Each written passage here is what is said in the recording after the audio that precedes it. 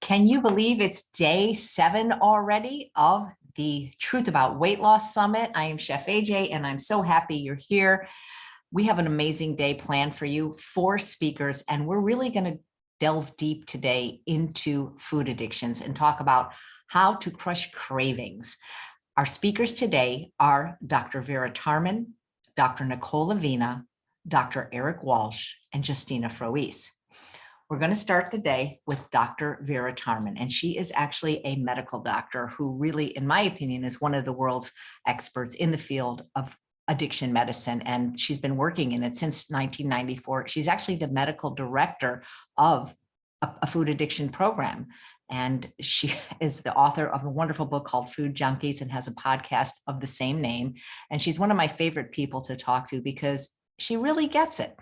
So we're going to start the day with Dr. Tarman talking about why you can't just rely on willpower and what to do instead, which is the key to ending yo-yo dieting. Please welcome Dr. Vera Tarman.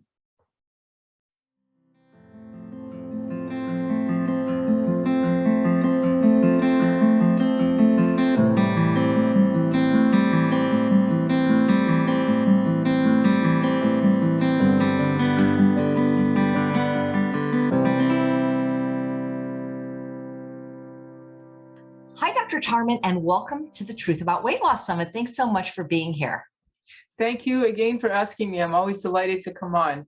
Always. You're one of my favorite people to talk to, especially about the subject of food addiction. I really consider you really, the leading or one of the leading experts. And I was wondering if you could explain to the viewers what food addiction is and why it might be important in our ever increasing obesity epidemic. Yeah. Okay. So, when people talk about the obesity epidemic, which is, ever present, and of course, the diabetic epidemic that sort of follows with the obesity epidemic, we don't really think that behind that is actually the food addiction epidemic. And I'm so delighted to be able to speak on venues like yours because I really want us to stop focusing on the obesity. It's kind of like blaming the victim. It's the symptom of the larger problem, which is food addiction. And food addiction continues to this day, like 2021, 2022. I mean, I'm hoping by the end of that, it continues to struggle to be acknowledged as a viable, real condition. We're still, when we look at people struggling with their eating, we're still calling it just poor willpower, or we're calling it an eating disorder, but we're not calling it food addiction, which I believe it is. So definition of food addiction is really basically a compulsive, sort of uncontrollable focus on eating and foods, specific foods, trigger foods, with the inability to control, that's the compulsive piece, despite adverse consequences. So even though you're diabetic, even though your weight is far more than you want it to be, even though you're now not just diabetic, but you're high cholesterol, et cetera, and you're trying your hardest to stop, you can't stop. So there's an element of lack of control, even though the consequences are dire. And it is a mental health diagnosis, just like anxiety, just like borderline, just like anything else. And it should have its show. It should be acknowledged. And, we'll continue to struggle with this. So anyway, that's the definition of it. And in terms of the obesity epidemic, I don't think we're going to get very far because most of the people probably listening to this weight loss summit have already experienced yo-yo dieting. They've lost the weight. Now they're gaining it back. They've lost it. They've gained it back. And I'm convinced that until we introduce and get wedged into the door, there might be food addiction happening. The obesity, it's going to continue, or the yo-yo dieting will continue, and it just gets worse. So we got to thank you for having me be able to speak in the Weight Loss Summit, because I really think that this has got to be one piece. Well, I agree with you. And I wrote down obesity is a symptom of the larger problem, which is food addiction. And I couldn't agree more because I was obese until my 50s. And it wasn't until I learned about food addiction as a concept and that I became abstinent, specifically of sugar and flour, that I was able for the first time to not only control my weight, but do it easily. And it's been 10 years and I've never looked back. Yeah, yeah, exactly. And that's the thing, so we're going to talk about this later, but, and I hope to end with this, but the idea is that, not only will you resolve the problem with obesity, but you'll never look back. It's not like it's an ongoing problem, and it's not like you're going to be deprived either. We're talking here about mental and physical release of the heaviness of, obesity and depression, et cetera, et cetera. There's a solution here. Yeah. I know that you run an inpatient addiction center in Canada. And I'm wondering, are there certain properties and again, when we say food, we shouldn't even call processed food or ultra processed food, but Yeah. that's what we're talking about with Exactly. food. We're not talking about Brussels sprouts. No. Are there similarities between ultra processed food and processed food and addictive other addictive substances like drugs and alcohol? Yeah, can I just say something about what you introduced, and then I'm going to answer that question. When we talk about food addiction, what do we actually mean besides the compulsive? It's specific foods, it's trigger foods, and it's not necessarily the carbs, it's the processed, refined sugar and flour. But if we're eating real food, we wouldn't be talking food addiction. It's only because the processed food industry has come onto the scene, like when in the 1940s, 50s, and onwards, that we've just started to see an increase in diabetes and metabolic syndrome, and also food addiction, because I think they go hand in hand. So we're talking about not real foods, food products, basically. Not, if you guys are eating real food, you don't have to listen. You probably are not worried about your weight because it's not so much of an issue. So anyway, now that we've got that, what are we talking about? We're talking about addiction to food products. These are, they used to be food. In the same way that a cigarette used to be tobacco, in the same way that alcohol used to be wine. Grapes. So when you eat grapes, you're not going to, become addicted to grapes. If we make it grape juice or grape drink, yes, we'll become addicted. And of course, if we make it wine, because what we're doing is we're taking a real food product and engineering, industrializing, producing it into a highly potent substance product, either it be alcohol, tobacco, cocaine, marijuana, whatever it is, as opposed and sugar. Sugar follows the same type of industrialized process as does all of these other drugs. So if a person were using cocaine in the natural form that it is, the cocoa leaf, munching on it when they're climbing, mountains for the intent to be able to withstand high altitude, they're not going to become cocaine addicts. But you take that substance and take the highly potent piece out of that and make a lot of it and ingest it in the way that we do cocaine, you've got a drug. Same thing with sugar. And as a result, we see the same type of behavior, which is this obsessive. It's a plus. It's nice. Folks, if you take grapes that have fallen from the ground and let them ferment over a period of days, they will actually become a very mild form of alcohol, about a 5% buzz. You're not going to get addicted to that. But if we take it and make it, 12%, 40%, whatever it is, and similarly with sugar. So we see the same type of difficulty stopping and the consequences afterwards, like withdrawal. And I'm going to talk about what addiction looks like, but it's the same thing because it's the same type of process. Great. And so if I understand you correctly, the whole food is not addictive. It's what's been done to it, the process. Exactly. Yes. Now, later on, so once, and this is where, because I'm an addictions doctor and I'm, a lot of people who talk about, because I think that the idea of food being addictive, or at least processed food being addictive, highly processed food, is now becoming more acceptable. But I want to suggest that we can push the envelope further and say that for some of us, not all of us, probably maybe 20%, 30% of the population, if you continue to have that processed thing, you will then develop a syndrome, which we call an addiction syndrome.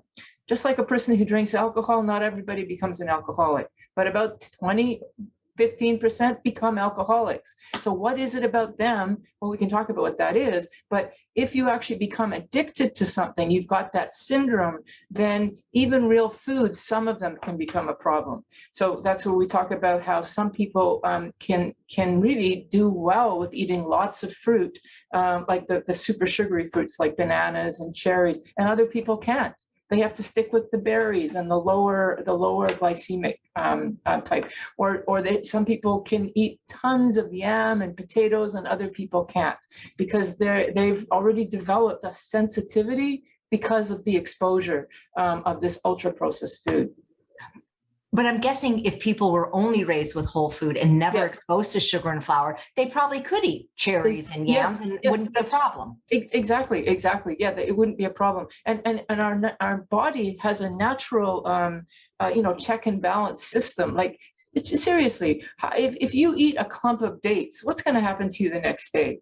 You're going to be sitting on the toilet. If you eat a clump of cherries, this is what we all do. Cherries are, in season, and everyone goes crazy. And, after a day or two, they're not eating all those cherries anymore. They're now able to moderate. Like, we have checks and balances in place with real food. But when we have to take out the whole, well, we basically process it and industrialize it, all those checks and balances are kicked off. We lose them. Absolutely. Do you think people vary in how vulnerable they are to the Yes. effects of these processed food, where maybe some people can get away Yes. with a little or a lot, and some people not at all? Absolutely. Yes, I believe that that's absolutely true. And that's a genetic predisposition. And by the way, that's a genetic predisposition with the addiction pathway. Just like what we've discovered is that people who are alcoholics often have a history of obesity in their background, which let's just call that food addiction, because I think that's what it is. So that there's addiction is genetic, whether it be food or alcohol or cocaine or whatever. So yes, a person is more predisposed. They may be more predisposed, I believe, if they've been exposed. I identify myself as a food addict, but I grew up in the 60s and 70s, where the abundance of industrialized food is not what it is today. And so that even though I consider myself a food addict, if I were growing up today, I'd be way worse, because there would have been so much more exposure. I'm talking about to these food products. So there's genetics, there's how much exposure you've had. There's even the potential of, what about mom? Was mom when she was in vitro, basically, my mother's pregnant, what is she eating? Is she predisposing her child to becoming more food addicted? We're beginning to think, there's actually research that's suggesting that that's true. So there are lots of, and I think actually, just one more thing I'm going to say, I actually think that there is some ethnic or sort of cultural, not cultural, but I don't know what that's called, biological, ethnic piece too, that some people just don't tolerate as well as others. Yeah. And you see that in their obesity rates and their diabetes rates, which I love what you're saying. Yeah. We're looking in the wrong place. Yeah, I think we are. And we talk about how obesity is chronic and progressive. It absolutely is, but something is basically feeding it and fueling it. And I think it's the foods that we're eating, because so many people, and Chef AJ, you're an example, I'm an example, we see it all over the place. When they get off of that stuff, that's one of the first things that gets resolved, like fairly quickly, is obesity and diabetes. I think they're all related.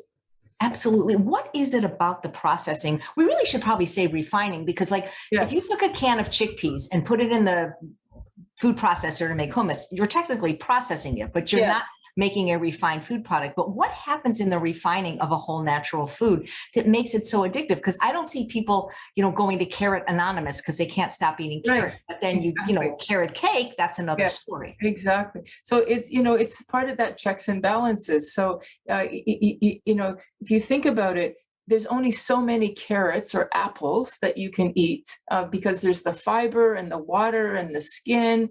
And at a certain point, I'm just going to get too full. And like I said, I'll feel sick the next day. So there's checks and balances that you remove. And it's the same as if I were to eat fermenting grapes. Well, we see this in a jail situation, people get bread and they ferment it, and then they have some kind of in their jail cell, they have some sort of concoction that they make. I mean, you don't even need that much fancy stuff. But if you take the rotting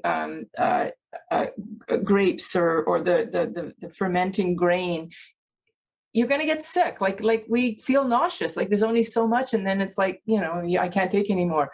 But when you refine something, you've taken out all those kind of safety elements, and you've taken what is the 5% buzz of those grapes, and which is a nice, pleasant little buzz. It's enough for the fox or the flies or the animals that are eating the rotting grapes on the ground to just get buzzed out, and then they're happy and they're sleepy, and they're not going to jump and eat the grapes that are still alive. But when you refine something, you take out, like I said, all the fiber, and you're also accumulating. Instead of a 5%, you get to have more, because I'm having not just 1 or 2 apples, but 10 apples in apple juice or in a cider drink. And I'm magnifying the amount of the potency of that 5% into a higher, and especially if I can distill it, even more so. And that's what the food industry does. I mean, we don't call it making alcohol, but it is a kind of alcohol-like making substance. We're taking that sugar, that's that little burst of, oh, that's nice, I like that, to a buzz. and it's not quite the same buzz of an alcohol buzz, but it is a buzz. And you ask any food addict, I just ask yourself, when we're unhappy, and we call it comfort eating. Like, it's giving comfort. It's actually giving something a soothing effect. That's what food does. That's what sugar does. Probably equivalent to a couple of glasses of wine. And I know lots of people who have put down believe it or not, put down their bottle of wine at night, or their Percocets or their drugs or heroin, and instead pick up their tub of ice cream. It's basically just a replacement. And they say, well, it's comfort eating. I'm eating for emotional. Actually, they're feeding their addiction. Right. Over time, though, it becomes quite uncomfortable for most people. What to get off of it, you mean? No, comfort eating over time, it becomes very uncomfortable. It certainly does, just like any other addiction. And and that's the thing too, that addiction is there's always this honeymoon effect initially. I think one of the questions that you wanted to ask me at some point was why it's so hard to stay on a diet or something. I mean, these things work. The honeymoon, it works really well, and then the more you use it, the less it works. And so eventually, people end up drinking or using drugs or eating, not because they're going to feel better, but just so that they don't feel awful. If I don't have this, I won't be able to sleep at all tonight. I won't be able to function. I've had so many people say, what would I do without this? How would I survive? And that's the type of question an addict asks. Right. If I understand you correctly, in toxicology, they often say the poison is in the dose, but with addiction, the addiction is in the refining of the product. Yes, that's right. Well, it's the dose. Nature gives a perfect dose, and we make it a poison by giving us more of that dose. It's a great analogy that you've given. Nature is the dose, and the refining makes it a poison because it's too much. Yeah. I guess they used to say that arsenic helped, mild cases, and of course it kills you. So yeah.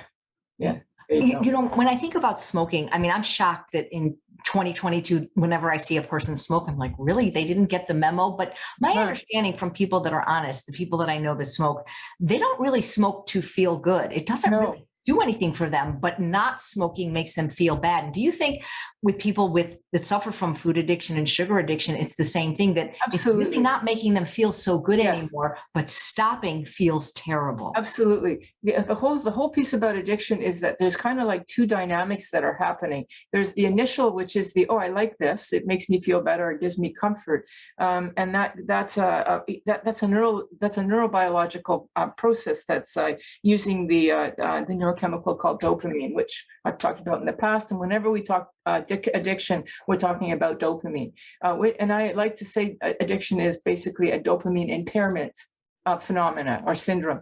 And that's the first piece. And then the second piece, the longer the person, this is that condition that I was talking about. We talk about eating a lot of food and it's addictive, and we see the dopamine on the SPECT scans, and we see that there's an addictive piece.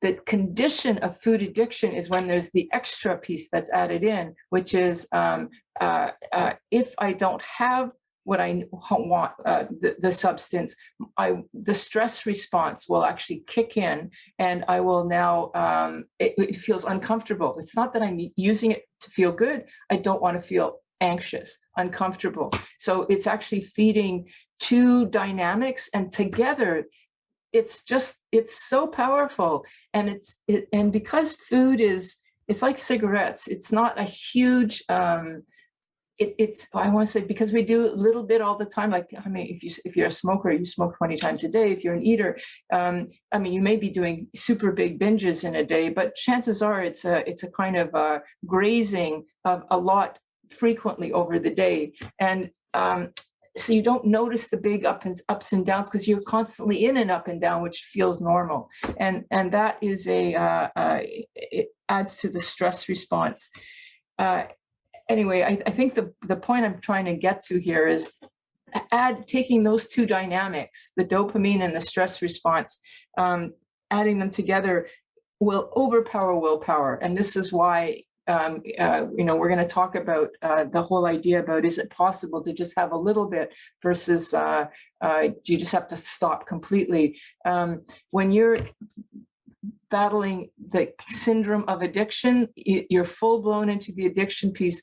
Willpower is just, it's overpowered. It's not even part of the picture anymore. Yeah. You mentioned binging, and I'm wondering, just like obesity, if binging even existed before processed food existed, because people don't go to Arugula Anonymous. I don't have anybody not able to moderate vegetables. Absolutely. I think that there probably was some, but much less. And that might be where the whole concept of eating disorders came in. And I actually think that probably what happened is we didn't see so much bulimia. We saw just a lot more anorexia. So the idea of restricting foods, I mean, that's, fasting, that's been around for centuries. Like, it's been around a long time. And many people, especially if you do it, like even drugs like hallucinogenic drugs, if they're used in the context of how they were, like a spiritual thing with a guide, and it's all part of a sort of ritualistic thing, that's different than the way that we use it now, which is just, you just go out and do it. If fasting is used in a very cautious, careful way, it has its functions. However, if you're using it to lose weight, or for some other reason, like for anorexia, you want to get thin, or the whole concept, like in the 60s, I think it really started with the whole Twiggy thing, the concept of to be slim is beautiful.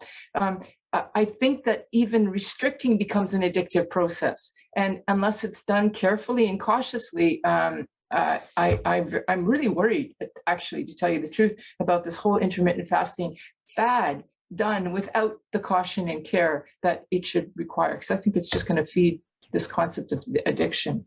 Absolutely. Where do you stand on weight loss surgery, especially if people have this underlying food addiction? I mean, just making the stomach surgically smaller doesn't address the... I think that this is it. So, what weight loss surgery is effective to a point. And the thing about weight loss surgery, like I would say, if you can get away without doing it, because you don't want to have surgery that's going to cause potentially big consequences, like side effects, negative consequences. But it is true that if you may not have the time to wait, because weight loss will happen, but over time, over like 2 to 5 years. If you do weight loss surgery, it's quick. You can lose quite a lot of weight within 1 to 2 years, and that might motivate you.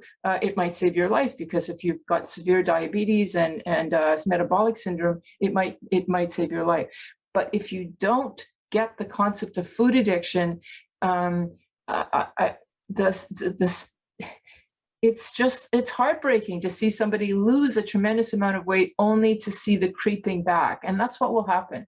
I've had many people who have had weight loss surgery say they just figured out how to have the processed, refined stuff in liquid form. They get around it. You can't have as much. your stomach is this big now instead of, the size of a grapefruit or something like that. Now it's this big. Ice cream fits in a lot. Anyway, people become they're actually more likely to become alcoholic, because alcohol is fluid, it's liquid, it's basically refined sugar, or refined carbs anyway, and so is sugar. So it's weight loss surgery is fine. I think, I don't know if it's always necessary, but I wouldn't say no. I wouldn't say don't do it, but I would say don't bother doing it if you're not going to change your diet.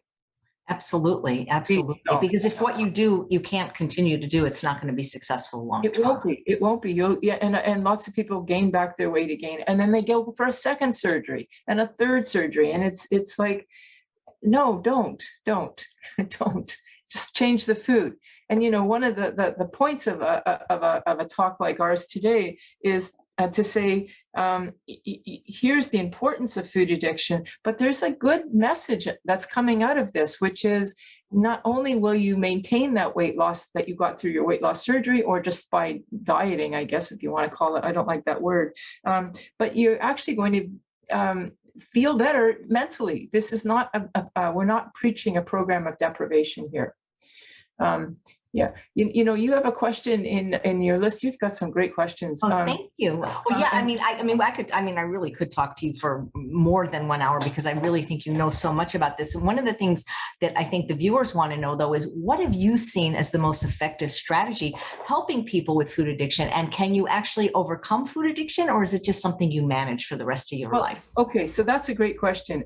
If you are, if you've been exposed to the toxic food environment, and you're not too badly damaged, then it's a bit like asking a person who's diabetic if they're pre-diabetic, or I like to use, it's a very similar analogy. One, we're looking at glucose or insulin resistance, and addiction is dopamine resistance. It's just a different part of the brain.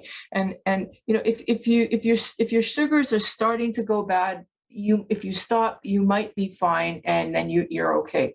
But if once you become a diabetic, you basically now have to learn to manage it. Similarly with addiction, if you're exposed to addictive foods and you're not too far gone, you might be able to learn what are my trigger foods, and I'm going to avoid those, but I can have still a few once in a while, because especially if it's in a natural form, like I can have cherries and bananas and somebody else can't. Or I can have rice and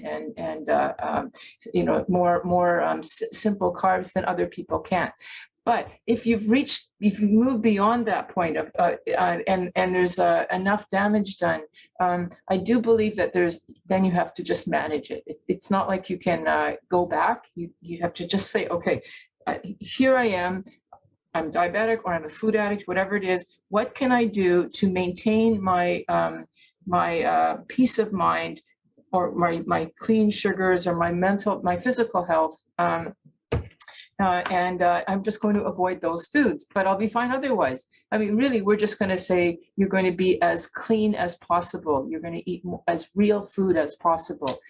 It's even possible, if you try to just do raw food. I don't really know what the picture would look like. You just want to get away from refined foods.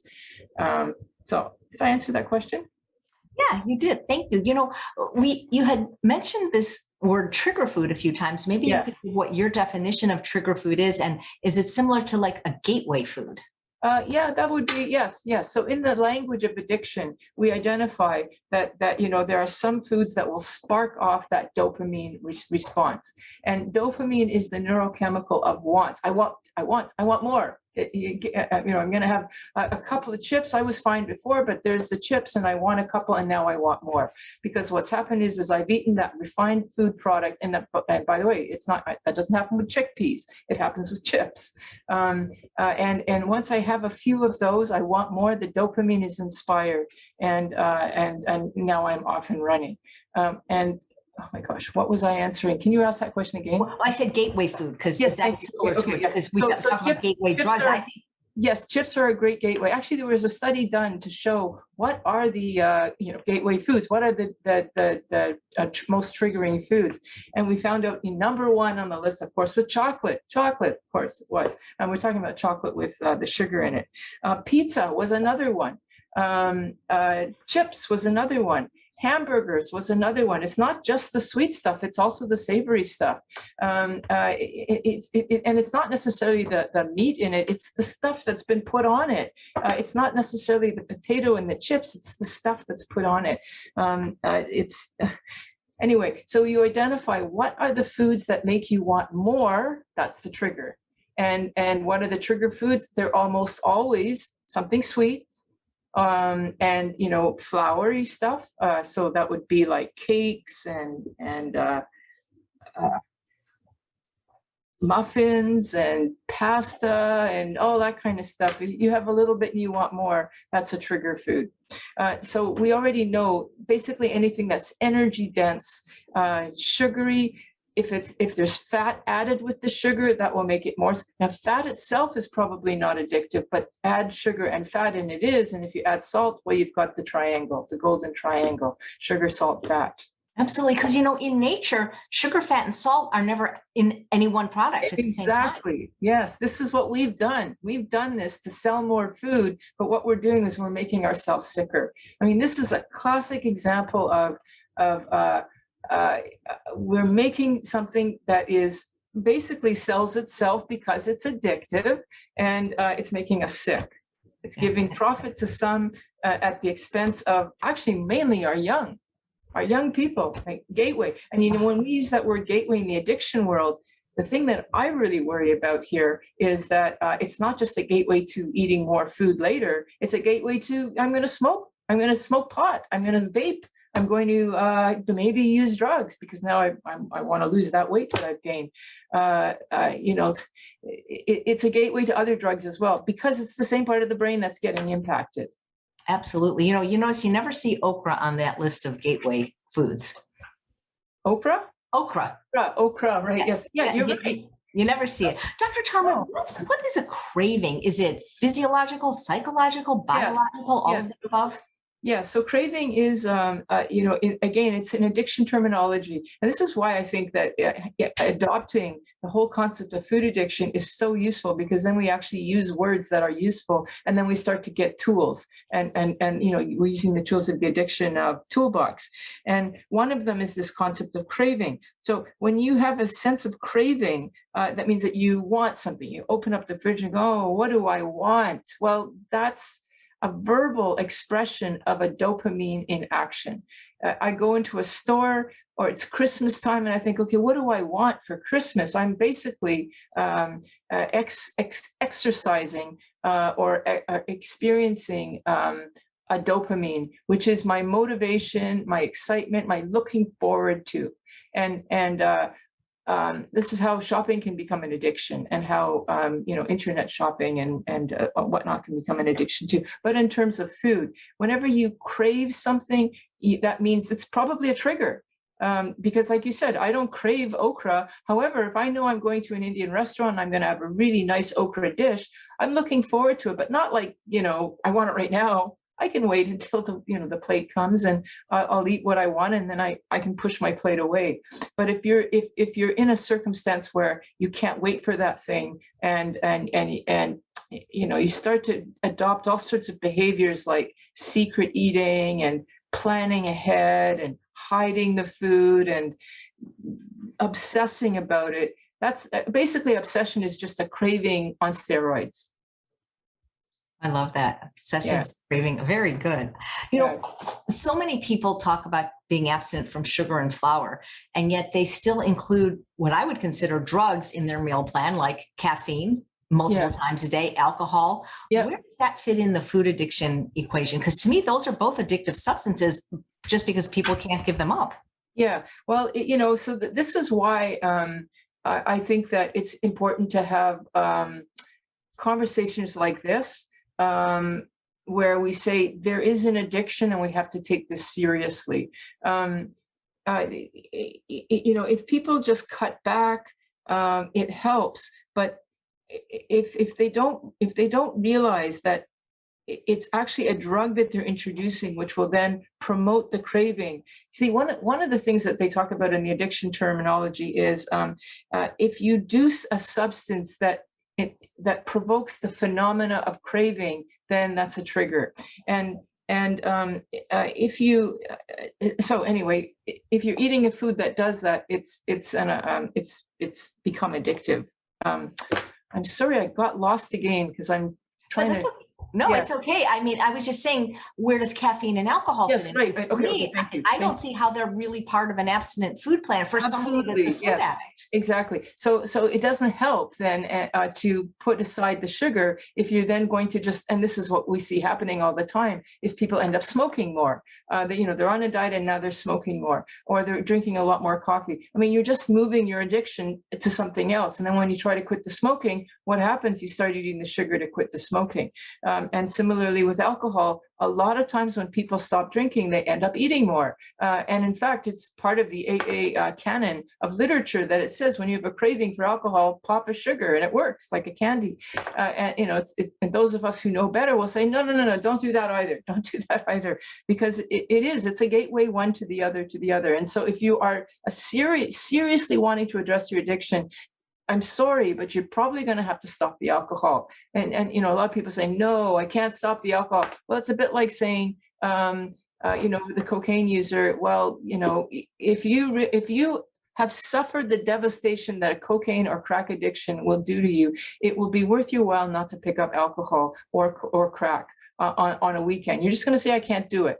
And similarly, if you have been in a situation of food addiction where your weight has been 100 pounds, 200 pounds, 300 pounds more than is good for your health, isn't that worth dropping the alcohol, the glass of wine every night or every other night or on a Saturday? You're just going to say, yes, it's worth it.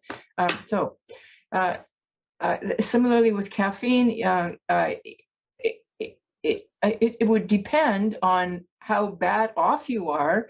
But if you're serious about wanting to stop your addiction, a lot of people will even stop sweeteners. Just all of these things are triggers that will induce that phenomena of craving.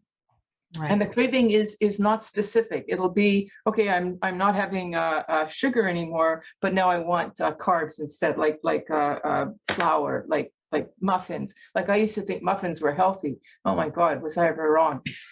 So anyway, even some people will find that if they eat dairy, it becomes addictive. And so if a person says that's my trigger, you got to be willing to let that one go. Absolutely. Well, maybe we can rewrite that book, and instead of popping a candy, we can tell them to pop a Brussels sprout. Yeah, exactly. Dr. Tarman, it's like people that smoke one cigarette don't get lung cancer right after they finish smoking it or become an alcoholic after their first beer. And with food addiction, isn't it like over time, it's progressive? Yes, but that's because of the food environment of today. So, we were always like 100 years ago, there was always a grandma who made a cake, but it was on a birthday and it was once, or Christmas time, or we would give, kids super strong fruits. Like highly sugarized fruits, but it wasn't that often, and we could manage that. It's the abundance today where basically cereal is a form of dessert, and then they have bread and for lunch, or pizza. A lot of people live on pizza. Like this stuff is highly processed food, and it's the exposure and the amount of it that's what's causing the damage.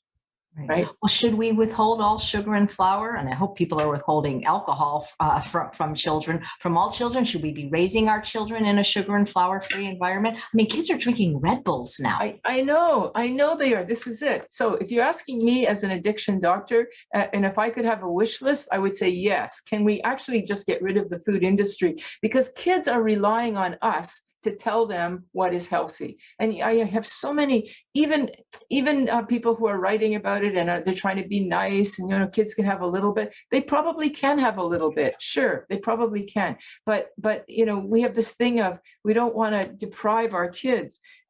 They're depending on us, and Chef AJ, you and I both know that if we get a plate of roasted Brussels sprouts, I do not feel deprived. Oh my I'm not God. sitting there going, "Oh man, I want that cheesecake." I only want the cheesecake if that's what I've been, it's that used to be my favorite item.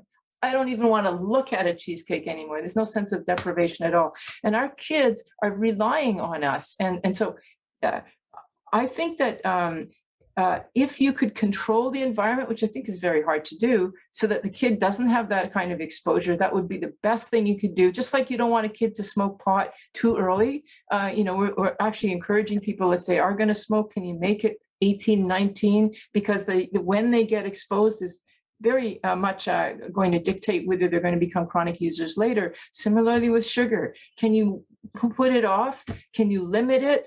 I'd like to see it gone completely, but We don't want people to necessarily smoke pot at all, right? I mean, I know. it almost sounds like, well, if that's 18, that's all right. I know, but from an addiction point of view, Right. I understand what you're trying saying. to say what's safe. I'd The like to earlier see the it all gone. exposure, I mean, that, one of the experts on the summit, Dr. Joel Furman, who wrote Fast Food Genocide, completely Yeah. agrees that, it's Yes, like the first 10 years of life are critical. it is, and it is genocide. Like that's it's not an exaggeration. It is genocide.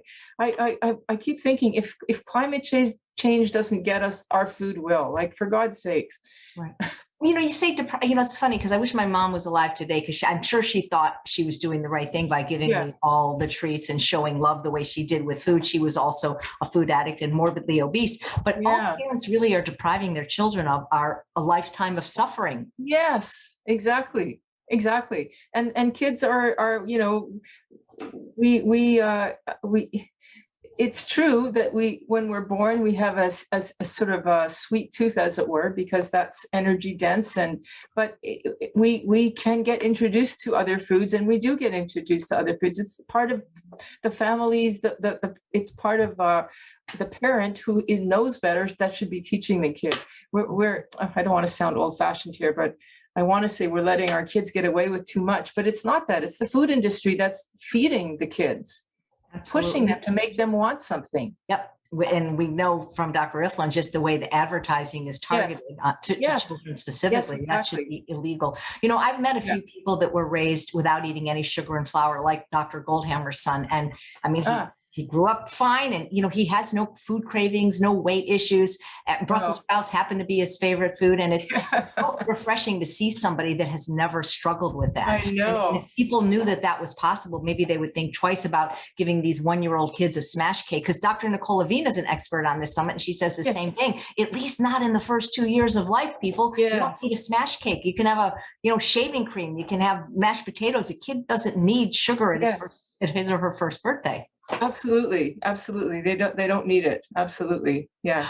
Well, do you think that the reason this is so, there's multiple reasons that it's hard, like you mentioned, the food environment, which is very hard for people to control. But do you think that for some people, it's just they can't experience detox symptoms? They just give up because the detox is too great. Yeah. And you know what? It's that. And because this is the thing that happens, this is why diets don't work. What often people do is they think, I just have to restrict the amount, cut the carbs or cut the calories, work out more, and then they're hungry. And then what happens is when you're hungry, you start craving sweets because sweets are energy dense. And so the most important thing about a diet is do not restrict. You want to be full. And, Chef AJ, you and I both, we eat a ton of vegetables at our meals. I am not hungry when I'm on a diet or a food plan, a healthy food plan, not full or hungry at all. So you don't want to be hungry. It's not the amount, it's the choice of foods that you're eating. And so people will restrict. So they'll eat too little, and then they'll choose to eat the stuff that they really want to eat. So they're going through that sense of deprivation. They're not going to have the sugar. They know they can't eat too much bread or whatever it is. So then if you don't understand addiction, you're not going to acknowledge that you're going to go through withdrawal. And withdrawal is a phenomena that exists. It lasts for about 7 to 10 days. Maybe 2 weeks if you're unlucky, maybe only 3 days if you're lucky. And that's when you're going to feel deprived. That's when you're going to feel like, oh, how can I live this way the rest of my life? And that's when people say, I can't do it. So that's the time when you want to have a support system. You want to have all sorts of things in place. I mean, the treatment center where I work, we actually had for a couple of years a food addiction program, and we had these people in with everybody, all the alcoholics and the coke addicts and heroin addicts. They were all in the same place. We lock everybody up for a month. What I mean by that is you can't go out at night unless you're with somebody else, and you're monitored all the time, because we know that it is so hard to stop. And similarly with the food addicts, because we knew they would sneak out and try to get their chocolate bars or whatever. So when they came in, we would look in their purses to make sure they didn't have any secret stash, just like the drugs. And if you can get past that month, knowing, or not month, but however long it is, knowing that you're going to suffer, once you get over, in the addiction world, we call it wait until the miracle happens. It does happen. Get over the hump, and then you're going to go, oh my God. Everybody who left that program after a month said, I have no desire to eat that stuff. Like it happens. It really happens. Wow. The problem is the moment you get out the patterns of behavior, you're used to going out, you're used to having a meal and then dessert. And once that happens, then you start to slip back into the old way. Like, that's why I don't think you can moderate. I think you have to stop. Right. And we're going to talk about that. But first, I want to see, what are the symptoms of detox or withdrawal from refined carbohydrates? Are they physiological, emotional, psychological? What would a person expect to experience? It's definitely emotional and psychological. It's that feeling of deprivation. It's that feeling of, basically anxiety. Like, how will I do without this substance? I mean, people say, I won't be able to sleep. They're used to using the food to moderate emotions, so they're going to feel more emotional. And that was often the reason why they'd leave. They literally, I can't do it. They'd leave the program because they just couldn't do it. So the more emotional, more sort of sense of irrationality, feeling of deprivation. They might even feel, and that would lead to things like insomnia. There would be sometimes people had a sense of, symptoms of anxiety like diarrhea. I'm just trying to think, is there more than that? That's probably the main stuff. It's mainly more emotional. However, it is a physiological phenomenon. It's the dopamine flatlining. You're stopping something, and you have to kind of recalibrate the whole neurochemistry to get back on board, and that takes a couple of weeks. So it is a real physical thing of sugar withdrawal. And, I know it is, because I remember the day that I went off sugar, finally, July 6, 2003. It was a Sunday. For about 6 days, nausea, diarrhea, headache, crying. And the reason that I'm able to stay abstinent is because I don't want to have to go through that again, frankly. Exactly. Yeah. I forgot about the headache and fatigue and irritability. Yeah, that's right. But the good news is you just got to are you able to name that's what it is? The good news is it passes. It passes.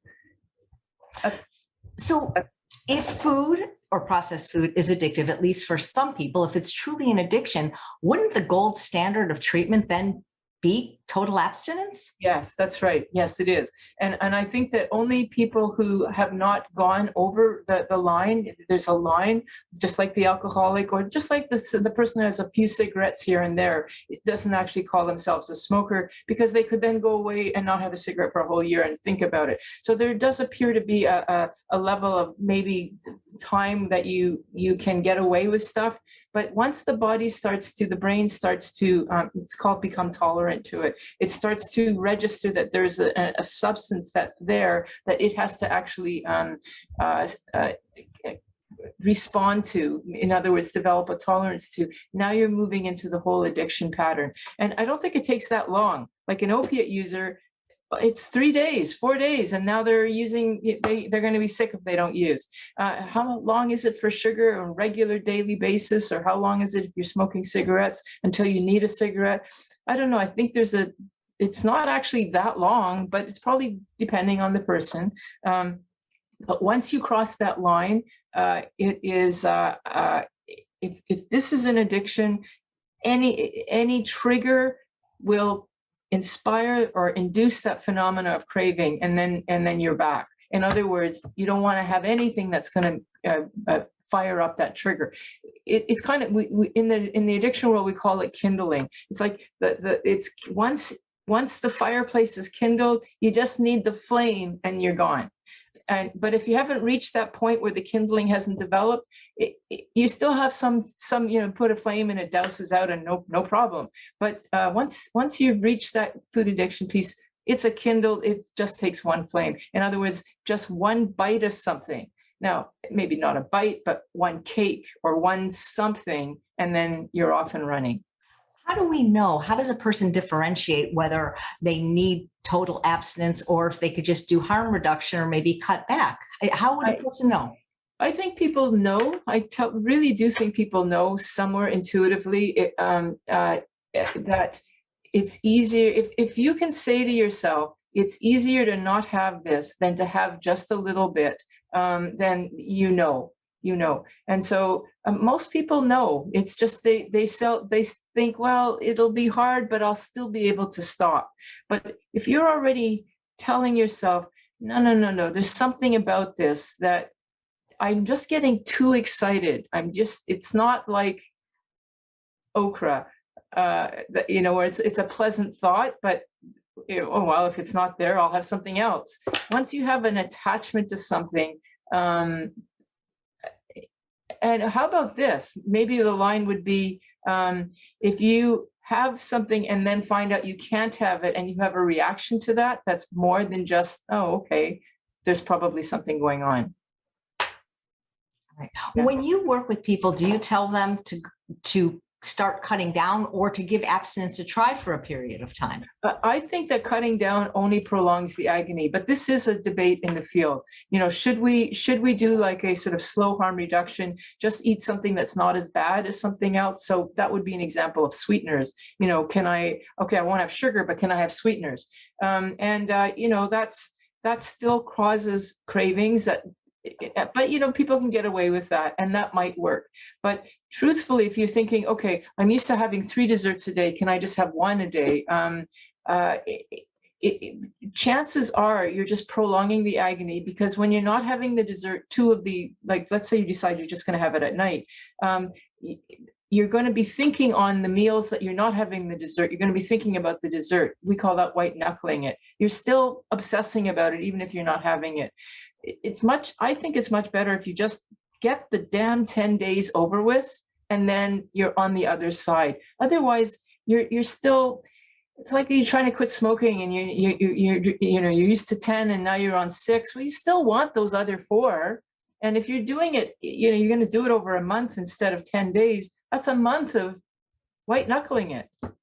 I love how you say that cutting down only prolongs the agony, because those of us that are able to embrace abstinence, we find that it's actually a lot easier than doing that moderation dance. Absolutely. Yeah. And if you have any sense, somebody who's listening, that it would be, that sense of it's easier just not to have it than to have a little bit, then stay away from that substance. That's telling you. But a lot of people say it's just too hard, that if they give up the substance, they'll want it more. But isn't that because they're an addict? Yes, and they're experiencing withdrawal. This is the piece where you have to say to them, yes, this is withdrawal, and it will pass in 10 days.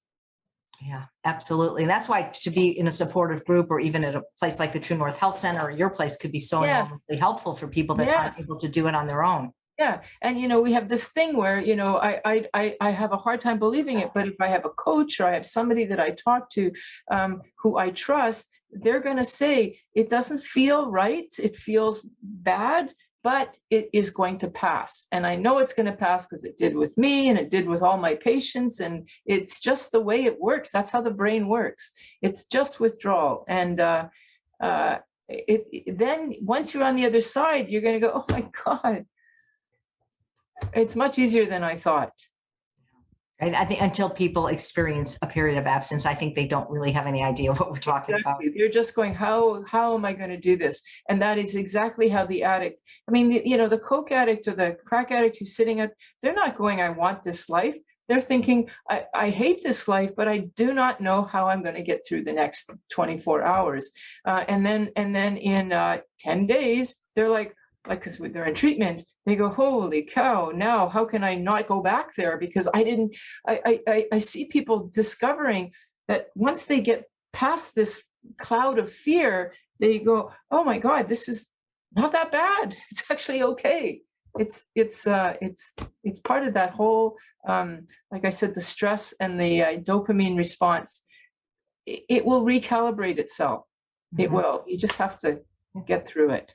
Some people say to me, oh, Chef AJ, I can't be perfect like you. And I don't see myself as perfect. I see myself as abstinent. And I think they're different. Yes, they are. Yeah, it does. It's not perfection. That's just the person thinking that they just cannot possibly imagine not using it. But what they don't realize is that you have none of that stress that they're going through.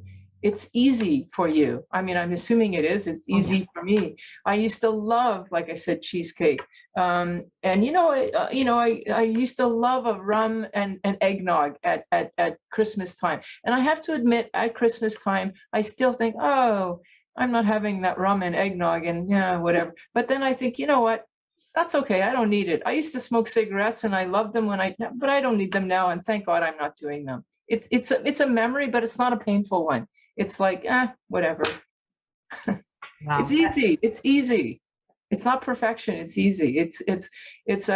We've actually chosen an easier way but you have to get through that first 10 days. Right. Once I discovered that food addiction was a real phenomenon and I worked on treating it or managing it, I didn't have to go on a diet. The weight took care of itself. The weight was a symptom of the food addiction, not the other way around. Exactly. And if you focus too much on your weight, you're going to get caught up in the whole, how many carbs, how many calories, should I get out there and work out more? You're going to get, should I just not eat very much? You're going to focus on all the stuff that doesn't work. It's actually going to make the addiction worse because you're just the hunger and the anxiety, all that stuff is just going to make it worse. But if you just address that head on, all that other stuff it just takes care of itself. Is emotional eating and food addiction similar, the same thing, or opposite sides of the same coin? I actually think emotional eating is stage one. It's the beginning because, we eat food for comfort. It does cause comfort, but it's like the grapes. It's a 5% buzz, but it's not, and there's a pleasure of eating, and there's meant to be so that I make sure I eat so that I stay alive. Otherwise I wouldn't bother eating. It's too much trouble to eat and, whatever. But when we start to rely on that and rather than deal with our emotions in a different way and then start to use the food as a drug, then it moves into addiction itself. So I think it's the beginning.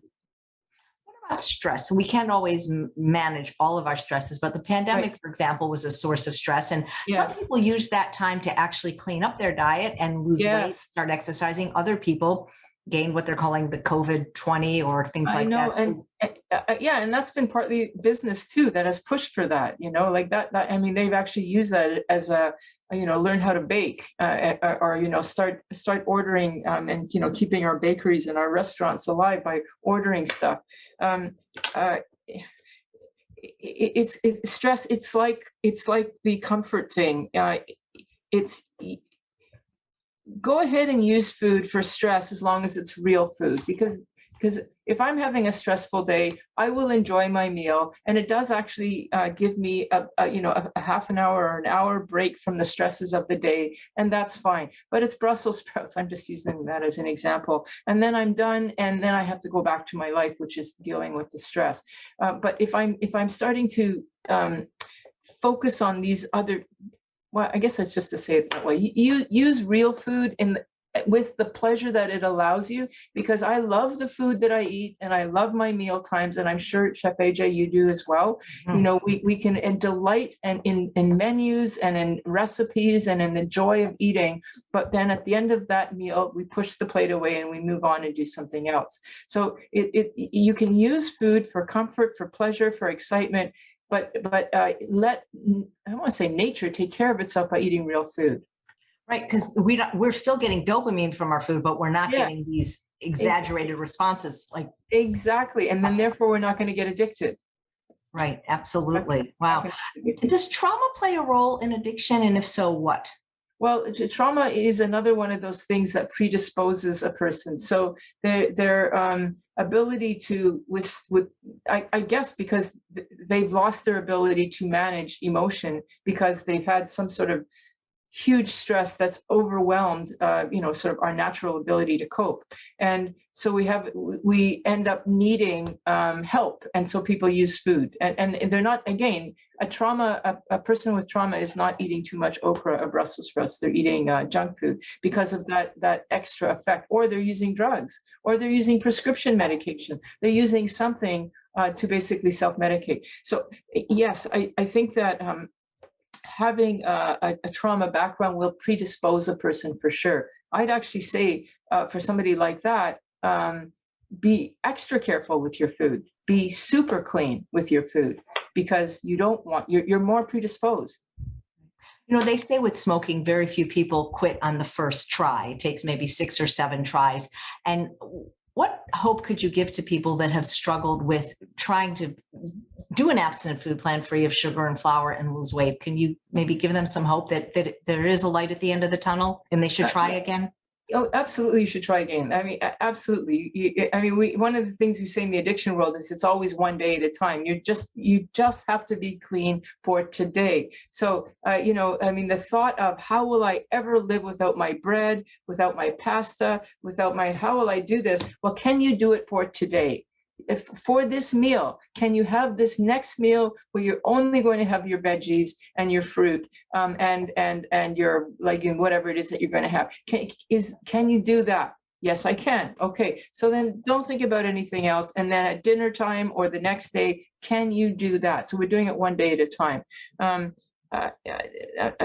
guess that would be the main. That's what I say to people. If a day at a time is too much, do it a meal at a time. If that's too much, do it a bite at a time. Do it a bite at a time. Exactly. Yeah. Don't, because your mind is going to jump ahead and make you afraid. And we're responding to this manufactured fear. Right. Yeah. So is there anything, before I ask you the final question, is there anything else you want to add to this discussion that perhaps I didn't cover? Well, you had so many good questions there. That's why we have you back every year, because we have so many. I think the message that I really wanted to make sure that I thought was really valuable was, do we have to be abstinent or have to quit completely? And no, you don't have to quit completely. But if you want peace of mind, if you want to have weight that is stable, then probably yes. And if you're at the point where you're listening to a summit about weight loss, that tells me, because the statistics for people who are classically classified as obese, it's 50 to 60% are food addicted, and that's only because they're living in this environment of today. It's not your fault. It's a product of the food environment that we're in, and it is. If that's the case, quit, but one day at a time. Well, speaking of the environment, so many people I know are living in an unclean environment that they say they can't control, with people that not only don't support them, but sabotage them. Yeah, I know. That's a whole other topic. Absolutely. Maybe we can talk about that next time. And that's partly because they're probably food addicts themselves, I mean, and it's also that we have to change our societal expectations. Like, we just laugh about this, but I would never tell somebody who's quit smoking, great, have a cigar, let's celebrate. You just wouldn't do that. Yeah, they only do that with food. They don't exactly. Yeah, I'm so thankful for your place in the world and how you're really enlightening people. Because before you, people just really thought I was crazy because I'm not an MD like you, and to hear people of your caliber talk about this has just been enormously helpful. Thank you, AJ. Yeah, I got one more question though. Dr. Tarman, Yes. what is the real truth about weight loss? The real truth is that it's that weight loss or weight is just a symptom of another problem. And weight loss is a phenomena that nature will do. You have to do nothing about it. Just let it go and look at the food. Pick out what's it's the food that you're eating. And change your food, make it clean, and the weight loss will take care of itself. That's right. The more you eat clean, the more you'll be lean. Thank you so much, Yes. Dr. Tarman. Love that.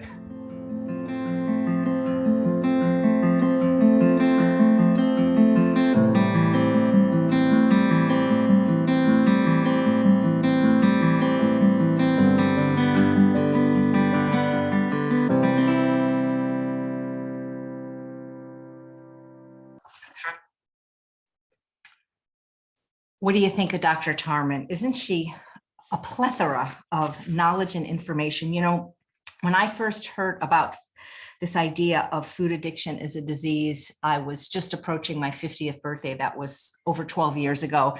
And I remember talking to many doctors about it, including many of the plant-based doctors, and they kind of poo-pooed the idea because, you know, their programs involve people eating flour and sugar, and they didn't want to make it any harder. But the doctors that are on this summit, whether they're plant-based or not, definitely believe in it. And I remember one of the first things I heard from the addiction specialist that I was getting treatment from was, a clean abstinence is an easy abstinence. A clean abstinence is an easy abstinence. And this is where the environment becomes so important, because when you have a clean environment, it's very easy to have a clean abstinence. And I've always said that when environment is wrong, willpower is of no use. And when environment is right, willpower is of no need. So it's encouraging to know that the symptoms of the withdrawal, these don't last forever. But if you're in an unclean environment, like Dr.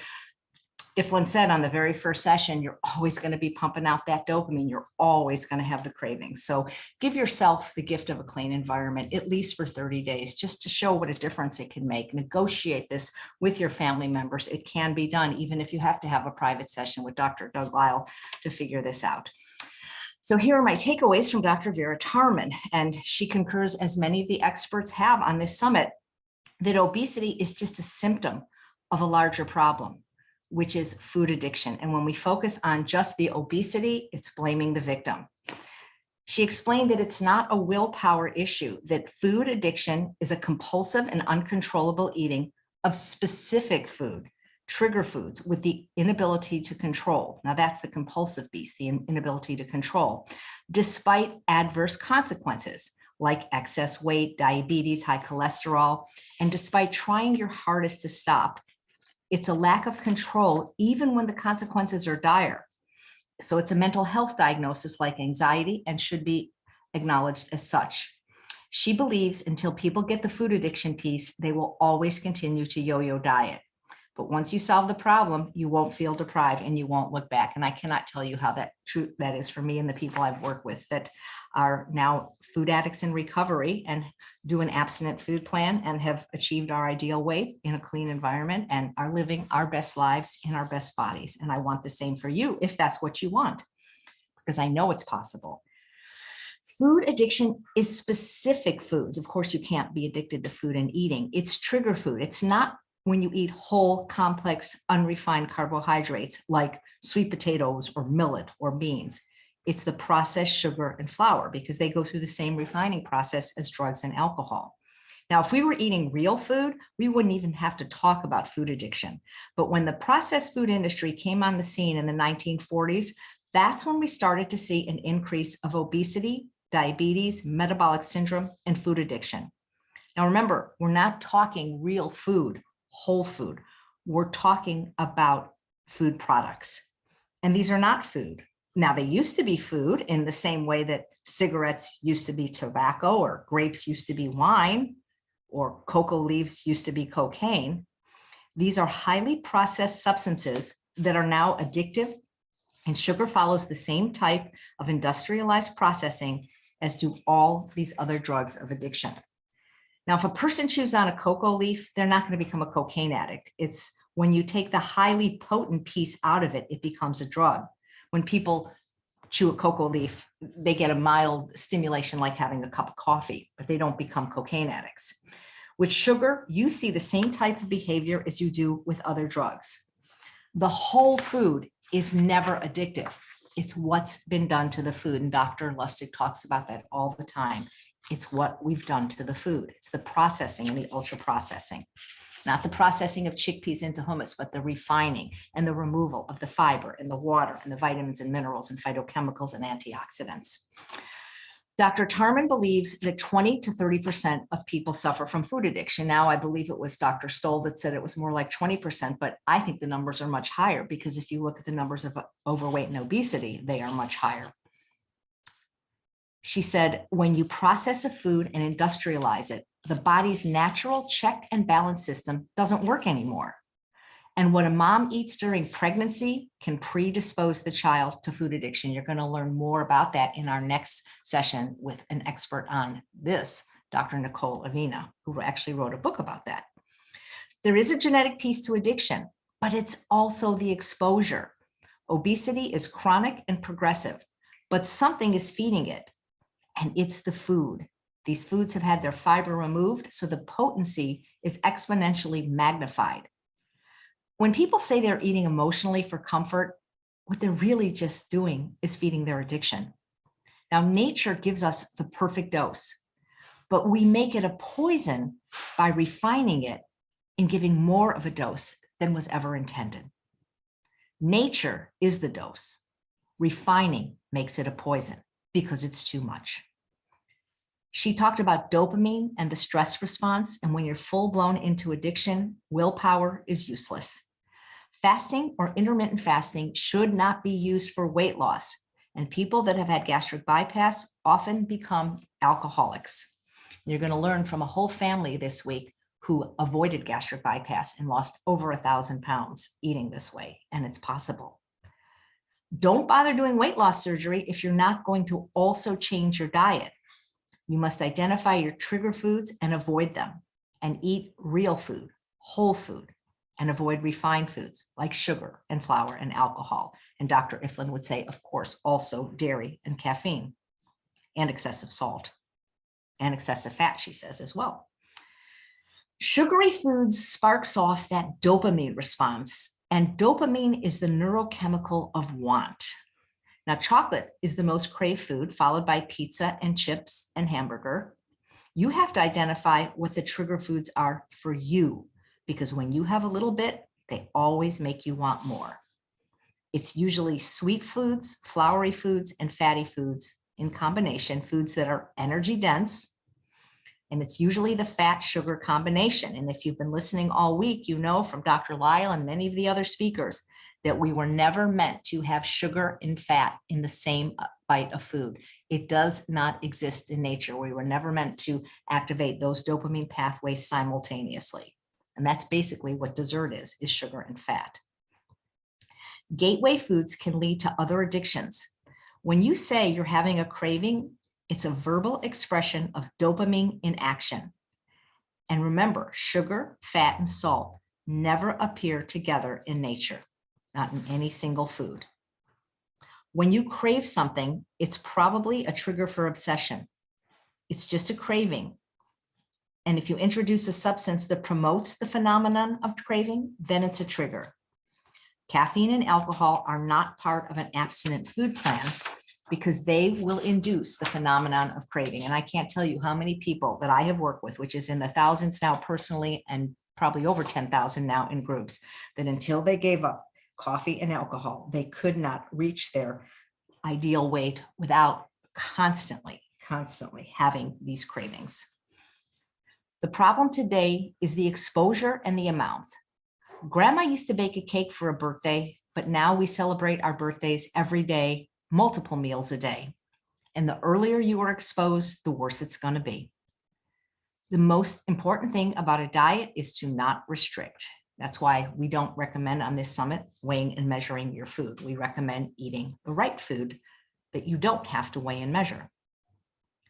The intense cravings may only last a few days, but you're probably going to need a support system. And just wait until the miracle happens, which is usually about a month. And then most people will have no desire to eat that junk, at least if they're in a clean environment. She feels most people cannot moderate and just have to quit. People feel deprived when they can't use their drug and may become more emotional. It may cause insomnia because the dopamine is flatlining. Sugar withdrawal can bring headaches, irritability, GI distress, and other withdrawal symptoms. But they will pass. She talked about kindling.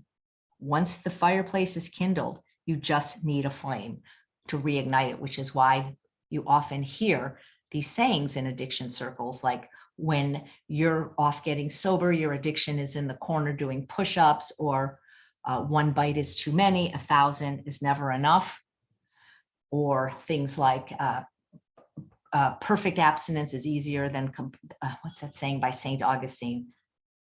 Basically that abstinence is easier than moderation. Most people, if they are honest, know whether they can moderate. And that's the thing, you have to know yourself. And like Dr. Goldhammer said, if you could have controlled it, you would have controlled it, but you can't. It's not you. So if you have cravings and excess weight and are always thinking about the food, maybe you should give abstinence a try if moderation hasn't worked. You can always go back to eating it. But I got to tell you guys, I've never seen abstinence not work. The question is are you going to be able to do it? Those of us that can really believe that abstinence is bliss, because moderation just prolongs the agony. Abstinence is not perfection. You need to get through the first 10 days. And she believes, Dr. Tarman, that emotional eating is the first surge of food addiction, when we start to use food as a drug. Let nature take care of it by eating real food. Trauma can predispose us if you've lost the ability to manage emotions and cope. So they often use highly processed food or drugs, but it's not Oprah, let's face it. It has to be one day at a time. You just have to be clean for today. And if that's too daunting of a thought, a day at a time, do it a meal at a time, do it at a bite at a time. You don't have to quit completely unless you want weight loss and peace of mind. It's not your fault. It's a byproduct of the food environment we live in with unsupportive people that are probably addicted themselves. But the truth about weight loss is that it's just a symptom of another problem. It's the food you're eating. Man, I mean, I am blown away by her talk. If you really thought it was amazing, please let me know in the chat. And if you'd like a copy of my takeaways, which is basically the cliff notes of each interview, all you have to do is upgrade to the Summit package, and then you will get a PDF of all my notes, as well as the audio of that and the audio of every talk, so that you can listen to it on the go, in the car, walking, without having to use the data from the video. But of course, you'll get all the video as well with that, including lots of other bonuses like a previous summit, an 8-week workout program, an Instant Pot cookbook, and actually, I forgot to mention this, and Toby, I don't think it's on the page, but Dr. Tarman has donated 2 exclusive videos that she sells. They're like $20 each on Amazon. They're not free. And that is also a bonus that we are adding now. And if you like Dr. Tarman, you might want to consider upgrading, because you will get a free buddy pass. So that's like getting 2 for the price of 1.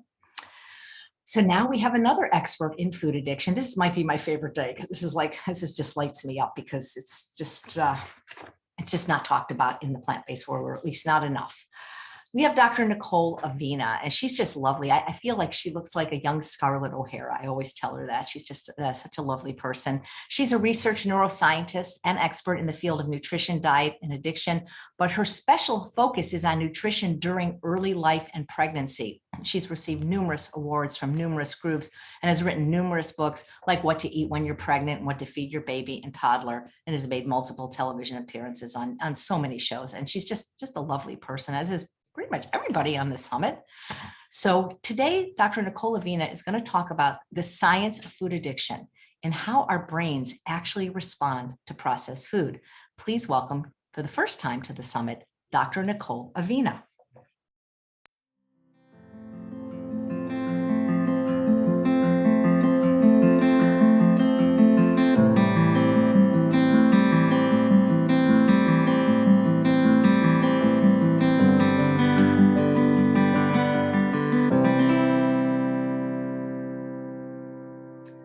Dr. Avina, and welcome to the Truth About Weight Loss Summit. Thanks so much for being here. Oh, thanks so much for having me. I'm really excited to talk with you. Well, I love this subject, and you are such an expert on food addiction. You make the research so applicable and so relatable, and I really appreciate your work. Oh, thank you. Yeah, I've been doing this for a long time now. Back when I first started, food addiction was really something that people were not really talking about in the medical community, but I like to think that we've been able to make a lot of advancement in that. Right. And some people still aren't talking about it in that they don't even believe it's real. But those of us that have had it and those of us like you that work with people that suffer from it know that it really is. So I really appreciate you bringing this research to the forefront. And as an expert on food addiction, do you think there is some correlation with food addiction and the current obesity epidemic? Oh, absolutely. That's how I actually got interested in this topic. Let me pull up a couple of slides just to kind of walk us through some of this, because there's really an interesting story behind this. So basically, when I first started doing research on this topic, I was a grad student at Princeton, and I was interested in the obesity epidemic. And it seemed really curious to me and to my advisor why so many people were struggling to lose weight, despite the fact that there was all these public health concerns and all these warnings about how dangerous it is to be overweight or obese. And we started to toy with this idea, well, maybe it's not something that's wrong with the people who are overweight or obese. Maybe it's something wrong with the foods that they're eating. And we started toying with this idea that maybe some of the foods that are in our modern food environment are designed to just taste so delicious that they actually end up becoming something very different. And could there be something that is related to the ingredients or the way that they're developed that could be leading people to become dependent on them? And so, we know that our food acquisition has changed over time. We've gone from hunters and gatherers to now people who can buy highly processed foods in stores, and we can store them in our homes.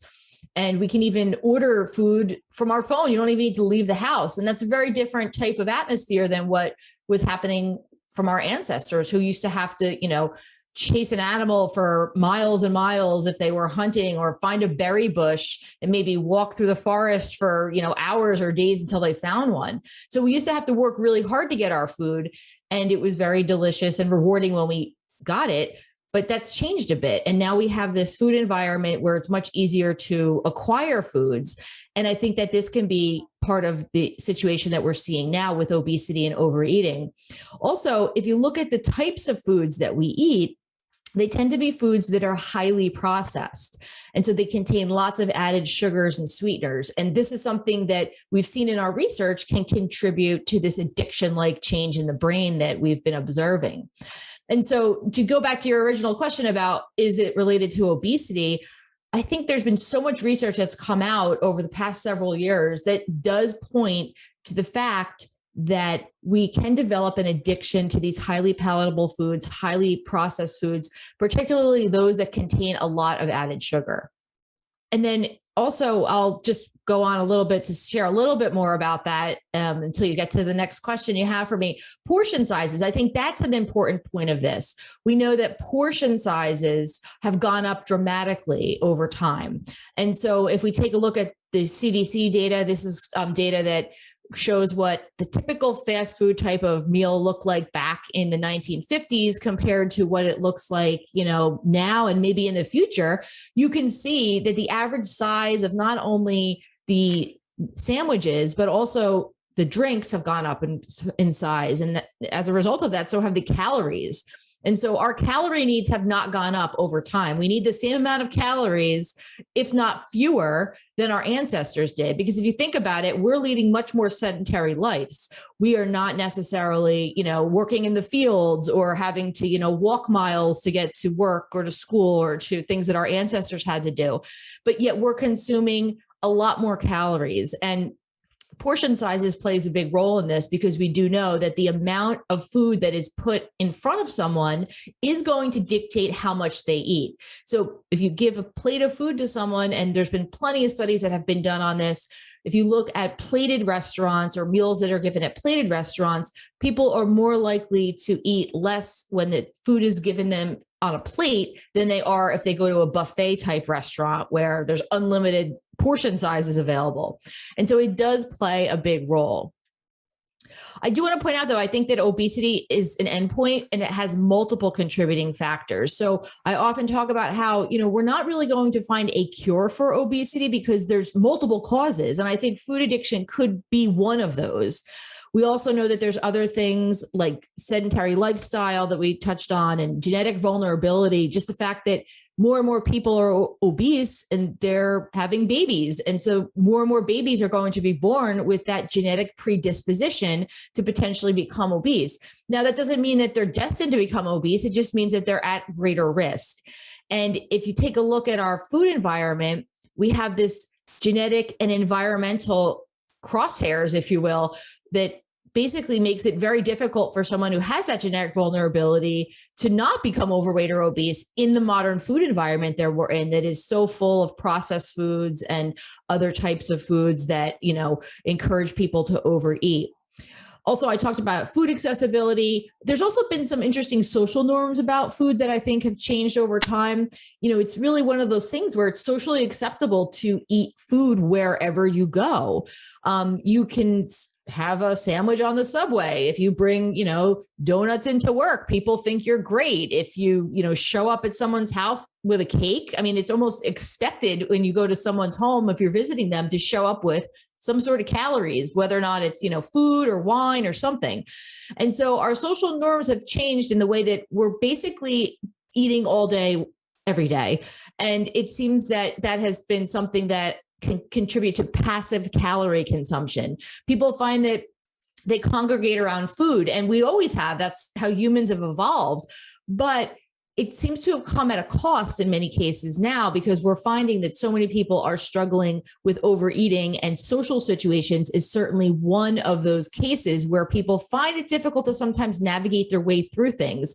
So if you go to, a party and people say, oh, hey, have a piece of cake, it's Susie's birthday, you look like the bad guy if you say, no, I don't want any cake. And so these are things that, could be difficult for some people to manage, but there are ways in which we can mitigate them, and some strategies that we could talk about in a bit for helping people to overcome those types of social situations. And then, stress and endocrine factors are important. I don't really think we can go into those right now because there's just such a vast amount of research on them, but we are high stress people. I think especially the past 2 years, most people have been increasing their stress levels significantly for various reasons. And that can have an impact on obesity, and that can contribute to overeating, and in many cases, eating as a way to self-soothe or to self-medicate. And then we touched on the increases in portion sizes, and then also genetic disorders like Prader-Willi syndrome. They can sometimes have and often have a side effect of obesity. So the point here is that there are a variety of reasons why people can become overweight or obese, but I do think that food addiction is one of the factors that can contribute to it. And then I'll walk through the rest of a couple slides I have here, and then we can maybe have some questions and just a discussion about these things. So one of the things that I think is really interesting, and I think a lot of people struggle with, is how do you know what foods are good to eat and what foods aren't good to eat? Now, what I often say to people in this situation is there aren't good foods and bad foods. I don't think it's a safe or a good idea to categorize foods that way. But I do think we need to come up with a strategy on how do we identify what a food is versus what junk food is, because I think that they're two different things. One of the things that I often hear from people when they kind of give me a little bit of pushback about the whole idea of food being addictive is that, well, we need food to survive. So how are you supposed to go on, give up food? You can't. It just doesn't make any sense. And my answer to them is, yes, we need food to survive, but we don't need highly processed junk food to survive. And so let me give you a couple of examples about what I mean. I think this comes down to the fact that our definition of food needs to change. These foods that are highly processed foods that are created in laboratories, in my opinion, aren't the same thing as actual food. And so here you can see this is a nutrition facts label. I'm sure everyone's familiar with these. They're on all the food products you'll see in the grocery store, and they provide us with very important information about the calorie content, about how much fat, carbohydrates, sugars, added sugars, protein. We have information about some important vitamins. And this is also an important way for us to understand what the product is. What are the ingredients? And so if you look down at the bottom of these, you typically will see a list of ingredients. And so if you take a look at this label, you can see that this is very obviously whole baby carrots, frozen and unprepared. Okay, so no surprise there. But let's look at another label from another, quote unquote food and see if it's so easy to figure out what it is. Now here you see, again, we have all this information. We know that there's 60 calories in one pouch of whatever this is, and there's fat and there's, carbohydrates. There's some nutrients, vitamins in it. And when we take a look at the ingredients list to decide whether or not we should eat this thing, it becomes a little bit harder to figure it out, because you can see that there's a whole bunch of words here that the average person doesn't necessarily know what it means. And so this is basically a bunch of ingredients that have been put together to create this particular food product.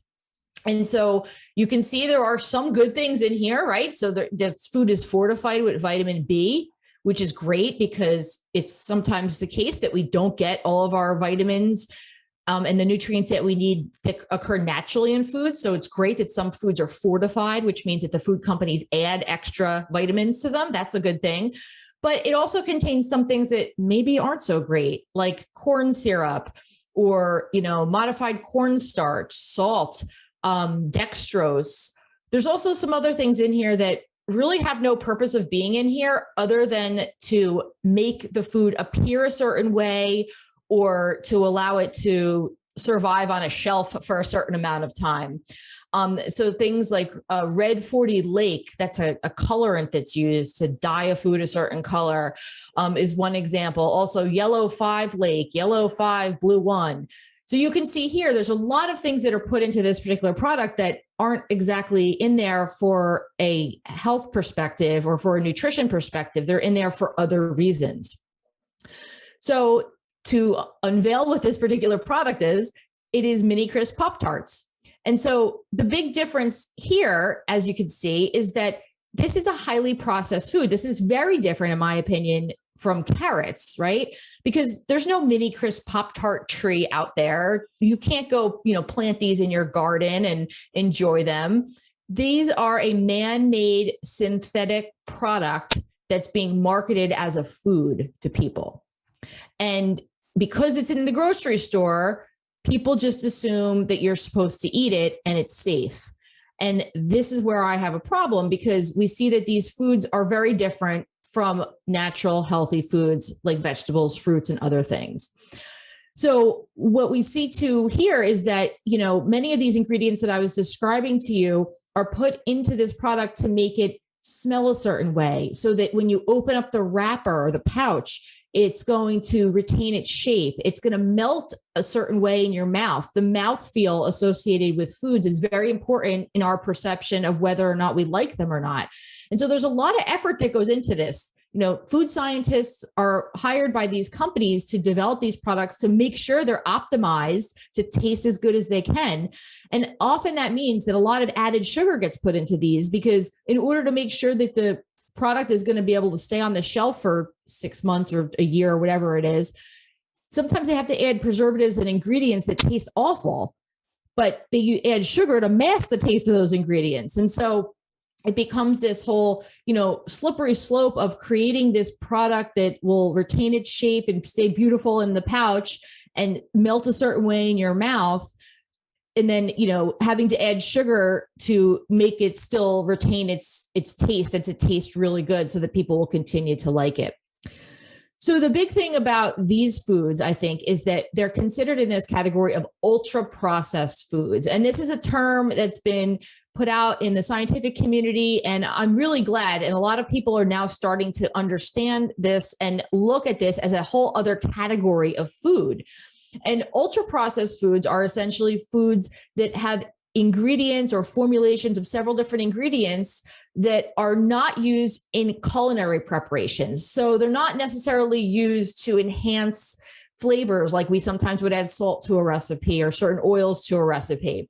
These are things like flavors, colors, sweeteners, or emulsifiers, or other things that are basically used to imitate our sensory qualities. And so they're put in there to make it taste a certain way, to make it melt a certain way, to make it smell a certain way.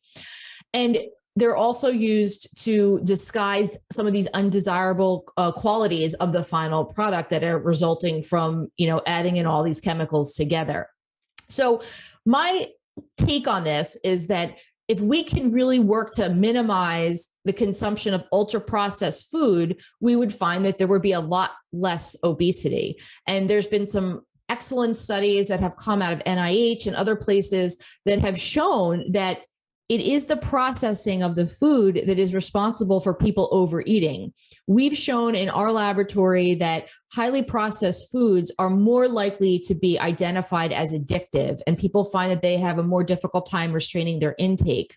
And there's even been some clinical studies conducted at NIH where when you control for the amount of calories and the nutrients in people who are consuming foods, those that are consuming ultra processed foods are more likely to gain weight and more likely to want to overeat.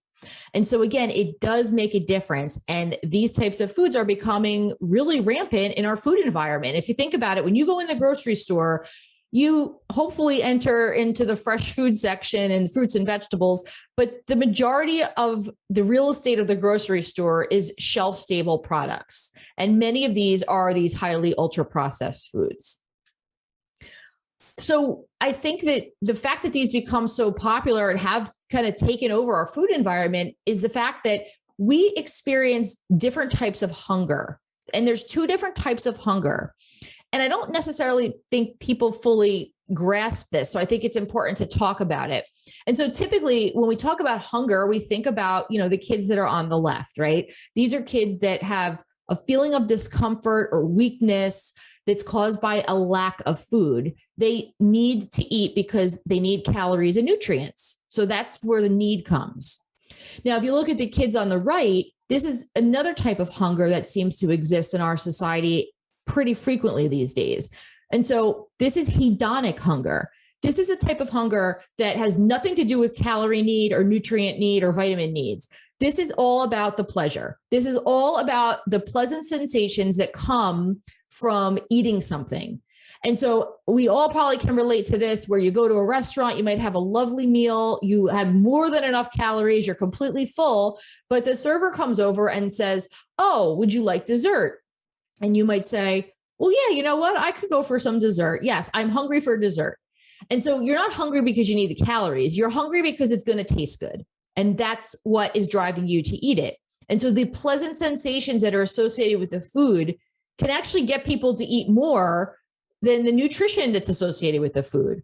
And so I think this is where we are. We're fighting this battle of the fact that, fortunately, thanks to the fact that we are, a developed nation and we've advanced in our technology, we don't have a situation where people are struggling with the kind of hunger in most cases that we see on the left. But we do have a situation where people are still hungry for the pleasure. And that's the kids on the right. And that's why I think we see so much overeating and so many people struggling to regulate their intake, because they're eating not because the calories are needed, they're eating for the pleasant sensations. And I don't know if you can get satiated off of pleasure. I think there's never enough. The sky's the limit. You can get more and more pleasure. We're never going to say, "Oh, I've had enough pleasure." Whereas with calories, yes, we can say that. But the pleasure part of it seems to be overriding our body's signal to stop eating, and the fact that we've had enough of the calories that we need.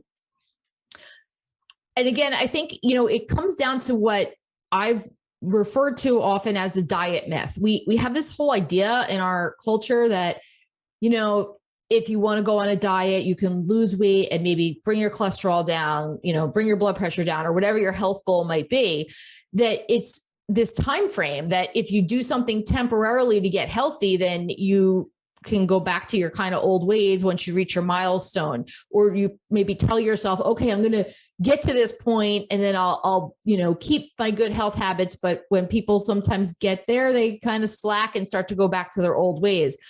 And so there's this whole idea that if it's something you do temporarily and you'll lose weight. But I think we need to shift the mindset and talk more about the fact that, if you're on a diet, then that means you can go off of a diet. So I don't really like to refer to it even as a diet. I think diets fail, and my book, Why Diets Fail, talks all about this, because basically people are setting themselves up for failure when they think they're going to temporarily go on a diet. You need to change your life and focus on a new way of eating that is going to be from here on out if you want to be successful and want to have a healthy diet and have a healthy body and have a healthy mind. And so I think that that is important. I also think there's another part to this, why diets fail, is also because people are addicted to sugar and they sometimes don't even realize it. Sometimes they do realize it and they just don't know what to do about it. And they feel like they can't get help and they feel like their doctor doesn't take them seriously. Sometimes they don't even realize they're addicted to it because they've been consuming it their whole life. And so many products contain it that they just continue to eat it. And their health problems continue to emerge and they're not able to maintain a healthy body weight. So just to summarize the research, and then I'd love to talk about questions you have and have a discussion about this, because I could talk about this for weeks, this is a summary taken from a colleague's paper from a few years back. We have criteria that we use to diagnose people as having an addiction to drugs and alcohol. Okay. These are special criteria that are developed by the American Psychiatric Association, and they are put in a book called the DSM. This is the Diagnostic and Statistical Manual of Mental Disorders. And so this is the book that psychologists and psychiatrists and mental health practitioners refer to when they want to see what criteria needs to be met when someone's diagnosed as having a drug and alcohol problem or substance use disorder.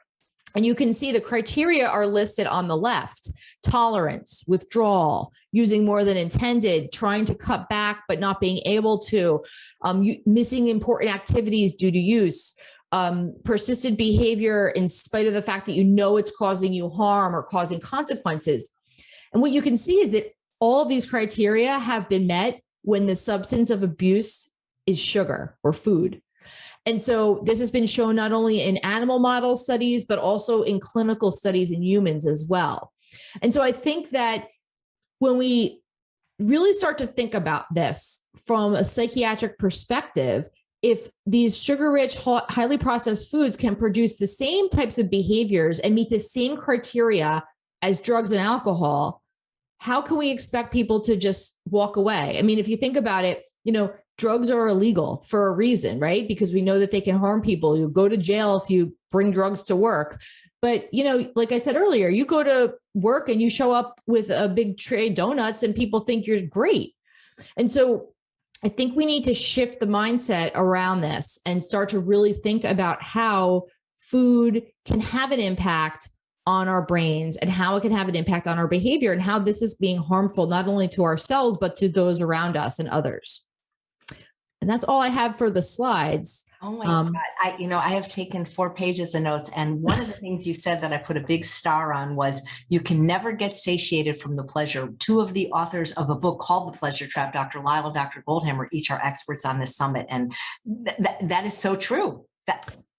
It is. And I think that's, it's partly, I think, I kind of find that there's a few different ways in which this applies. So I find that many people will say that they overeat because the food tastes good, but then when they think about it, they want to feel good. And that's the way that they can do it, right? So they might not have the means to feel good through exercise or have, the ability yet to feel good through exercise. And they might be maybe anxious or a little depressed, and eating can temporarily fix that. It can make people feel better and people self-soothe. This is why, the old adage of, the pediatrician giving the little kid a lollipop after they get a vaccine, that's true because the lollipop's going to make them feel better. And so I think that, people are using food in that way. People are using food to self-medicate, and also just because it tastes good and it makes them feel good. So why stop? Yeah. Well, it's one thing about the processed food industry, at least I'll say they tell the truth, because even their slogans basically tell us we're going to be addicted. Once you pop, you just can't stop. Bet you can't eat just one. It's almost like they've been warning us. It is. It is. And, that's the thing. And one of the things I've been working a lot on lately to try to help educate people about is you have to be very mindful with the marketing strategies that these food companies are using. There is a lot in the psychology of that and the psychology strategies that are used to market these foods to make people think that they're healthy. Just because something says it's all natural or contains natural ingredients, I mean, the Pop-Tarts contain natural ingredients. It doesn't mean that, it's healthy for you. It just means that it might contain one or more ingredients that could potentially come from nature. And so we need to be mindful, just because something says it's gluten-free or it's non-GMO, that's great, but that doesn't mean it's necessarily good for you to eat. So you really need to be savvy when looking at those labels and be very critical of them. And what I tell people is, you're putting this in your body. You're ingesting this thing. So you should know what's in it. Don't just blindly eat things because it's in the grocery store and just trust that the food industry has your best interest and your health in mind, because they are not there to be your doctor. They're there to make products, to sell, to make money, to make their business thrive. And so it's up to us to take care of our bodies. And it's up to us to educate each other about these issues and be aware of the fact that many of these food companies are marketing things that are unhealthy, but that's just the way it is. Yeah. Well, thanks for shedding a light on this. You showed in that slide that sugar meets the criterion for an addiction according to the DSM. So I would classify it, at least for people that struggle with it, as a drug of abuse. Yet many people don't believe in food addiction or sugar addiction, both lay people and healthcare professionals. It's true. And, when I first started doing this research, it was almost 20 years ago. And I remember writing some grants and presenting this topic at some of our earlier data at scientific academic conferences. And people thought it was a joke. And these were our colleagues, being honest. And they were like, oh, what is this? Something out of a woman's magazine? This is really not science. This is, kind of silly. And we stuck with it. And we were really the first lab to study this from an empirical standpoint. And some of the inspiration that I got to study this was coming from people who had personally struggled with a food addiction or sugar addiction in particular, and had written books on the topic. Books for people to learn about, how they could potentially relate so that they could help other people. And that really inspired us to continue to do the research, because that's what we needed to move this forward. It had to move away from being something that, people were writing books about and, people were kind of talking about in women's magazines, to being something that has a scientific basis, because that's how we make advancements.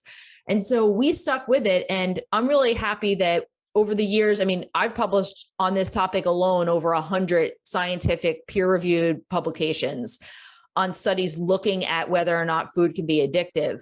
And now I think this is something that there's still some resistance on in the medical and the scientific community, but a lot more people are on board with this idea. And as more and more research has come out supporting the idea that food can be addictive, it's becoming more and more difficult to argue. And I think the next step is to really get the medical community on board with recognizing this as an actual condition. And I'm hoping that maybe at the next iteration of the DSM, when they revise it again, we'll find food will eventually make it into the criteria as an addictive disorder. We saw some progress in the last iteration because gambling is now considered an addictive disorder. And so we're moving away from it being just drugs and alcohol to now processes or things beyond just drugs and alcohol. So I think that's setting the stage for at some point finding ultra processed foods on that list. Well, I think the part of the problem is that we've from the beginning called processed food food. And in my opinion, it isn't food. And that's, I think, where the confusion lies, because you really can't be addicted to food or eating. Like I always say, nobody goes to Arugula Anonymous. I've never seen people have a problem, with broccoli sprouts, for example. But the fact that we've called it food for so long, I think that's why people argue, about food addiction. Maybe it just needs a different name. It does need a different name. And, for many, many years, people have said to me, oh, you shouldn't call it food addiction. You should call it something else because it's not all food. And, my answer is, why should I change the name? You change the name. We should change the name of how we define food. I think that would be much easier for people and better for people if they could have some sort of labeling system to help people understand, whether or not this is a food or not. In my opinion, if you have to synthesize it in a laboratory like that to make Pop-Tarts as an example, it shouldn't be considered a food. And I think that, it'd be one thing if there were a handful of products like this, but when it's the majority of our food supply, then that becomes a problem. I mean, and it's finding, I find that every year it seems to get worse and worse and worse in terms of the processed foods, because now it's not only just foods like, shelf stable things, but now we're finding that many of our beverages are highly processed beverages. So it's not just, milk anymore. Now it's, oat milk that's sweetened with, 5 other things. And, that can lead people to have this false sense of thinking, oh, it's oat milk, it must be healthy for me because dairy supposedly is bad for me. But then, what ends up happening is that people don't necessarily look on the label and see that, oh, wow, that oat milk that you're consuming, you might as well have just had a bowl of ice cream because it's got so much sugar in it. So I think that that's, where we're starting to see is that many of these products are just loaded with added sugar, and people just have this false perception that they're healthy when in many cases they're really not. Absolutely. And I'm somebody who's been vegan for almost 45 years, but just because it's vegan doesn't mean it's healthy. Twizzlers, Pringles, Oreos, these are all vegan. They're all highly ultra processed.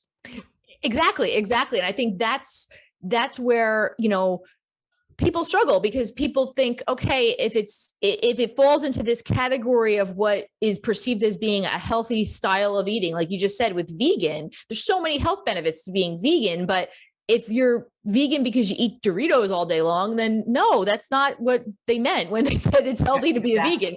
So I think that part of it, we need to help to educate people about more so that they're aware of healthier choices that they can make. If we took all of the processed and ultra processed food out of the supermarket, we'd be left basically with the produce section and maybe the bulk bin with some grains and beans. Yeah, exactly. I mean, if you look at the real estate of the layout of the store, I mean, the majority of it these days is just aisles and aisles of shelves.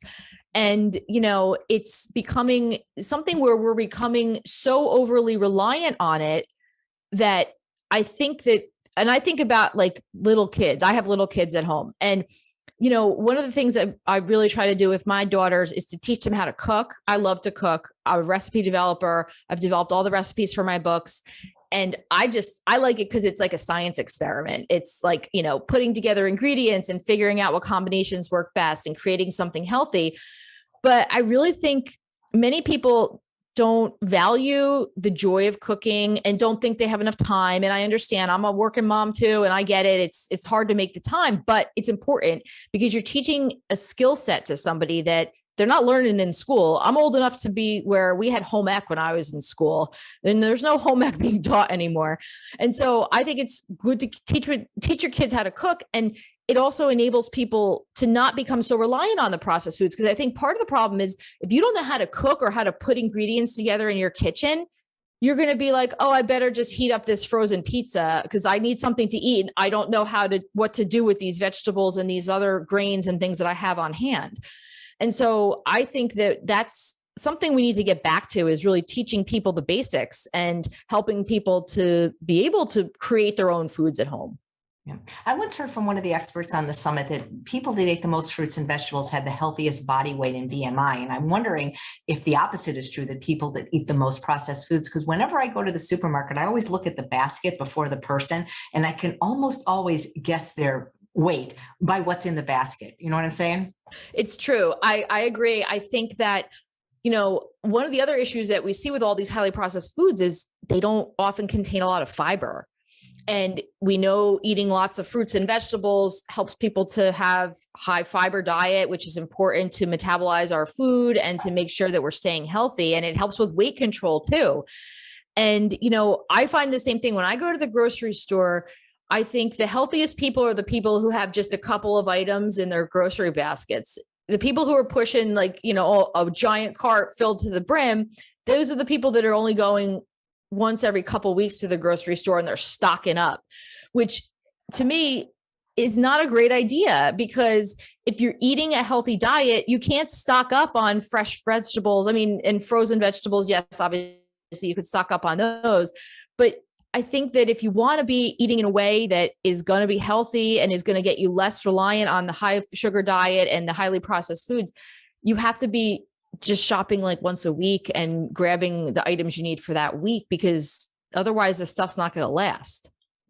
I'm wondering, I mean, I really am not a fan of the processed food industry, but hypothetically, if they were willing to make food healthier, would people even eat it? Because, when I've read Michael Moss's books and they've taken out, like, say, the salt and Cheez-Its, people don't like it. Yeah. So I think about this a lot, and we've actually, done some studies looking at this, and you're right that it's these highly processed foods, they taste so good. And, how are we going to maybe transition away from having these foods be so delicious tasting and maybe have them be a little less delicious tasting, right? And are people going to accept them? And I think that, we're really in a tough spot with that, because we need the food industry. I don't think we could survive without them, because there's so many people out there. And I don't know if, the way that we've given up on our farms, I don't know if there's enough farms to support us all. And so we do need the food industry. And I think that we can work with them to make the foods less highly processed and make them healthier. But you're right, it comes at the cost of people not thinking they taste as delicious and then not wanting to buy them. And so I think it almost has to be a generational change. And I think that if we started off our little ones, our babies, on a diet that was not so reliant on these processed foods, if we could work with food companies, and this is something that I do, I have done a lot of writing lately about, feeding babies healthy diets and little kids healthy diets, eating a healthy diet during pregnancy. I've written a couple books on this topic. And my one book, What to Feed Your Baby and Toddler, goes over the importance of really trying to minimize exposure to processed foods in our little ones. Because, if you have these kids that are raised on chicken nuggets and macaroni and cheese, then they're not going to be willing to have, squash as the colorant in their macaroni set that they're eating. And they're going to expect it to be very salty. They're going to expect all the added sugars in their foods. And so from a psychological standpoint, it is difficult. It's actually a phenomenon called negative contrast. And basically, if you have something like, let's just say I said to you, hey, Chef AJ, I really want to give you a gift. Here's a new handbag, and it's like a $5,000 designer handbag. You would say, oh my gosh, Dr. Vina, that's so nice of you. But if then I said, actually, I want to give you a gift, Chef AJ, here's like a used purse that I found in my basement that I don't want anymore. You might be like, oh, well, that's not really that nice. Even though it's a nice gesture, just compared to the $5,000 purse I was offering you a few minutes ago, it's going to seem like not that great. So the same thing happens with our taste perceptions and food. When you eat something that's really delicious, and then you follow it up with something that's maybe nice, but not as delicious or not as sweet, you have this negative perception of it. And so it's just this comparison that we naturally make when we think about things. And it happens all the time with food. So that's why I think it could be a challenge to, get people to make this like abrupt shift. And unless there's a crisis, I think that's when we're going to see it. And I don't know if one of the problems I think we have is that it's kind of like smoking cigarettes. You don't drop dead from lighting up a cigarette and putting it in your mouth. You drop dead from heart disease that you develop for years of smoking cigarettes. And so it's a cumulative negative effect on your health. And the same thing happens with food. You don't, bite into a hamburger and then, suddenly you have diabetes or heart disease. No, it's over the years of time where you were abusing your body by not feeding it the right foods that you then develop these chronic health conditions that are very difficult to reverse once they're put into place. And so I think that that's where we have the issue is that, people don't necessarily feel like we're in a crisis or that there's an immediate need to change the way in which we structure our diets or the way we eat. They're waiting for the crisis moment to happen. And we shouldn't be doing that. We should be working to prevent the crises from ever happening. Right. I love that you said that. It wasn't that one Coke Slurpee I had that when I was 7 years old that got me to 200 pounds with the beginning of colon cancer. It was the fact that I was having it every day for breakfast and a Dr. Pepper every day for lunch and all the other crap that I was having for the first 43 years of my life. Yeah, it's a slippery slope. And, I think that some people have the wake up call, they'll have their moment. And I've worked with people over the years who just suddenly like, today's the day. I don't want to live like this anymore. I want to know what it feels like to live in a different body, to live a different life. And, some people get there at different time points than others. Some people never get there. And so I think that's really the challenge that we all have, is helping people at various different stages of this. There's people who are in denial that they even, have a problem. They need to control their food intake. There's people who are so willing to do whatever it takes. They just don't have the tools. They don't have the resources, or they don't know what to do. And so I think that's where we have to work together as a community to help people. Well, this idea of people not knowing they have a problem, that comes down to that social aspect you talked about at the beginning. Yeah, one of the experts on the summit, Dr. Frank Sabatino, talks about how food addiction is the only addiction you can just do in public. In front of everybody. You can't, and it's fine because everybody, ultra processed food is socially acceptable, readily available, easily affordable. And, you talk about like bringing donuts to the soccer game. That's fine if people want to have community, but what if they brought like a crudité tray instead, Right. It's true. And I think that, it's funny because I was that mom when my older daughter, I'll never forget, when she was in kindergarten, it was her birthday and she wanted to bring in cupcakes to school because that's what all the other parents did, is they gave cupcakes at the school for their daughter's or son's birthday. And I said, you know what, Stell, we're going to do something a little bit different. And I made up little individual goodie bags with little toys and little tiny, goodie bag type treat things, nothing edible. It was only little toys. And she said, oh, I'm nervous that these aren't going to go over well. And the kids are going to be disappointed they didn't get a cupcake. And wouldn't you know it, those kids loved it. And it was like the greatest thing. They were so happy to have something different. And I got so many calls and texts and emails from other parents in the class saying, thank you so much for changing it and making it so that we don't have to bring in cupcakes. So I really think it needs to just be that one person who's going to be different and think outside the box and say, you know what, we can still make this fun for the kids, but it doesn't have to be, sending the message that you celebrate fun things with unhealthy food. Because I think that's a big problem too, is that we've paired happiness and celebration with eating unhealthy food. I mean, think about it, like, birthday cake is a perfect example. Like, why does it have to be cake? Like, why do you put a candle in a cake? I mean, I get it. It's a tradition, but that tradition started a long, long time ago when we didn't have 60% of the population overweight or obese. And when it was a birthday treat, meaning maybe this was the first time you've had cake in 6 months. Now we're having cake every single day. So it's changed its meaning. And I think that, we need to change along with it.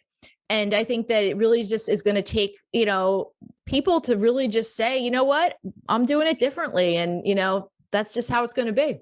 Oh, thank you for doing that. What drives me crazy are these smash cakes that they give these 1-year-old. The kid, you could do mashed cauliflower, mashed potatoes. The kid wouldn't care. Exactly. And, I get it. People want to have these traditions. They want to celebrate things, and you can do them, but just do it a little bit differently. And I think that, people appreciate that. I know I do when I go to events or go to parties and people are doing something a little bit different. I always think like, oh, wow, that's so cool that they thought about me a little bit more, meaning like their guests or the people they invited, in that I want to make this a little bit healthier for you, a little bit better for you. And I'm putting in that extra effort to do so. And so I really think that, that resonates with people. It makes people feel like they're cared about.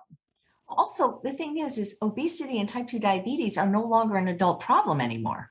Exactly. I mean, they're a lifelong problem. I mean, when you have kids in 3rd grade getting type 2 diabetes, that's a problem. I mean, this is something that, I remember when I was younger, I had a friend who had type 1 diabetes, and it was referred to as juvenile diabetes. That's what the nurse in the school said. Oh, she's got, juvenile diabetes. That was kind of, everyone knew in case she had a crisis so we could help her. And now we no longer refer to type 1 diabetes as juvenile diabetes because there's juveniles that get type 2 diabetes.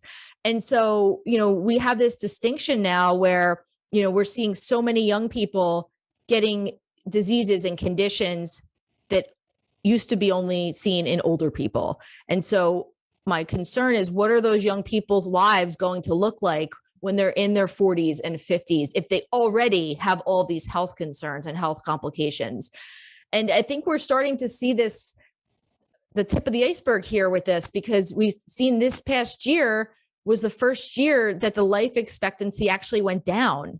And, I think we need to consider the fact that our lifestyle is really creating a situation where many of us are not doing things to promote longevity, to promote living a healthy life for a long time. And I think that that's going to be something that we're going to continue to battle. Yeah, we have to change what we're eating. Yeah, I think so. And I think it's a bit more than changing what we're eating. I think it's just reevaluating how we view food. My, take on it is that it's like the thing that you put in your body. Like I think when, you really start to think about it and think about, how you really are putting these things into your body to feed your organs, to feed your brain, to like nourish yourself, that should be our priority, is to only put the best and the most important and the ones that are going to be the healthiest. And, I think that we've kind of just been lured into the convenience and the pleasure and the things that I talked about earlier. And that's kind of overtaken the rational, thing of just saying, well, it's your body. You need to take care of it and only feed it the healthiest things. Right. Well, if there's a hereditary or genetic component to sugar craving or food addiction, what can one do about it? Because you're kind of screwed at the beginning. Right. Well, yeah, I see your point. I think that we have to look at it like, if you have a genetic component to being addicted, just like people who have alcoholism that runs in their family, doesn't necessarily mean you're bound to become an alcoholic, but it means that you have this extra piece of information. You're at greater risk for developing it just due to the way your genetic code is set up. And so you need to be mindful of that and be aware. And I think the same thing happens for people who have this genetic predisposition to overeat or who have obesity in their families. It doesn't mean that you are destined to, but it does mean that you are at greater risk. So you need to take extra precaution. And I think we're all at risk. I mean, we're at the point where the percentage of our population that has obesity and overweight has, made it such that we're all essentially at risk. And even forget about the genetics, just the environment alone. I mean, we have the nature part and then we have the nurture part, the nature being our genetics, the nurture being our environment. Our food environment is not nurturing. If anything, it's not a good thing. And so we need to really have this uphill battle against both the genetic component and also the fact that we're in an environment that promotes overeating and promotes eating these highly processed foods. Is there a way to predict if a child is on their way to becoming a food addict, and how can we help that child? That's a great question. So there have been some scales that have been developed to test food addiction in humans. There was one that was developed that we've worked with over the years called the Yale Food Addiction Scale. And there's a child version of it that's been administered and studied. And there's some publications using that. And I think that that's certainly one way to look at it. Another way is to talk with pediatricians. I think we really need to get pediatricians more involved with, looking at nutrition. And by no fault of their own, I mean, there's so much you need to learn in medical school. Nutrition is a very small component of what doctors are taught. The good doctors are the ones that go above and beyond and maybe, take extra courses or get extra certification in nutrition because they know it's so important to making sure their patients are healthy. But the average doctor really doesn't really know a lot about nutrition unless they're self-taught. And that's just because of the way in which our medical systems are developed. I mean, I teach in the medical school at Mount Sinai, and, I give one lecture on nutrition to second years, and that might be the only thing they ever hear about nutrition unless they go on after medical school and get extra training. And so I think it's important that we help to educate pediatricians because they are the point of where we can make a difference. They can recognize things and stop it in their tracks and help parents to get their child eating healthier and to really be a resource to parents so that they can improve the nutrition of a child. And I think, again, I have little kids at home. One thing I can say as a parent is that when you take your kid to the doctor, they weigh them, but they don't run routine blood work on little kids. And so unless you specifically ask for it, you're not going to know if your kid's blood sugar is elevated. You're not going to know if your kid's cholesterol levels are elevated. So again, just because your child looks lean and they might appear to be healthy, that's on the outside. You don't know what's happening on the inside. And this happens a lot with little kids where, they might be storing the fat inside their cells in their body and in their bloodstream. And that's not good because that means that they're going to have high cholesterol levels as little kids. We don't want that.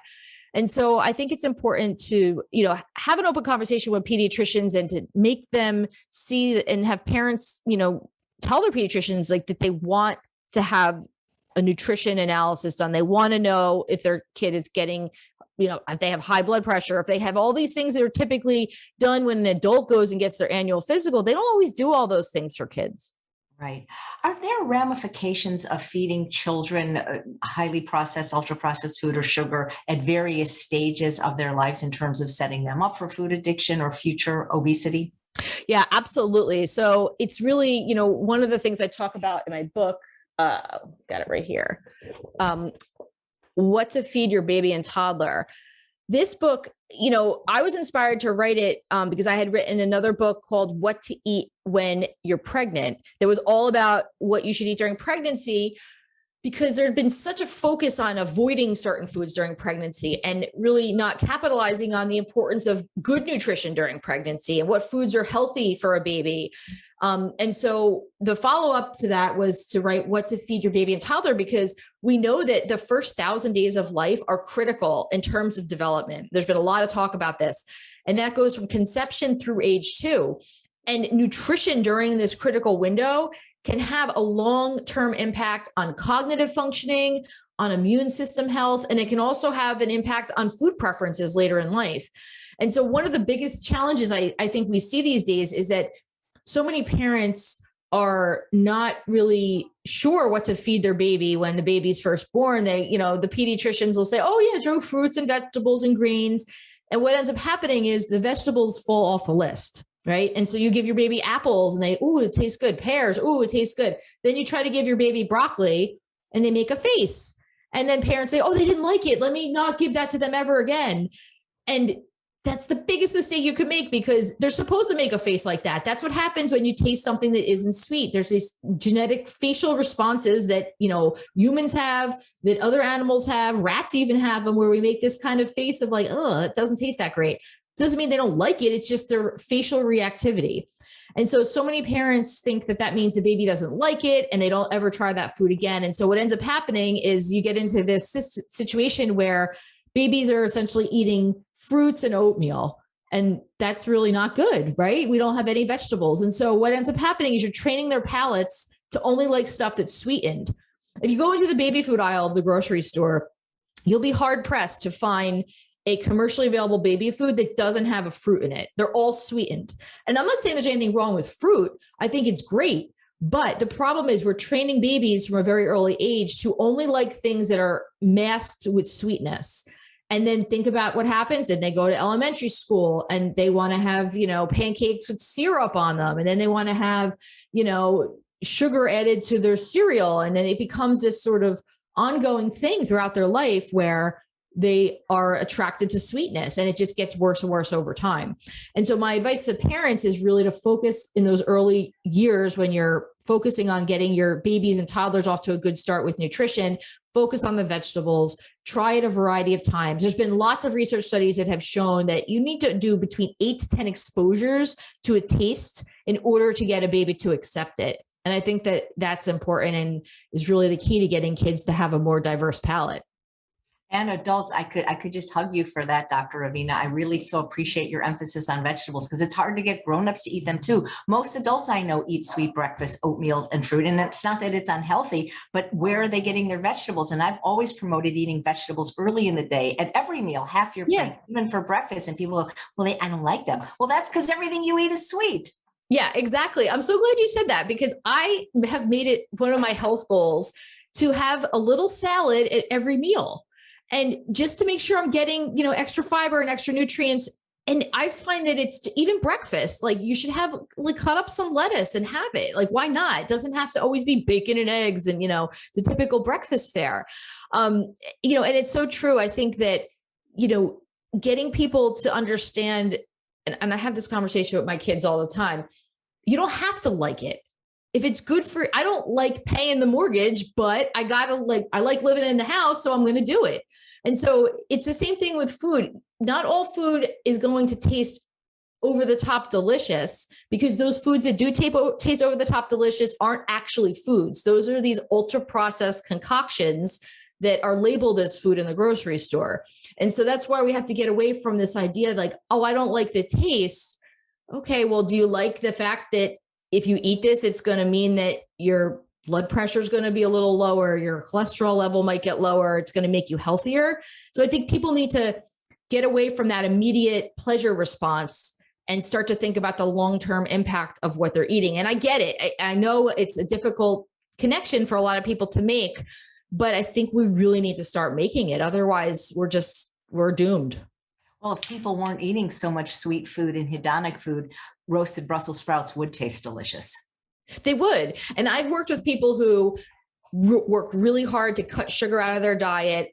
And then they'll come to me and they'll say, do you know what? You couldn't even pay me to eat a piece of chocolate right now because it's so aversive. It's too sweet. And they'll say, I never, ever thought I'd come to that point in my life where I thought something tasted too sweet. And the same with things like fruits. Like I've had people come to me and say, oh, now I get it why strawberries are sweet. Like I never tasted them as actually tasting sweet because I was so used to tasting all these other things that were like loaded with added sugar that I couldn't even detect the sweetness in a strawberry. And so when you do change your diet, you really are kind of reborn into this whole new food world where the foods taste so different.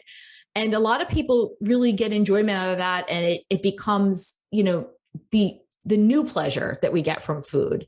That's a healthier one to have. That we're supposed to have, that we're meant to have. Exactly. That is the one that we're meant to have. We're meant to find fruits to be delicious and sweet and pleasurable. And, that is really, I think, where we have to try to get back to. But we've just gotten so far away from that because we've just become, so unfortunately dependent on all these highly processed foods. Right. Is there a safe level of sugar consumption or ultra processed food consumption, especially for somebody that's already severely addicted or overweight? Yeah, that's a really great question. And it's tough to answer because I think that, there's different degrees of being addicted and dependent on these foods. And I think, for some people, they are at a point where they know, just like somebody who might be an alcoholic would say, I can't drink alcohol because I can't control myself if I do. So I just completely avoid it. And then they'll have their list of foods that they just don't eat. And so they don't eat snack treats. They don't eat, bread or whatever it might be. They have their list of things that they avoid and things that they allow themselves to eat. But I think other people kind of fall into more of a harm reduction approach. And I think that those people who can abstain from the foods, if that works for them, that's great. And I'm really proud of them and happy for them. But for some people, when they try to do that and then they have a slip up or, they have a bad day and they eat a couple cookies, then they get this guilt and they put all this blame on themselves. And so for some people, that abstinence approach, I don't know if it really works. So what I would recommend in those cases is that people try a harm reduction approach. And that's something that's used with treatment of alcoholism in some cases where, okay, we're going to try to get it so that you're just doing less harm to yourself. So it might mean that, okay, instead of cutting all of the processed food out of your diet, all the sugar out of your diet, let's just cut out the sugar sweetened beverages. Let's start there. And so taking a step-by-step approach and really just trying to minimize the harm. If you stop drinking sugar sweetened beverages and can continue that for the rest of your life, then you're on the right path. That's a good step to be taking, especially if, you're somebody who's drinking, like you were saying, you used to drink a lot of Dr. Pepper, and some of these other beverages can contain tons of added sugar. And especially some of these more modern ones now, oh my gosh, it's not only just, the added sugar, but they have caffeine in them. I mean, a lot of these energy drinks too are on the market can really just be awful. But if you could start to just reduce the harm by making one change that you can stick to, that you can do, and it not be overwhelming, then that's a great thing. And then once you've mastered that, and I've had people say, you know what? Yeah, I gave up sugar sweetened beverages. I stopped putting sugar in my coffee. I realized I don't need it. And I'm feeling good about that. And I'm glad I made that change. Let's make another change. What could the next change be? Maybe it's going to be, let's start with breakfast. What do you eat for breakfast? How can we make that healthier? How can we get the sugar? How do we get you off of cereal and oatmeal as the sole source of your breakfast? And so I think that these types of strategies can differ depending on the individual. What's going to work for one person might not work for everybody. So I think we do need to keep an open mind and be, warm and supportive to all people, no matter where they are in the journey, and just really just focus on helping them to move along the path. Right. Yeah, that's abstinence works, but not if you can't do it. Perfect. Yes, that's exactly it. Right. I always tell people, do the least restrictive diet that you can do that will give you the results you seek. Exactly. And I think that's, at the end of the day, you're living in your body, right? You need to do this. You're the one who has to do it. Anybody can tell you what to do, but that doesn't mean you can do it. And so you need to be the one who's driving the car and decide what you realistically can and can't do. And I think, that strategy of having it be personalized is so important, especially because everybody's unique. We're all coming from different backgrounds. We all have different challenges. And, this one size fits all approach is not always the best way to go. Right. That's why it's important for everyone to know themselves. Exactly. And to be accepting of that and to understand that's, part of the journey is, if you're struggling with losing weight, or if you're struggling with, getting your health goals in place, as a human, we tend to turn to the people around us and look and say, oh, well, how come my neighbor doesn't have this problem? How come my friend, it was so easy for her, to lose weight? And you have to remember that everybody's unique. We all have our genetic and environmental makeup that's unique to us. And so you can't really compare yourselves to others. What works well for somebody is not necessarily going to work well for you. So that's why you have to really try things and do what's best for you. Does sugar affect the brain differently of, say, a child to an adult, or an overweight person to somebody that's not overweight? Absolutely. And so there's been lots of studies that have looked at the brains of kids that are eating sugar. And one of the things that's so interesting about children is they live in very different sensory worlds than adults do. And so the threshold for something tasting pleasurable in terms of sweetness is much higher for kids than it is for adults. And so this is why kids are drawn to those sugary cereals, and because that is actually the optimal level of sweetness for them in terms of the way their mind processes it. And one of the things that we see, especially happening too with people who struggle with being overweight or obese, is that their brains are different. Their brains have been changed by overeating these high sugar foods for many, many years in some cases, where, they're not going to perceive something sweet in the same way as somebody who might be not eating a lot of high sugar foods. We actually did a whole bunch of studies on this in our laboratory rats. And we saw that, those animals that were overweight, they acted very differently and their brains looked very different compared to animals that were eating a healthy diet. And so the same thing's been shown in humans. And it is something that, we need to keep in mind that, when you tell somebody who's overweight or obese to just not eat something that's not healthy for them, it's more difficult for them than it is for somebody who's not struggling with being overweight or obese. And so I think it's important that we recognize the challenge that comes. And it's not a challenge because they're having a moral failing or they just don't have the willpower. It's because the food has changed their brain and made it more difficult. And so I think that's important for people who are struggling to lose weight, is to understand it's not your fault. It's the food's fault. And so we have to just reevaluate your relationship with the food and get you out of this. And I I often say it's kind of like a bad boyfriend that you should break up with, but you don't because you like him and he's, there's parts of him that are okay. It's like that. You need to think about whether or not it's time to break up with some of these foods that you're eating because they're doing more harm than good at some point. Yeah, absolutely. Thank you. I know a lot of people that they say they don't eat sugar because they don't eat white sugar, or maybe they don't eat brown sugar, but they eat agave or maple syrup or honey, Yeah.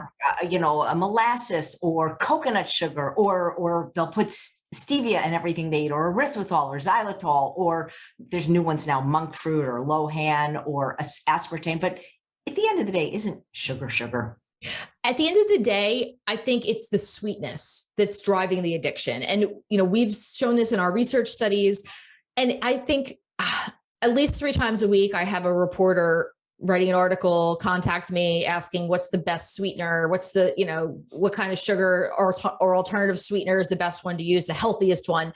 And my answer is often the same. It's that, yeah, some of these artificial sweeteners or alternative sweeteners, they can be okay if you're looking to cut back on calories because you're getting 0 calories, or if you have, like allulose is a sweetener that doesn't affect the blood sugar in a way that other types of sweeteners do. So if you have diabetes, then that might be a sweetener that would, be beneficial to you in some respect.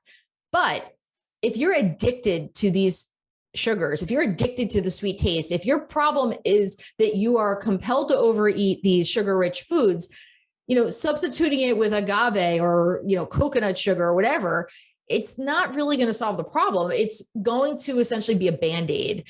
And, if you're really trying to get to the root of your problem, which is to break this addiction to sugar and have that happen in your brain, then you need to really just minimize the sweetness in your diet. I will say the one caveat to that, because people will then often say, well, what about fruit? Fruit does not count. Fruit, in my opinion, is not a sugar in the sense that, yes, fruits contain sugar, but they also contain fiber and they also contain other nutrients. And it's developed in a way by nature that our body can process it and break it down. So I don't consider fruit as being something that should be off limits for people who are looking to cut back on sugar. If anything, it should be the sweet treat, right? It's going to be the thing, if you're having that sugar craving, grab a pear. That's going to be something that can help you when you're trying to cut out the processed sugar. Right. Well, just like your client or patient that said once they neuroadapted, chocolate was just unthinkable. Once you stop eating sugar, fruit sometimes is almost too sweet. It is. Absolutely. Absolutely. And I think, if you can get to that point, and I think it's just a matter of doing it long enough so you can get to that point. It's a marathon. It's not going to happen overnight. And I think that's the thing that people have to realize and come to accept, that, just like, I wouldn't go out and try to run a marathon tomorrow without having the time to build up to 26.2 miles. It's the same thing with changing your diet. It can't always happen overnight. And sometimes you have to take a stepwise approach and make these small changes that can have big time effects later on. Right. But don't these 0-calorie sweeteners like stevia, erythritol, and aspartame, which I'm told by other doctors are horrible for our microbiome, don't they kind of trick the system? You mean the brain system? Yes. Yeah, absolutely. And so what ends up happening is that they're going to still release dopamine. They're going to still release all these neurochemicals and pleasure systems. So you're still going to have that addiction-like cycle happening where, you're getting that hedonic appeal from the food, and it does trick the system. And I think that's really the goal, is to make it so that there is no system to trick, right? Make it so that we can get to the point where, you're not compelled to overeat these sugar-rich foods. Because if you're going to just try to, say, oh, well, if I just substitute, erythritol for all my sugar, then I'll be sugar-free. And you need to be mindful, because a lot of products that are on the market now are say they're sugar-free, but it doesn't mean they're sweetener-free. And so you need to be looking at the labels and understanding what these other sweeteners are if you're trying to cut all the sweetness out of your diet, or if your goal is to cut down on the sweetness. Or maybe try to find sweetness from life. Yes. I think that's the best way to find it. Oh, gosh, I just really enjoy talking to you so much. Dr. Avina, what's the real truth about weight loss? Well, you know what? I think you're going to have, from the people on your summit, multiple truths. And I think that's the real truth, is that there are so many truths in terms of weight loss. It's a journey. It's going to be different than everyone. But for me, my real truth is that it comes down to your relationship with food. If you can have a healthy relationship with food, then you're going to have a healthy life and you're going to be happier. And I think that the sooner people can realize that and be able to make those small changes to get to that point, then the happier and the healthier they're going to feel. Right. And a healthy relationship with food hopefully includes eating vegetables. Yes. Like I said, I have them for breakfast, lunch, and dinner. Right. Thank you so much, Dr. Avina. Thank you.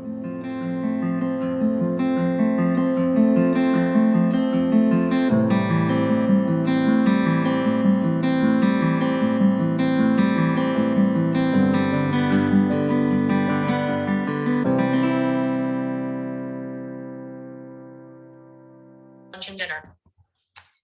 I feel like the song, Isn't She Lovely, playing in my head. Wasn't she amazing? I mean, does this summit just keep getting better and better? Or is it just me that is so interested in this topic? I hope you enjoyed Dr. Nicole Avina. We welcome her and thank her so much for being on the summit for the very first time, and certainly hope to hear a lot more from her, as she really knows a lot about the science of food addiction and how our brains respond to processed food, because they're a drug, they're not a food. And maybe there's not something wrong with the people who are overweight, she said. Maybe it's something wrong with the food. Indeed, we went from a hunter-gatherer society to DoorDash. What do you expect? We were designed for an environment of scarcity, and our brains are still adapted for that. That's the problem. Dr. Lyle talks about this all the time. That's why we seek the most concentrated source of calories in every environment, and it's so important to clean that environment up if you want to be successful long-term. Dr. Avina talked about how we used to have to work very hard to get our food. You know, all day, actually, we had to work for it. And when we did, it was delicious. But now most of our food is highly processed. We can develop an addiction to these highly processed foods, particularly if they contain a lot of sugar. And I love how she talked about it's the sweetness that drives the addiction. So it doesn't matter if it's the 0-calorie stevia or erythritol. You don't get rid of the addiction by switching sugars, just like you don't get rid of alcoholism by switching types of alcohol. She said portion sizes have gone up, like if you think about sandwiches and drinks or restaurant foods, and so have the calories. In fact, our calorie needs have gone down. So the problem is the food has gotten larger, the calories have gotten greater, but our caloric needs have gone down because we're basically a sedentary society now. And study shows people eat more when there's more in front of them. This is Dr. Rolls does a lot of research on this. It's like the buffet effect. So you eat less at a restaurant where you order something than you do at a buffet. For sure, there's this phenomenon known, the buffet effect, where you can keep eating past satiety, the sensory specific satiety that Dr. Rolls talked about every time you introduce a new flavor or a new food. Dr. Avina mentioned that there are multiple causes of obesity and that food addiction is one of them. And I think that's the one that is often overlooked. But if you listen to Dr. Tarman's session, I think you would agree that some people have a genetic vulnerability, but the sedentary lifestyle has played a part, increase in portion sizes.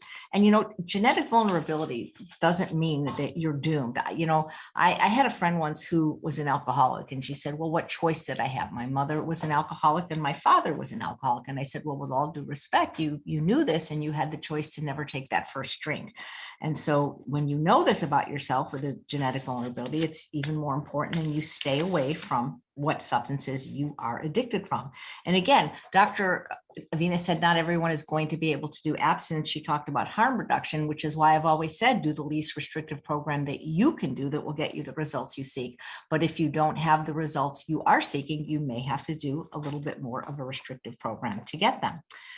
She said it's socially acceptable to eat food wherever you go. And Dr. Sabatino will be talking about how this is the only addiction that we can do in broad daylight.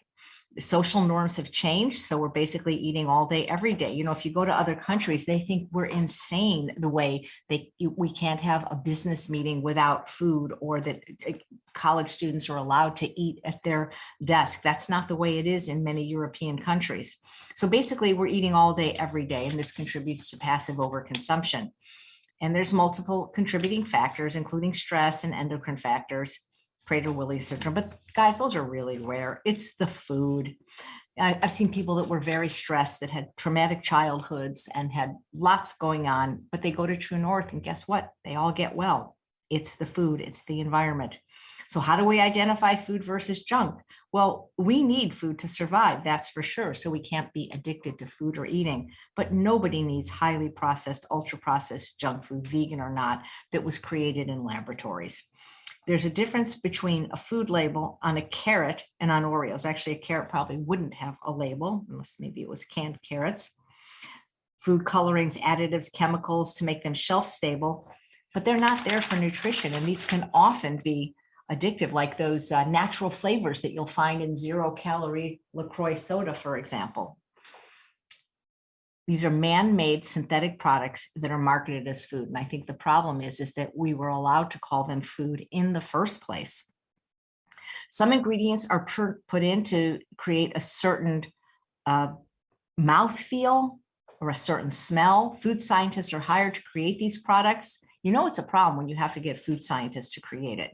Sugar masks the taste of the preservatives, which tastes awful. So they use a lot more sugar than you would if you were making a similar product at home.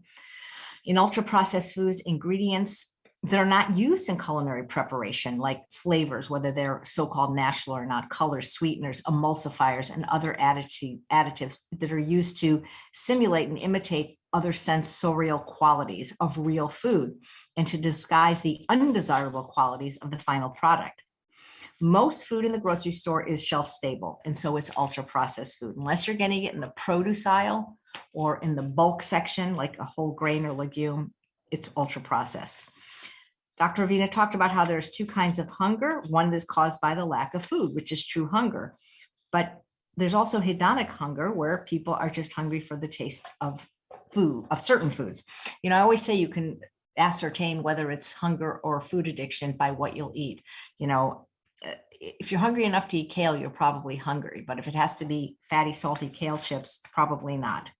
The pleasant sensation to eat more, irrespective of hunger and nutrition.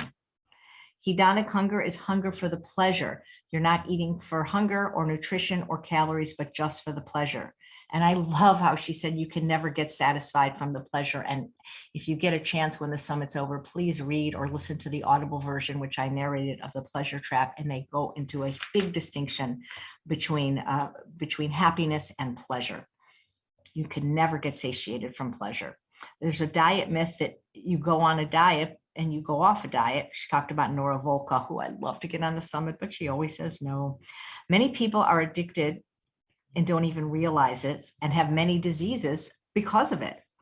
If you meet the criterion for addiction, according to the DSM, Dr. Iflin talked about how you only need to have 7 out of the 11 because these foods produce the same behavior and meet the same criterion of drugs and alcohol. Many people say they overeat because the food tastes good, but often they're using it to self-medicate or just to not have to go through the detox or withdrawal. She used the example of pediatricians giving lollipops after a shot. You have to be pretty savvy to read a nutrition label, which is why I recommend eat food that doesn't have to have a label. At first, people thought food addiction was a joke, and I can tell you that's the response I met 12 years ago when I started discussing it with doctors other than the ones on this summit. Luckily, she has heard from many people, and she did the research, had published over 100 peer-reviewed articles in the medical literature that food, ultra-processed food, can be addictive. And she hopes, like Dr. Tarman, that one day it will make it into the DSM. It needs a different name. And I've discussed this on many of my broadcasts with Dr. Tarman, that we should call it triple D, dopamine deficiency disorder. But it would be better if we change how we label what actually is food. And Dr. Avina, I could not agree more with that statement.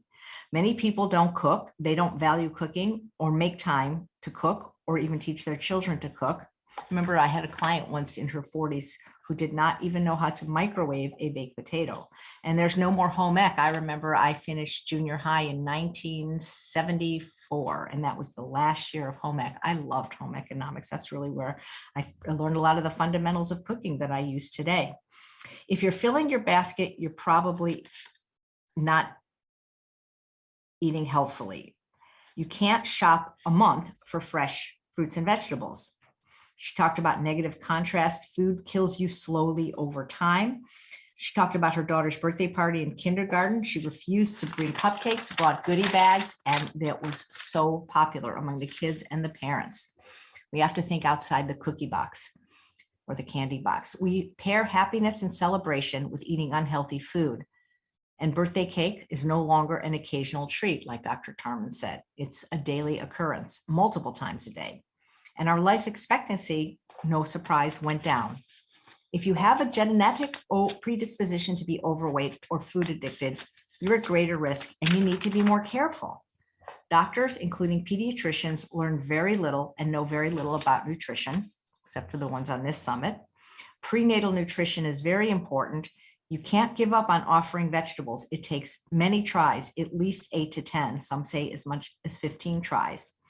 We are training babies from a very early age to only like sweetness. So don't just offer fruits and oats, keep offering vegetables. And I get criticized a lot for saying fruit and oat is like cake, but it is. And it's a healthy breakfast for a lot of people that aren't overweight or struggling with food addiction, but it is basically cake. Oats are highly, highly processed. They're high in fat compared to other grains, 20% compared to rice, which is 1%. And they're more flour-like than whole grain-like if you're using the rolled oat or the instant oat, and the fruit becomes the sugar. The oats are the flour. So basically a lot of people are eating cake for breakfast. We have to keep offering vegetables. When you change your diet, your palate is reborn. And she talked about harm reduction versus abstinence. And again, that's going to be something you have to decide. If you can moderate it and get the results you want, please do so. But I don't see a lot of people able to. Overweight and obese brains are different. They've looked at brain scans and MRIs from people, and they are altered from eating a high sugar diet. The food has changed your brain to make stop eating them even more difficult. It's not your fault. It's the food's fault. But I've been saying since I wrote my book, it's in my book, The Secrets to Ultimate Weight Loss, that now that you know about it, it is your responsibility to do something different if you want to change this. And she mentioned that the sweetness is what's driving the addiction. So switching to stevia or erythritol or monk fruit or lohan or whatever you want to call it is not going to help with the addiction or even with the weight loss. Fruit is not sugar because it has fiber, water, vitamins, phytochemicals, antioxidants, and micronutrients, and might be the ticket if you're trying to get off a sugar addiction to start eating fruit. Okay, especially if you're having sweet cravings. She mentioned this is a marathon, not a sprint, exactly what Dr. Lyle said in his wonderful talk a few days ago. The 0-calorie sweeteners trick the brain, absolutely, and they mess up the microbiome. Threshold of sweetness for kids, it's higher than for adults. And when you have a healthy relationship with food, you have a healthier life. And I thought that was an amazing presentation. Thank you so much, Dr. Nicole Avina. I just wanted to remind everyone that this is the last day to apply to win a prize for the summit. As I mentioned, we have hundreds of prizes worth thousands of dollars, and we are very thankful to our wonderful small businesses who contributed these prizes, such as Forks Over Knives, who not only contributed 8 annual meal planners to 8 lucky winners. We don't know who you are yet, but everyone can do a free 2-week trial. And I'm doing a recipe every single day on my YouTube channel at 7 o'clock with one of their meal planner recipes to show you how delicious, healthy, and easy to make they are.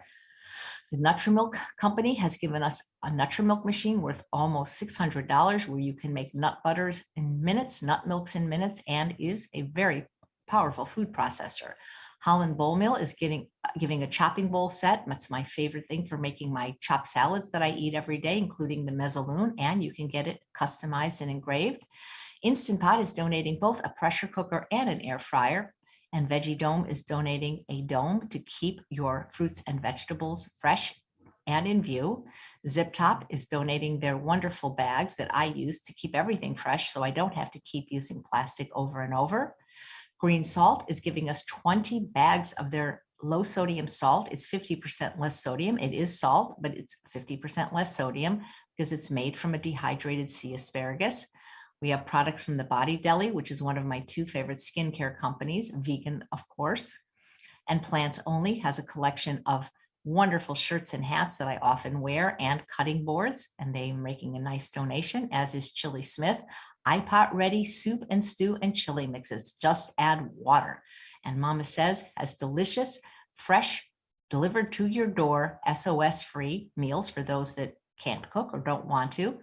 California Balsamic provided wonderful gift baskets to every single speaker with confetti. Gosh, they were so beautifully packaged, and is donating a wonderful prize of pretty much every flavor, I believe. It's my favorite vinegar, SOS free, of course, in I think over 40 flavors now. Beet Boost for the athlete in you, used by many Olympic athletes. Laura Ann's Jam, my favorite is cherry and marionberry, sweetened with fruit, the whole fruit, nothing but the whole fruit. Wellbean are delicious desserts or snack bars made of things like whole beans and dates.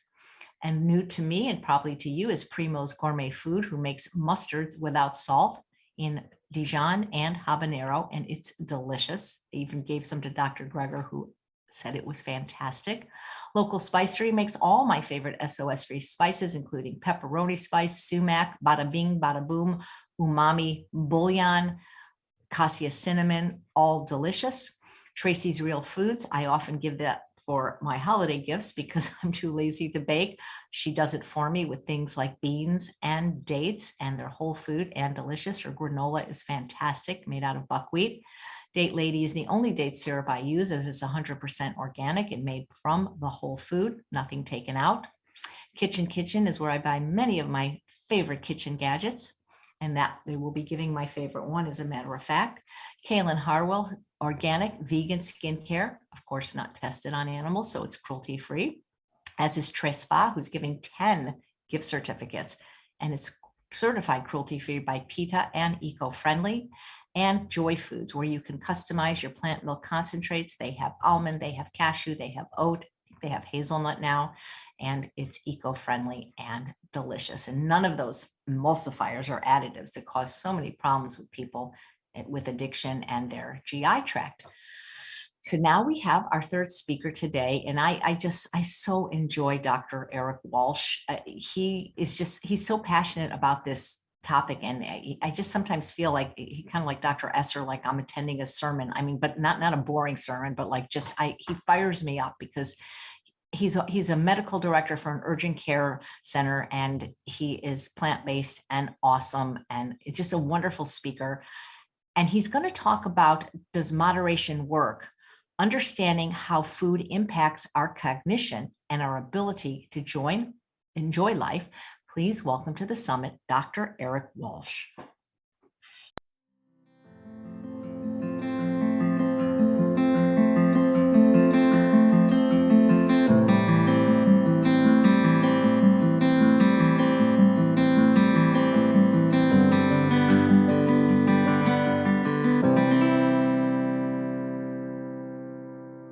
Hi, Dr. Walsh, and welcome to the Truth About Weight Loss Summit. Thanks so much for being here. Thank you so much for having me. It's great to be back, and it's good to see you, my friend. It's always an honor and a privilege, and we still use your book. We love it. I just wanted to tell you, my mother-in-law, my wife said to thank you for the book and for the great things you have in it. Oh, that is so kind of you. Thank you so much. And thank you for your work, because I really appreciate that you're one of the few doctors that really talk about and understand food addiction. A lot of people don't believe that food is addictive or can be addictive. What do you say to that? It would be nice to be able to say that food cannot be addictive, but what we know is that the brain's reward pathway can be hijacked. This is literally what happens with cocaine or caffeine or nicotine. And it's kind of be a bit naive to believe that food couldn't be engineered to have addictive qualities as well. And I think that's what you see once you start to look at food addiction and food cravings.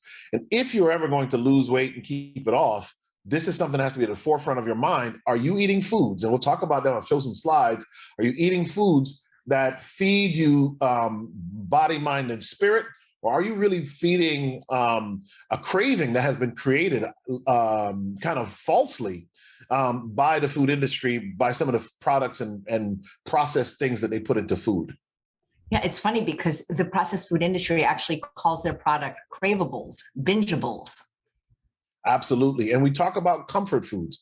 So we'll talk a little bit about stress as well. and how all of that plays in. We are all very stressed. Before we came on, we were talking about, as a physician, what it's meant to be seeing patients in a pandemic. It's been very stressful, but it's not just the healthcare workers who are stressed. I see people from all walks of life who are incredibly stressed during this pandemic, having to take time off from work, losing their jobs, losing their businesses, losing loved ones. So the stress levels are very high. And these foods are designed to be comfort foods. And so we'll talk a bit about what that means and how stress can interplay with addiction and really stymie weight loss. I'm someone that we've talked about this before. I was born a big baby. My whole life I've struggled with weight, and stress is one of those triggers. I've lost about 60 pounds. I'm lifting weights. I'm actually trying to build muscle and do some things, but I have to stay mindful. And my wife and I were talking about this week. If I get stressed, food is still one of the things that I want to go to.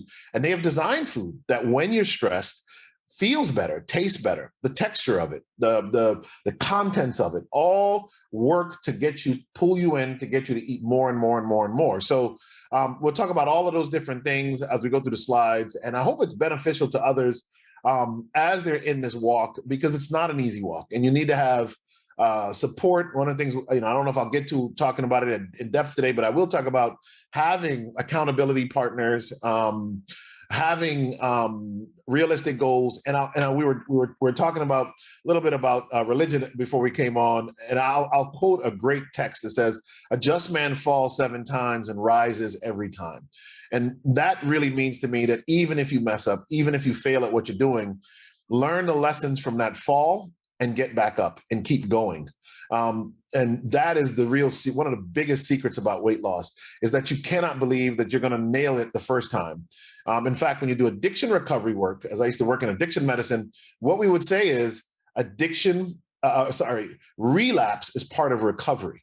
And so sometimes when you fall, you learn the company that you're around that might help you to fall, the holiday that might cause it, what triggers. And so you can learn to avoid those things or learn how to manage them. So a lot to talk about because these are nuts and bolts issues around weight loss and permanent weight loss, which is really what we're after. Exactly. And I love that you said that. People can't expect to get it right the first time. Very few people, even when they quit smoking, quit on the first attempt. Absolutely. It takes several attempts. But what you want every time is to learn more, and you want to release more, meaning you don't want to go back to where you left off. So you do want to have every time experience in victory. So you want to beat something. So yeah, you fell, you went back, you ate, maybe you ate a pepperoni pizza or something, or 2 slices of a pepperoni pizza. You say, man, I got to start over. But what you learn is, listen, if the kids have friends over and all that there is to eat is pepperoni pizza, I might eat 2 slices of the pepperoni pizza. But if my kids have friends over and we make burritos, I can actually make a burrito that's very healthy, or I can make a pizza from scratch that's healthy if I'm not ordering it from a store. So trying to learn those lessons to give you tools to victory is also very important. Yeah, great suggestions. All right. So this is a bit about your brain on food and what happens to our cognition and how food can be addictive as well. And so one of the big questions, for me, is this picture really says it all. We always have these 2 options. Here in Connecticut, where I live, there's a Dunkin' Donuts on every corner. And sometimes you got to pass a Dunkin' Donuts to get to a Dunkin' Donuts. It's very crazy. Very popular restaurant brand, coffee shop, whatever you want to call it. But the other side of it is this apple that's being held that is not as highly promoted. You don't see commercials on television for apples or for other fruits and vegetables in general. And so we all have this really serious decision to make, because as we were just talking about, stress works to drive you to the donut and away from the apple because of the way that the donut is designed. And we'll talk about that in a second. There's a great nutritionist who coined this phrase: stressed spelled backwards is desserts. And I probably mentioned this on the show before, and my colleague, Dr. Columbus Batiste, who's a brilliant in the plant-based world, we both talk about this because we see the connection between stress and disease, and stress and appetite, and stress and what people actually eat. So stress spelled backwards is desserts. And so we talk a lot about comfort foods, and what the industry is trying to do is to get us to when we're stressed, to turn to food for our comfort. Someone once said that especially processed food is the most overused antidepressant, and exercise is the most underused anti-anxiety medication or treatment. And so we have to keep those things in mind, that when we're stressed, one of the biggest, strongest things that we actually can do is to get out and exercise rather than turning to these foods.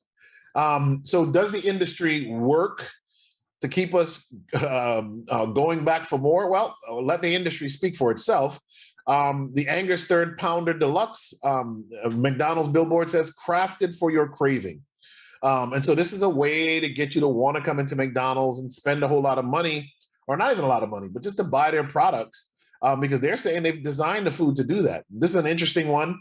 In an inner city, low-income neighborhood, these billboards were found, and you see at top, childhood obesity, don't take it lightly. And there's this doctor trying to encourage people to eat fruits and vegetables based on the sign and be active.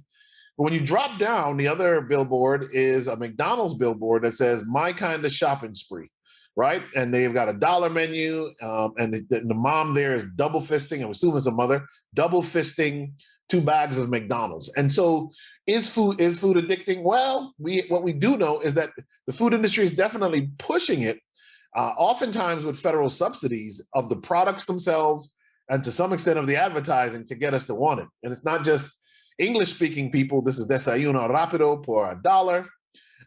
And it says in the corner of me encanto, which is I'm loving it. And so you can see that this push to get people to eat these foods is actually pretty profound. And the way I describe it is it's like bondage in a bag. I mean, what they really want you to do is to get these foods into you and then trap you with them, right? And so you look at what an average size, the CDC put this out, the average size of a meal in the 1950s of a fast food meal or a burger and fries type meal, 2.4 ounces of French fries. Now that's 6.7 ounces.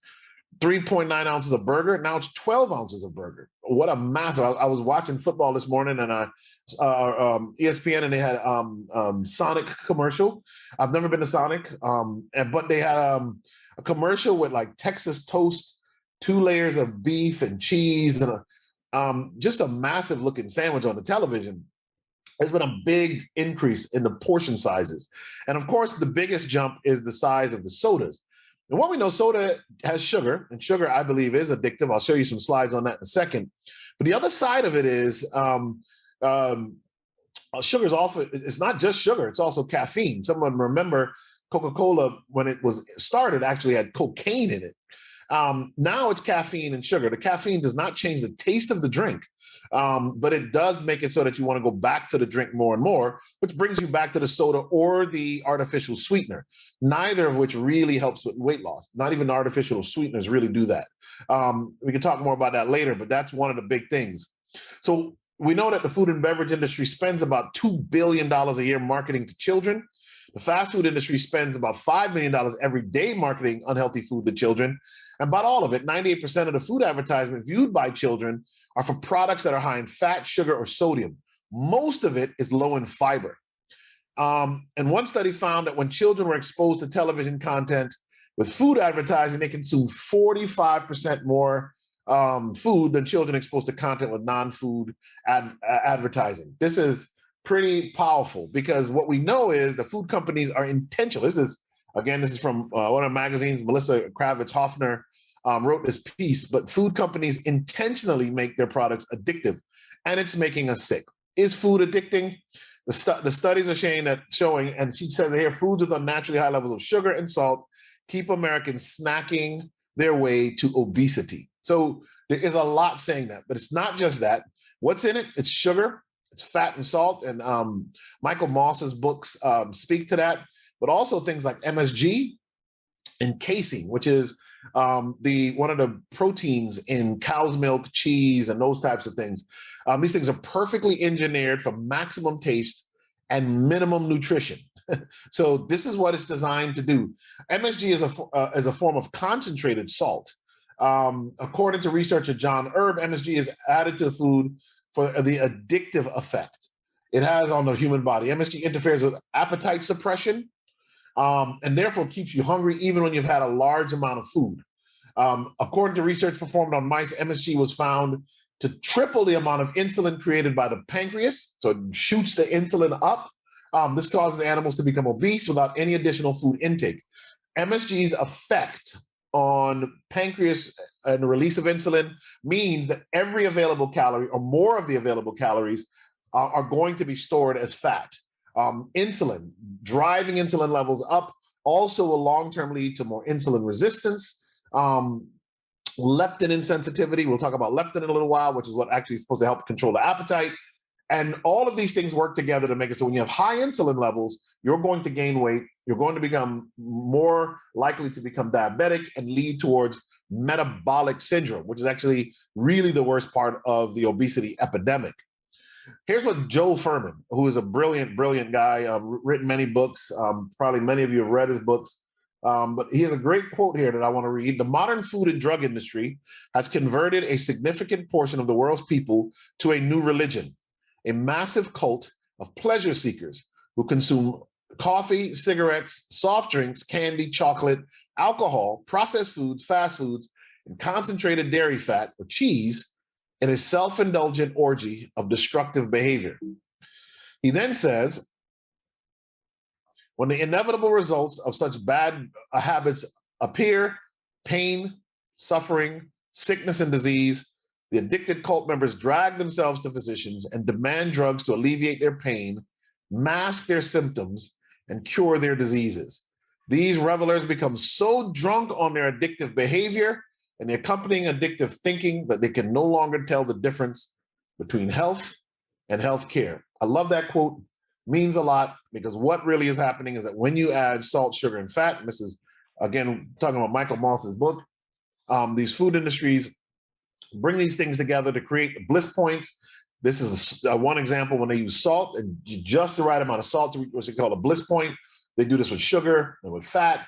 And the goal is to get the brain to release just that right amount of dopamine or the maximum amount of dopamine before the food is unpleasant. And so you maximize these ingredients in the right quantities to get you to want to come back to it. Dopamine is the neurochemical that tells you that is the I gotta have it chemical. It's what drives cocaine addiction.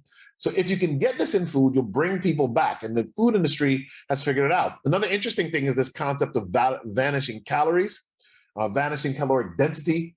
So when you eat Cheetos and some of these foods that crunch, crunch, crunch, but they melt in your mouth, your brain hears the crunch like it would with a cucumber or with an apple, but it never gets the satisfaction of the fiber, the filling effect. And so what happens is you keep eating them, and you can eat them and eat them and eat them. And so the industry says, I bet you can't eat just one. Unlike the tobacco industry that said, no, our product is not addicting. The food industry says, I bet you can't eat just one. And they say things like, once you pop, you can't stop. So the food industry really has pushed this thing. New York Times run these articles on food addiction. You can look these things up and see them. And what we know is that these things affect the brain. And so I'm going to stop here, and we can take we can do some discussing. We'll come back to how these things actually affect the brain. But in case you wanted to discuss any of the slides we just showed, kind of my passion when I talk to patients is that, you probably wouldn't go to the corner drug dealer and pick anything up, but we don't realize that in a sense, some of the foods we're being given, literally, their intent is not that different than someone who wants to addict you to an addictive substance like cocaine. They want you coming back. They want year-over-year profits to be increased, and they're probably not that concerned about how it impacts your health. That's your job. We have to be concerned about how these things impact our health, and then do what we need to do to mitigate those effects. I will hand it to McDonald's, at least for their honesty in advertising, saying we created it for your craving. Absolutely. Why do you think the portions increased fourfold since 1950? I think there's a lot of reasons that happened. I think one of them is you can probably charge more the bigger portions. I think it also has everything to do with repeat customers. There was a place, I think it's a restaurant out in California called Claim Jumpers. And I didn't go there a lot because I don't eat meat, but the few times I've been, I couldn't believe the portion sizes. I mean, it was like Fred Flintstone, that big side of ribs, he would try and tip his whole car over. I was like, man, these are huge portions. But because of these huge portions, people feel like they're getting a good deal, right? They feel like it's a good money well spent. I get a doggy bag I can take home. And of course, the food is still full of salt and sugar and fat to get you to want to eat as much of it as possible. So you get these massive portions. You clearly overeat just trying to eat two-thirds of it. But it's good for business, brings people back. And I think that's partly why the portion sizes increase so drastically. You mentioned salt, sugar, and fat. You called it the evil triad. I actually, in my book 10 years ago, called it the evil trinity. And a couple of the speakers on the summit said we were never meant to have the taste of sugar and fat in our mouth at the same time. Absolutely. If you look at nature, there's a couple of interesting things about when you look at nature and sugar and fat. Interestingly enough, there's no foods where these two things really come together well. Avocados have natural fat, but they don't really have a lot of sugar. Coconuts are probably the closest thing to that, where there is some sweetness to a coconut and there is fat in a coconut. But in general, an apple has no fat. An avocado has very little. If you just look at the plant world, very little sugar. If you look at the plant world, so that's true.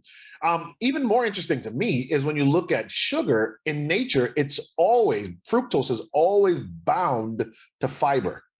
And so it is really a new phenomenon in the last several hundred years where you can extract and separate sugar from a food and feed pure sugar to someone. That is a new, more recent occurrence. Now, the reason that that's interesting is because the only other place you can get fructose in nature where it is not bound to fiber is a honeycomb. Honey, that's it. And even then, it is guarded by bees. So it's not something that we were designed to just have, all we wanted. It was probably something that once in a blue moon, if you lived in a village, somebody might get a beehive and get some honey. Clearly wouldn't have been a whole lot of it. But by separating sugars, fructose, and of course, sucrose, as we see it on table sugar, away from fiber, we have done things to our bodies that are really never before done much in human history, because what we are doing is really exposing ourselves to high quantities of a highly refined and addictive substance that wreaks havoc all over our bodies, especially in our livers, and absolutely affects the brain and its functioning as well, and makes you want more and more and more of it, and actually extracts nutrients from the body. So it's true. It's a new phenomenon, something we've not seen, and you're never going to be healthy. You're never going to keep off weight if you have the kind of sweet tooth where you're eating sugar unopposed by fiber. It's going to be a very difficult thing to do. This is one of the most brilliant things said on the summit because it's a perspective to look at it, because people are always arguing that their sugar is healthier. Well, molasses is healthy. There's trace minerals or maple syrup or coconut sugar or all these other ones. But what you're saying is it doesn't matter, because when you take the fiber away, it's all the same. All the same. And I hate to tell people that, because, there are people who think, well, I'm going to get this coconut sugar that has a little magnesium, so it's healthy. And, maybe the fact that there's some magnesium has some benefit, but there are much healthier ways to get magnesium than to these sugar products. And so I tell people the only sugar I would ever recommend is date sugar, which is a whole food. It's a process. You don't process it. It's just the dates ground up. So there's still fiber in it. It's not going to make food feel and taste the way the other one does because the fiber is still in it. But the challenge is to retrain our palates. And what I've learned by pulling salt out of my diet, all of a sudden you can live without salt. You pull oils out of your diet, you can live without oils. You get an air fryer and you cut up a sweet potato into small pieces, season it up, let it soak overnight, let it dry out in the morning. You put it in the air fryer. It can crisp those sweet potatoes, and you actually have a very healthy, fiber-filled meal that is actually very low in calories, comparatively speaking, if you just take one sweet potato at 70 or 90 calories. So we've got to change the way we view food, and we've got to change the way we think about eating foods so that we are moving away from these substances that drive us to eat more and more and more. Yeah. Do you think that there's any significance to the fact that I think it was around 1980 where they changed it from sugar in liquid like sodas to fructose? Absolutely. The high fructose corn syrup, if that's what you're referring to, especially, it really is a bit diabolical, probably is a bit more addictive and actually affects the body even in a more profound way than regular sugar does. So it was cheaper, which is one of the reasons why the industry switched over, but it also gave them the benefit of allowing for this kind of addiction in their products probably at a little higher tick. So yeah, it was one of the interesting switches. I mean, you know something's wrong when you can buy soda for less than you can buy water. Something interesting is happening when that happens. And what we found is that some of these ingredients in sugar are so highly subsidized by the government, right? So we started doing these crops where there's just unicrops, just one crop. And corn became a big one. And what do you do with all the leftover corn? What do you do with all the extra pieces to the corn? And one of the things was corn oil, and the other one was high fructose corn syrup. And it allowed the government to subsidize the production of this crop. And then, of course, all of these pieces of it, which again are highly processed, really work against our health and towards food addiction. Isn't it even more problematic though when whether it's sucrose or glucose or fructose in liquid form than if it's like, say, even in a dessert that might have other ingredients? Doesn't it just hits you even faster when you're drinking it? Absolutely. And so I remember reading once that when you drink, like we grew up, I hate to say this, but Kool-Aid was a big thing when I was a kid, and my grandmother loved to give us Kool-Aid. My mother wouldn't do it as much, but my grandmother loved when we were over her house to give us Kool-Aid. And Kool-Aid, I didn't know it at the time. Kool-Aid is sugar. That's literally what it is. It's flavored dyed sugar. It's colored sugar. And my grandmother would still add sugar to it. She'd I remember taking that 5-pound bag and pouring it in to a big pitcher, and we'd all drink Kool-Aid. When you drink that Kool-Aid, you begin to absorb the sugar in your esophagus. It doesn't even hit your stomach, and you're starting to already get the sugar rush.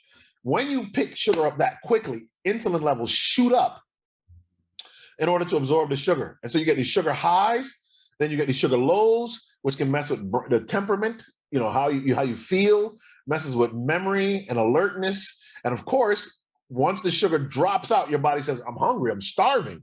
And so these simple processed sugars that come in so fast and go out so fast drive you to want to eat more as well. Aren't these advertisements for this junk food and processed food disproportionately found in lower income neighborhoods?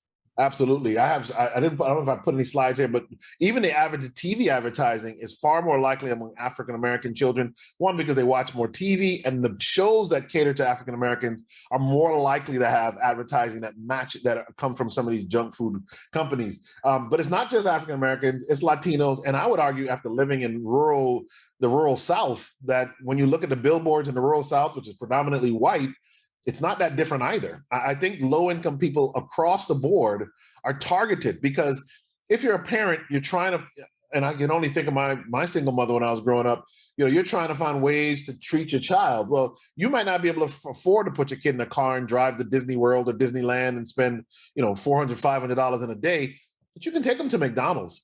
You can take them to Burger King. They can have a Happy Meal. They can get a little toy in the package, and you can give them a little bit of happiness, a little treat. And so I think, for whatever reason, these things are. And added to that, when you're lower income, there's a lot more stress. There's a lot more stress in the life of someone with less resources. And so these comfort foods probably work a whole lot better. And these corporations have figured that out. This is a great way to make extra money by actually making their money off of the people with the least money in the country. Yeah, that's really unfair. And like you said, I've never seen a commercial for a fruit or a vegetable in my life. Never. I'm trying to think, maybe in California I saw an almond commercial, maybe stuff like that. But in general, you just don't see collard green commercials or turnip green commercials, spinach commercials. You don't see watermelon, apples, and you should. The truth of the matter, if the U.S. government really wanted to change the health of our country, we would stop talking about health care and we talk about health, and we would subsidize and fund advertising for foods that we know prevent and reverse disease. But clearly, that's just not happening. You have worked in that sector, though. How can we affect change? There are a lot of people working hard, but the people in public health simply don't have the resources to go against to influence the best way to say is to influence the government the way that some of the lobbyists for some of these big food and agriculture corporations do, right? So I mean, it's going to be very difficult to go against whoever owns Nabisco when you're a public health department, because your funding is bare minimum and theirs is almost unlimited. So their ability to influence policymakers is very great, especially when they can give to campaigns and help people get elected and that kind of stuff. So it is unfortunate, but the reality is that policy, in many ways, still follows money. It's not a hard and fast truth, because we've seen that when the tobacco industry was curtailed. The irony is that even with all that happened to the tobacco industry, look at a graph of their stock values, and you'd be surprised they survived even that pretty well, as they still have a base of people who are addicted. And I think the food industry, no matter what we do, would continue to make the kind of profits where they are going to be able to fight a lot of what would be common sense things to make America healthier. Yeah, I'm astonished that they get new smokers. It's again, there's a lot of ways that happens, and one of them is the stress, the challenges, the difficulties of life, people trying to, in many ways, self-medicate, the painful nature that this life can sometimes cause folk. And unfortunately, we don't have the kind of mental health system to help with that. And so it's not just cigarettes and alcohol, and it's food, as a way that people try to self-medicate against things that are going on in their lives. The thing that one of the experts on the summit, Dr. Frank Sabatino, said how food addiction is the only addiction you can just do in public. Like even smoking, you can't do at your job anymore. You can't really be drinking alcohol at your job. But most jobs have break rooms with hyperpalatable foods. Even hospitals have cafeteria with vending machines. It's very socially acceptable to eating these foods, which are very affordable. When you said that, you remind me of something. One of the places I worked in California, at the clinic, there was a healthy grocery store. If you cut through our back parking lot and walked all the way across their parking lot, I was out in the desert in California at this time, so it was, some days it'd be 110 degrees outside, but I would make the walk because I wanted a break at lunchtime, and I felt like walking 15 minutes to go buy my food and walking 15 minutes back was a good thing to do, and I would do it almost every day. And I'll never forget, one day I was walking. There was an overweight young lady in a car parked by a tree so that she would get some shade because it was so hot. This is in Bakersfield, California. It was so hot. And she had bags of food, and she was just stuffing her face with hamburgers and French fries. And as I walked by the car, my heart melted. I wanted to actually stop and say, "Hey, are you okay?" or talk to her. But tears were streaming down her face as she was just stuffing her face with this food. And I know what she was going through. And I said, man, this thing is for real, like you said, it's an addiction. She could sit in the parking lot of a grocery store and eat this food, and people just walk by as if nothing's going on. If she was smoking a crack pipe or shooting up a heroin needle, somebody would call the police. But it is an addiction you can absolutely do in public. And many people can relate to this, Dr. Walsh, and they believe what the experts are saying on the summit, what the healthiest way to eat and live is, yet it's still very hard for them to stop eating these foods. They get cravings, they go through detox, if you will. Absolutely. You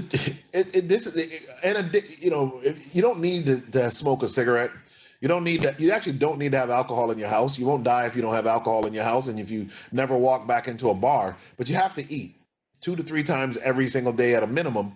And for that reason, every time we have to eat, every time we feel hungry, that the addictive nature of food reappears in each one of our lives, right? Every time we have to eat, we have to make a decision again as to what we're going to eat, which is one of the reasons why we have to change our palate.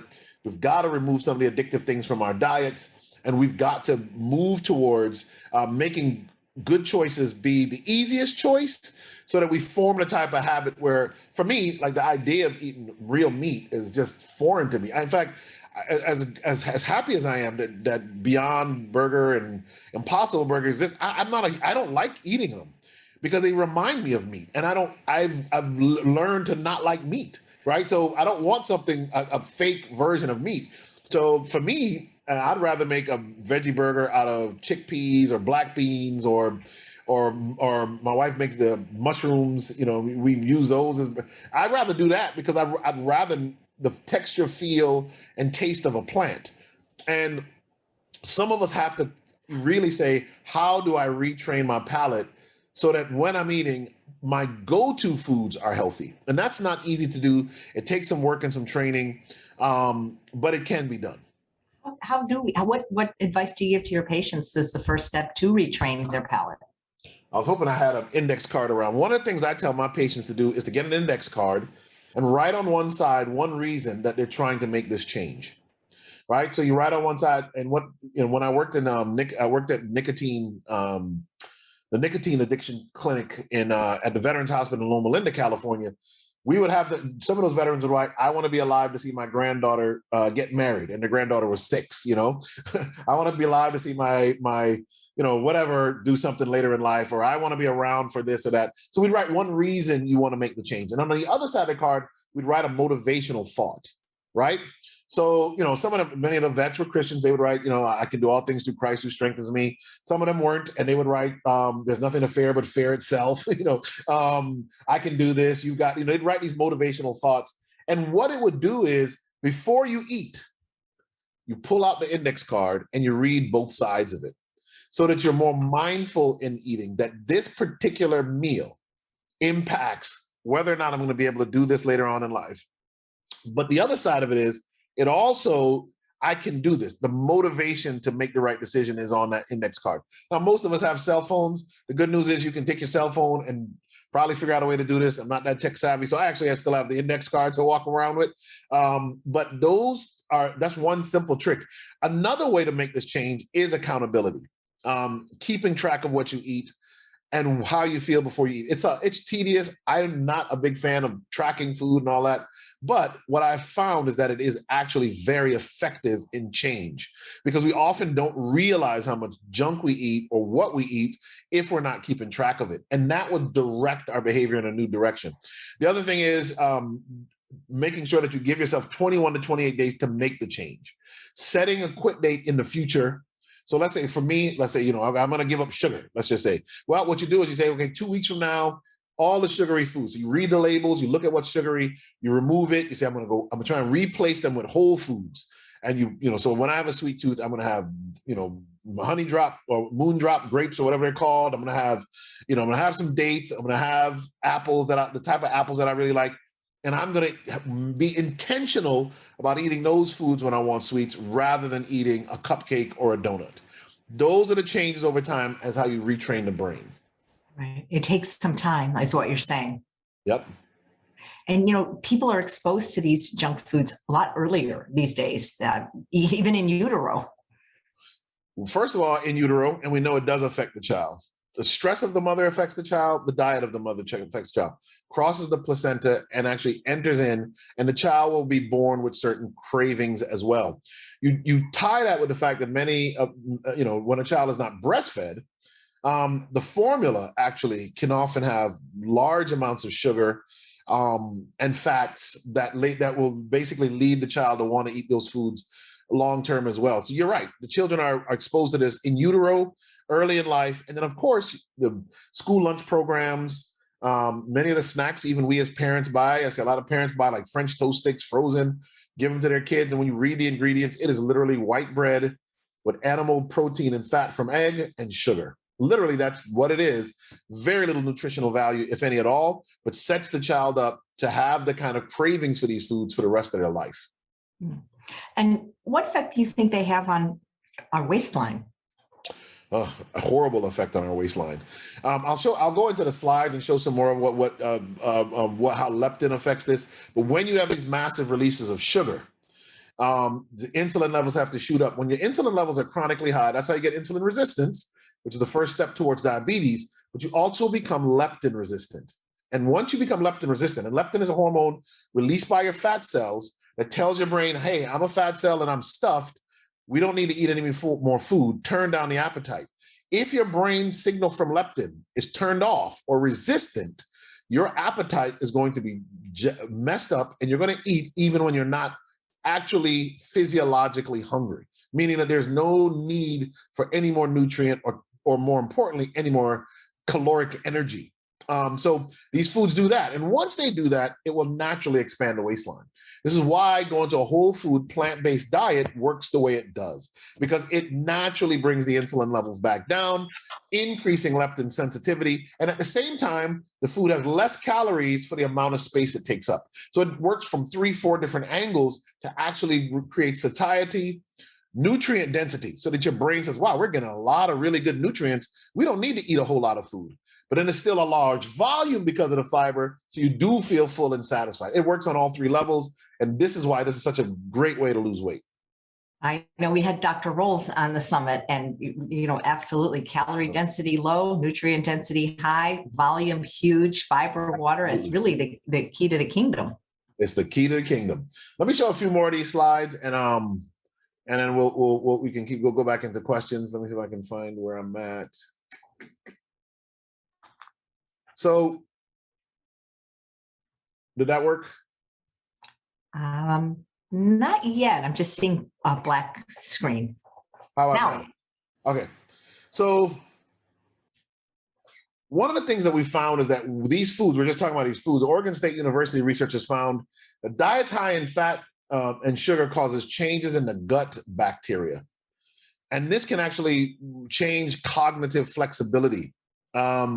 And what this means is that it can actually impact how well our brains work, which would impact, of course, the way we make decisions.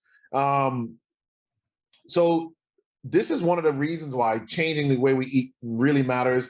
This is a diagram, and you can see up here, if you take a bottom-up approach and you're eating healthier foods, there's no inflammation, the healthy gut bacteria barrier is in line, so you have this. But if you eat foods that feed the wrong type of gut bacteria, it actually damages the barrier between your gut and your body and your blood.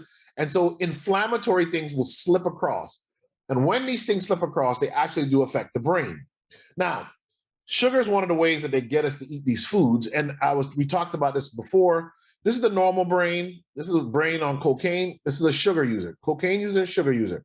Look at how similar they are. The low dopamine, lack of pleasure, driving you to want more and more and more and more because of the way it affects the brain. The sugar users actually change the dopaminergic pathway in the brain of one that where it says here, regular consumption of sugar will reduce your natural ability to experience pleasure, which means you need more and more of a stimulus to experience pleasure.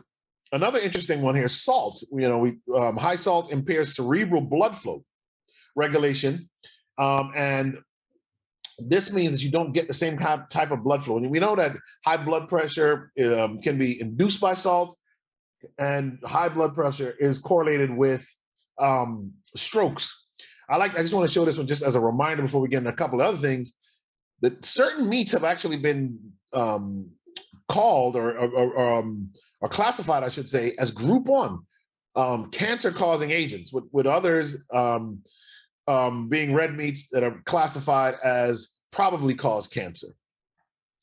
Dr. Neil Bernard is another brilliant physician in the plant-based world, and his book, The Cheese Trap, really breaks down the fact that cheese itself, because of the one of the chemicals in it that is similar to like a morphine or related to like morphine, casomorphones, they actually can cause low-grade addiction. This is why people who want to go vegan or whole food plant-based, they often find that it's more difficult to give up cheese than it is to give up meat.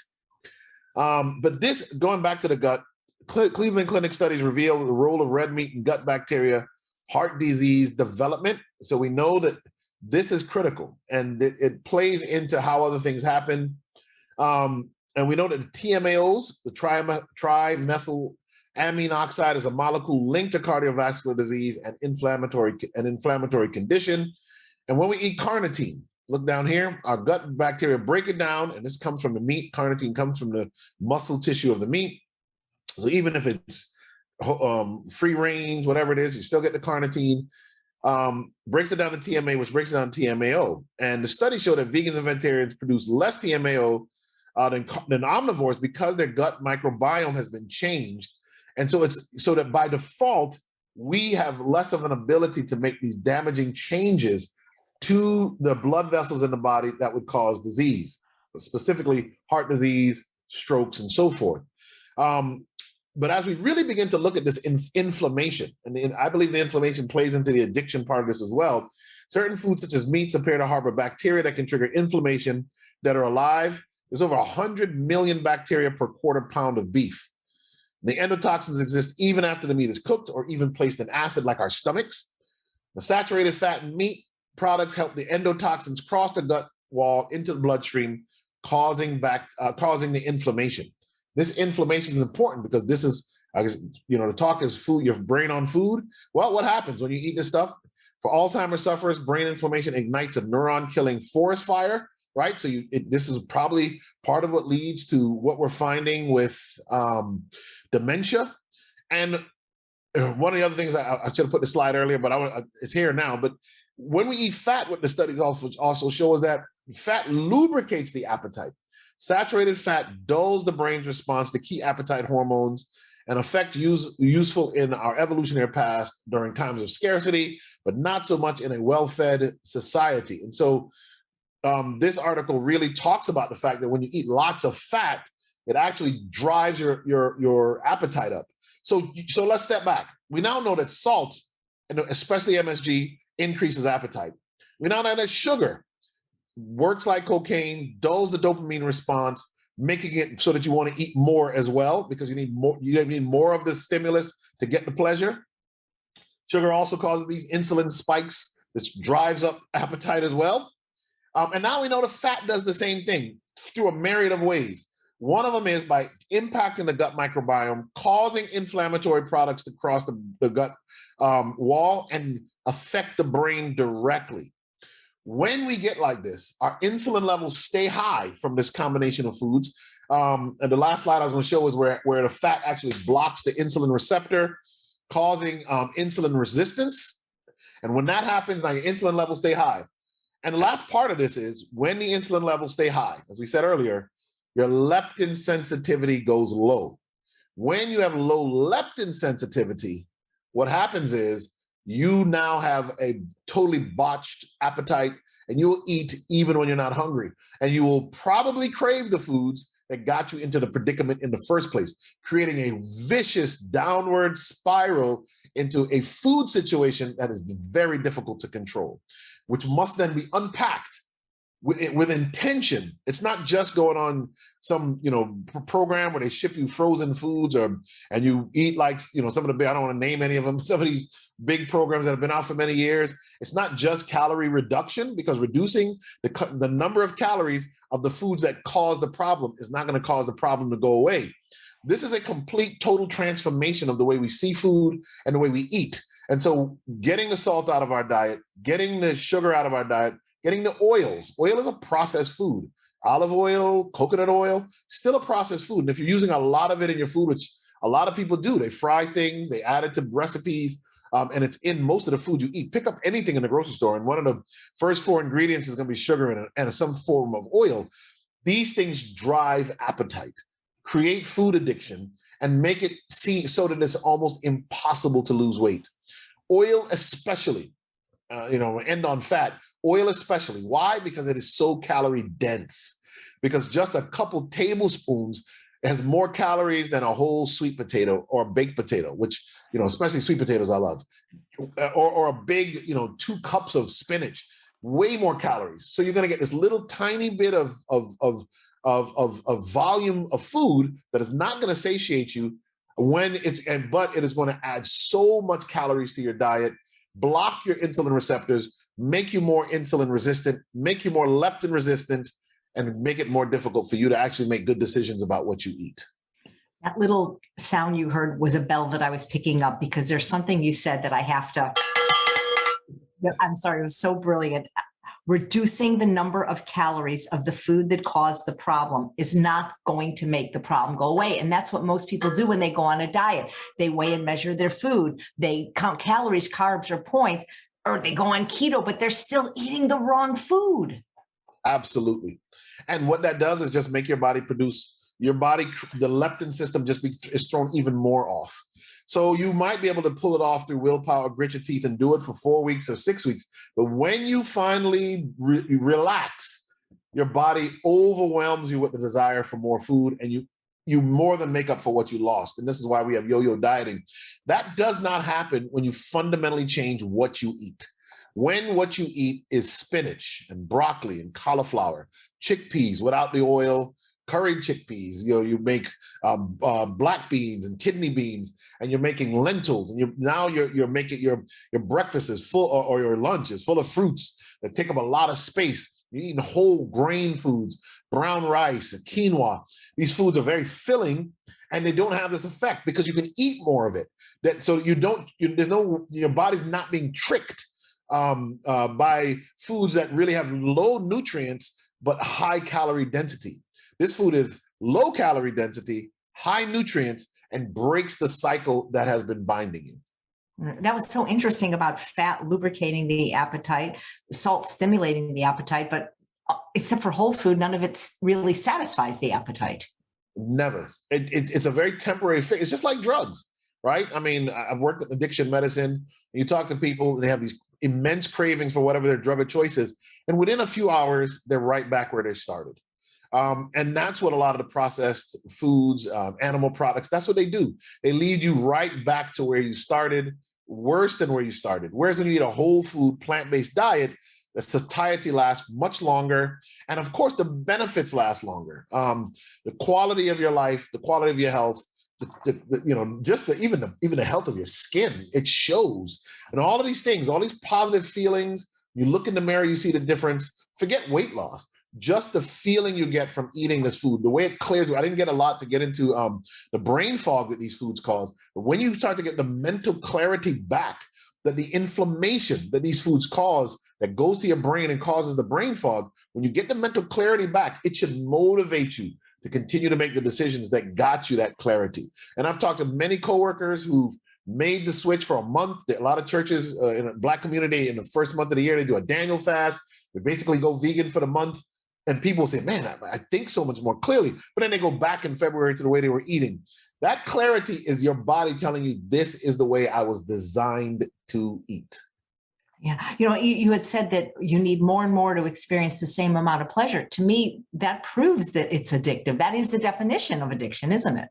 Absolutely. And the nice thing about a whole food plant-based diet is you eat and you feel very satisfied when you're done eating. But when people eat fast food, and I'm growing up, I ate fast food. You eat fast food, 4 hours, 5 hours later, you're dying for the same thing all over again. You want to go back to the same thing. And, we know a lot about intermittent fasting now. We know a lot about spacing meals. It's very difficult to do that when you're eating foods that drive your appetite up because it just doesn't stay with you long enough. And so that's why making the switch helps to break the cycle. You mentioned that vegans produce less TMAO. I'm not sure everybody in the audience really knows what that is and why this is important. So TMAO, again, comes from carnitine and the muscle fibers of the meat.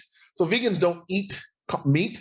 Simply because you don't eat meat, it doesn't feed those bacteria in your gut that break down the carnitine into TMAO. That process doesn't happen in your gut. So because you don't have the bacteria. So when they give vegans and vegetarians meat to eat, they don't have the bacteria, meaning that they don't make TMAO. And TMAO breaks the gut barrier down, and so allows a lot more inflammatory things in. And that is the real problem. Because when those inflammatory things come in, they cause all kinds of disease. This is where you see people in their 50s, 40s, I see, with severe arthritis, gout, brain issues, early onset dementias. All of this is tied to these foods, and the fact that you mess up the gut microbiome, you allow the gut to become leaky. These things leak into the bloodstream and cause these diseases that we think are diseases of aging that aren't actually. What impact do you see with patients that are eating these foods that probably, I'm guessing, in most of them create excess body weight? Absolutely. So they definitely, again, these foods drive the system that makes you want to eat more. They make you insulin resistant, which leads to the leptin resistance. It means you have to produce more insulin to get the same effect. And the leptin, even when you produce more of it, when you eat more, it doesn't have its effect. So once that happens, by default, insulin, when you have high insulin levels, even if you eat less calories, every calorie, that insulin is going to try and store all of it. And that's the difference. It's going to try and store it all into fat. That's what insulin, big part of what insulin does. And it doesn't just store it in fat on your outside of your body. Probably as dangerous or more dangerous is that it stores fat around your liver and around your visceral organs. And that is the fat that actually can be, it is very, very dangerous. Yeah, absolutely. We talked about how there was disparity socioeconomically. A lot of people think healthy eating is a luxury. Do you think it's possible for everyone that has the desire to eat healthfully? I think you do. There are some good websites. I can't name them off the top of my head, but there are some good websites that show that if you learn how to shop, you actually can shop for less. Some of the government programs have done a better job of allowing people who are on food stamps or WIC or whatever to pick healthier foods. But at the end of the day, you pay for it one way or the other. So I do believe you buy whole bags of dry beans, dry foods, you're going to get it at a much lower price. And if you cook it yourself, you're going to do better. And so I do think that's definitely the first thing. It can actually be a less expensive way to do it. And then sometimes, like I'm a single mother, didn't always have time to cook. So you might have to learn to cook, bigger portions on Sundays and Wednesdays and store them and eat them during the week. There's a whole system and science. I'm not the chef you are. There's ways to do all of that, right? But you pay for it one way or the other. I have patients who, big chunks of their income goes to pills, hospital visits, procedures. It breaks my heart sometimes when I see patients and they tell me how much they're paying for medications or how much their hospital bills are. So, it's you're going to pay for it one way or the other. And at the end of the day, Elon Musk and Bill Gates and all these great guys with all these Bezos, all these billions of dollars, that is wonderful. Great for them. But let me tell you, nothing is more healthy. Nothing is more wealthy than being healthy. And you can look at some of the people who are filthy rich who die early. What would they give to get those years back that they lost? And so I challenge you that we can all be wealthy because we can all be healthy. And that is the greatest resource we actually can have. I already eat this way, but I'm just still re-inspired to do it. I feel like you're a minister and I'm just like attending. I mean, it's just brilliant. What's coming out of your mouth today. Nothing is more wealthy than being healthy. Yeah.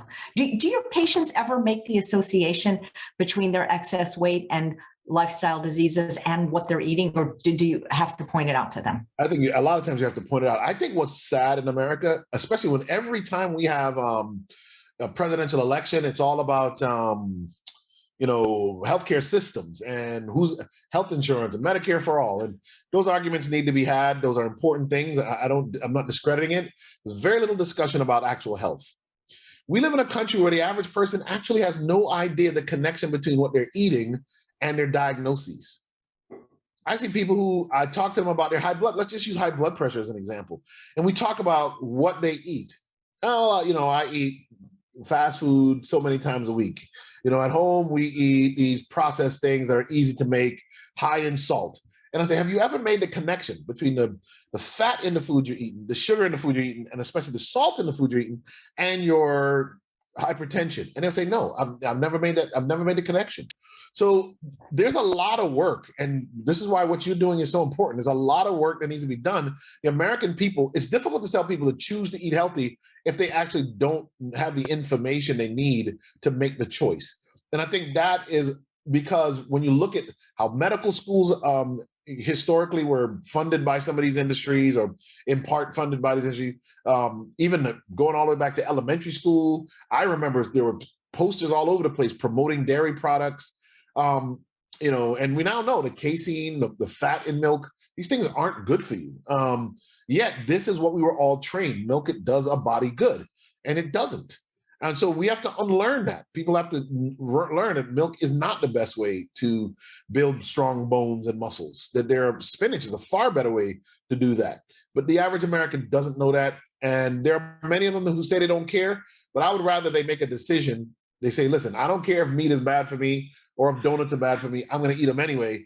That's a different thing than I had no idea these things were bad for me. I thought there was no connection between my donut eating and my diabetes. that is a worse state to be in as a nation, because true democracy means that the people have to be educated and knowledgeable. Right. Because a lot of them say, well, diabetes runs in my family, when in reality, it's your eating style that runs in your family. And when I think about the things you were talking about, sugar and fat and MSG and all the different addictive components of food casing, when you think about a typical fast food meal, cheeseburger, fries, and a shake, that's the perfect storm. That literally Absolutely. hits every addictive food that you mentioned. And throw in caffeine. I mean, so a lot of times it's not just the salt, the sugar, the fat. You can throw in caffeine, because when I was a kid, my mother didn't buy soda in our house, but if I got a chance to get out and have a Dr. Pepper, I was in heaven. I mean, Oh my God, that was my favorite too. That was my favorite doctor growing up. I was in heaven. I mean, I haven't had a Dr. Pepper in years, but it was my favorite. But I didn't, as a kid, realize that there was caffeine in these drinks and Coca-Cola and other things. So you actually got a rush from it. And I had a neighbor once who drank, I forget how many cases of Diet Pepsi a day. And the studies overwhelmingly show diet sodas don't do what we think they do. They actually, they actually promote weight gain as well, because these artificial sweeteners aren't that good for you. And so it's a sad thing, because the food is addictive, and there's no reason to put caffeine in the drink. You can't taste the caffeine. It's there because it makes you want to buy another one. Exactly. And a lot of people think, well, I'll just use, stevia, erythritol, xylitol, 0 calorie or low calorie sweeteners. And it still affects insulin. It tricks the brain into thinking something's coming that isn't coming. And when it doesn't get there, the brain says, hey, I need sugar. And so you wind up actually eating more, is what the studies show. Thank you for saying that, because it's just something I've been trying to drive home for years, but people keep thinking that they're eating healthy sweeteners when, like you said, if it's not the fruit, the whole fruit, nothing but the fruit, it's probably not something you should be eating. Absolutely. You started off by saying how we're living in very stressful times, with the pandemic. And I think a lot of people don't exercise at all. So how can we help people mitigate their stress so that they can learn healthier behaviors instead of just turning to these foods that are comforting in the short term, but really deleterious to their health in the long term? I think one of the things is, a lot of people think that if they're going to exercise, they've got to get a gym membership and buy yoga pants and expensive sneakers and join up with a club. For a lot of people who are overweight, that is not a very comfortable thing. Nobody, it's very difficult to go into a gym with all these buff, ripped people, and you don't feel good. You can't exercise the way they can. So for me, when Columbus and I, on our show, when we talk about it, we say begin outside of the kitchen when it comes to food. So start off by getting enough sleep. Getting enough sleep actually turns down the appetite, boosts the immune system, lowers stress. That's something you can do without affecting what you eat. It's a way to prepare yourself to make better choices later on. So that's one thing. The second thing that you can do is to have, again, an accountability partner and someone to talk to. Because by having that, you have somewhere to go and somewhere to deal with your stress. I am a man of faith, so I believe that whatever faith tradition you come from, use it to your advantage, and be a part of a fellowship of like-minded believers, whatever your belief system is, because that studies show actually does help to lower stress as well. And then outside of the kitchen, exercises outside of the kitchen, but you don't have to go start running marathons. You don't have to try and be Arnold Schwarzenegger in his prime. What you need to do is simply find a way to start off with 15 to 30 minutes a day of cardiovascular exercise that doesn't even have to be moderate or intense. It can just be mild. Why do I say that? Because the way our bodies work, it is like a flywheel. Once you start exercising and your body meets the task at hand, it will almost desire more. It will want to do more. So you just got to start doing what you can. And if you do that for long enough, your body will say, this is easy. Let's do more. How can you get that? Well, I'm here in the winter. It's completely snowed in around my house. Stairs. If you have stairs in your house, go up and down the stairs and time yourself and try and keep track of how much time you're doing that. Obviously, if you can get outside, that's the best thing. Go outside and walk. But that's all you have to do. Even if you just walk around in your apartment for so many minutes a day, every commercial break, I used to tell my patients, every commercial, you like watching TV, you like sitting and watch TV, every commercial break, get up and walk. Walk in place, walk around your apartment, walk around your house, but walk. Over time, that you will build more and more tolerance to that, and you'll want to do more. And then you have to be intentional and start to get to training. If you can, obviously get a personal trainer, get to where you get a plan, but start with just walking. It works. Just do something. Exactly. Yeah. So Dr. Walsh, what's the real truth about weight loss? The real truth about weight loss is that it is doable, that we know what works. And we know what works is a whole food, plant-based diet, in a lifestyle that reduces stress and inflammation. So the real truth about weight loss is that it's more than just what you put in your mouth. It's how you sleep. It's what your relationships in life are like. Has everything to do with your ability to manage stress. But it also has everything to do with what's in your cupboards and what's in your refrigerator. All of it works together. The real truth about weight loss is that you can do it, and you can do it now. If you just implement some simple steps. One of the first ones is making sure you have a plan to change your palate and replace what you're eating now with a whole food, plant-based diet. Beautifully said. Thank you so much, Dr. Walsh. Thanks for having me again.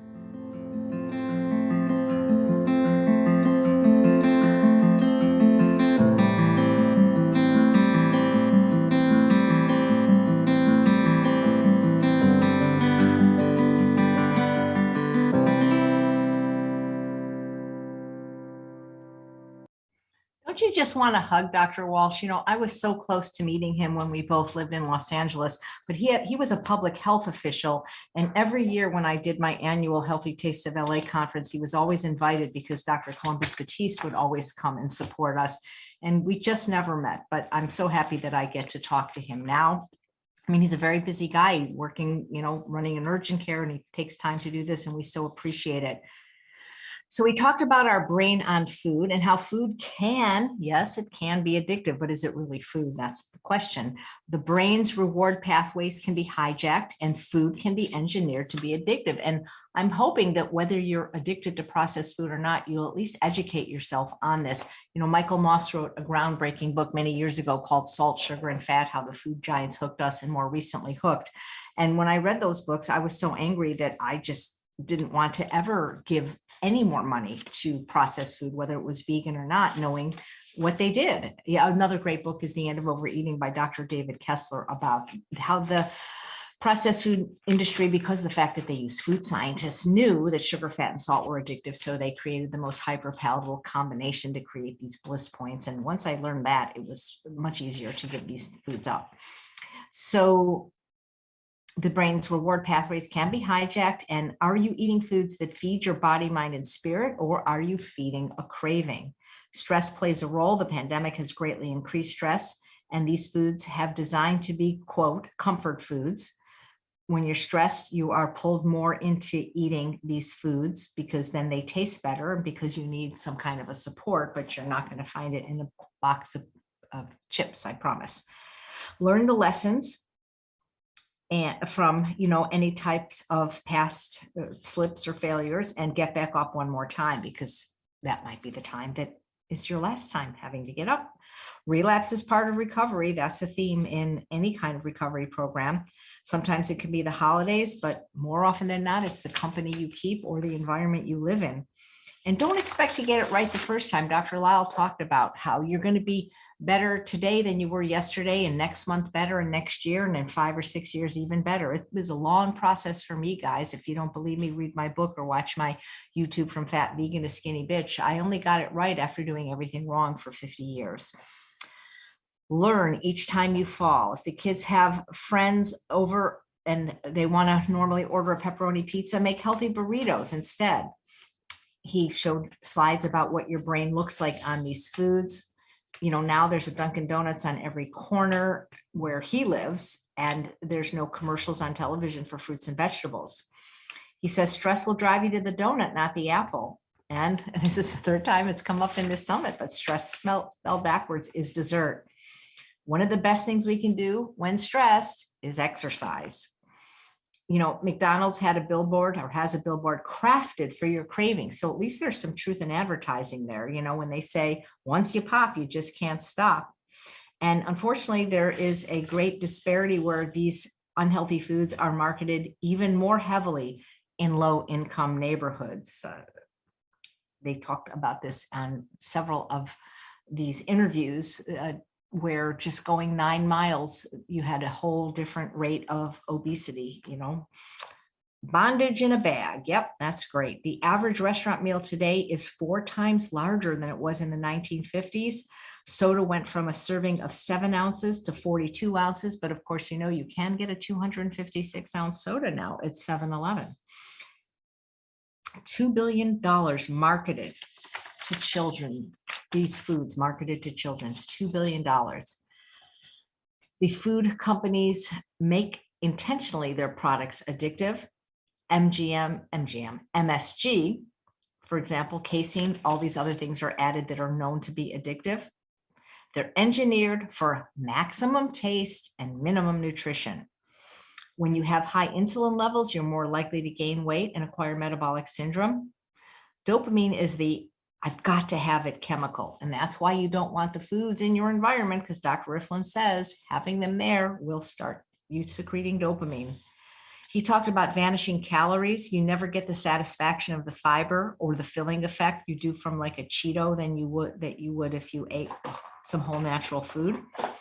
Bet you can't eat just one is truth in advertising. These companies are not concerned about your health. And when people, try to vilify fruit, you have to understand that any sugar in nature is always bound to the fiber and contains water, phytochemicals, antioxidants, and micronutrients. The only way you could have gotten sugar in nature is honey, which has always been well guarded by the bees.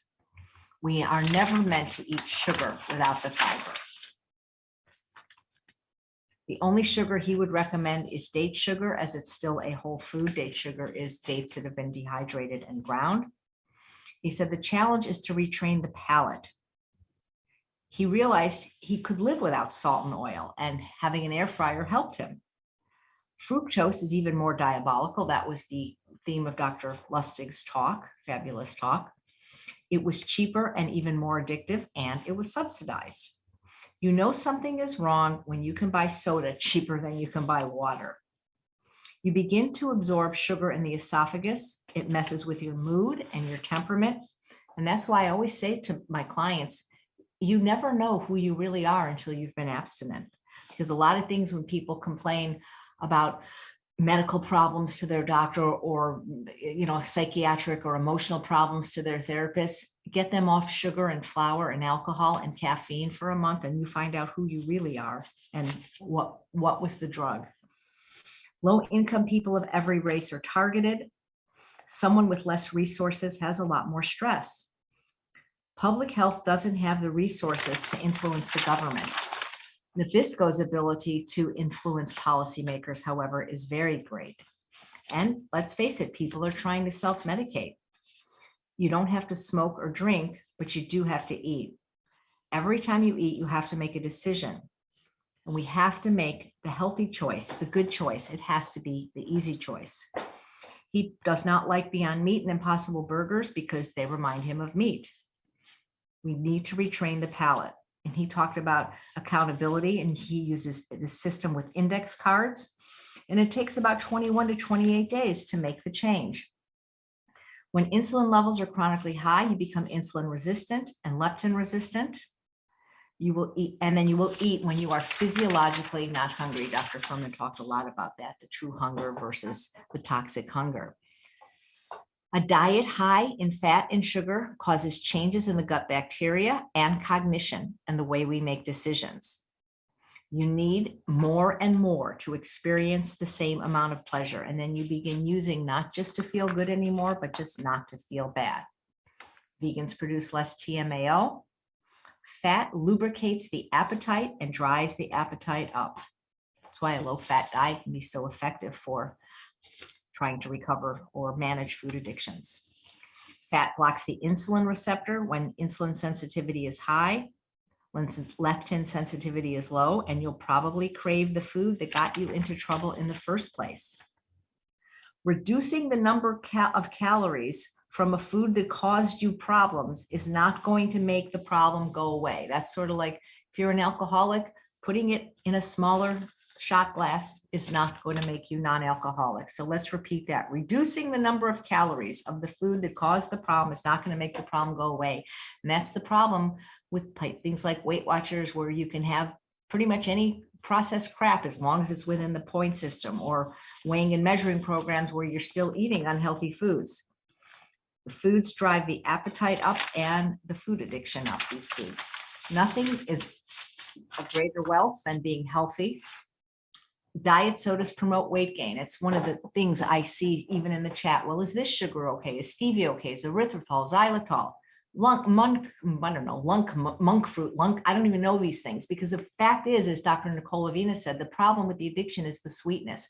So you don't want to simulate sweetness in a fake way, or a 0-calorie way, or a low-calorie way. You want to get your sweetness from fruit, the whole fruit, nothing but the whole fruit. When you do that, even romaine lettuce tastes sweet. Even zucchini tastes sweet. But as long as you're putting stevia on everything and sweetening everything, you're always going to be driven to this high level of sweetness. And like he said, the liver knows no difference. That was a wonderful talk, Dr. Walsh. I so appreciate your time. And we have one more wonderful talk from a newcomer to the summer, one of the only people that is trained and certified by Dr. Doug Lisle. She is a binge eating specialist. Her name is her name is Justina Froese. She lives in Germany, and she is trained and certified in Dr. Lisle's approach to motivation and well-being, which is called Esteem Dynamic. She came from an obese and sick background, and she suffered with binge eating for 15 years until she learned what she is going to tell you today. And she helps so many people doing this. She has a wonderful YouTube channel. She feels better than ever, eating more, exercising less, and being binge-free. And her passion is to help people to become binge-free forever and live a healthy lifestyle. So please welcome to the summit, Justina Froese.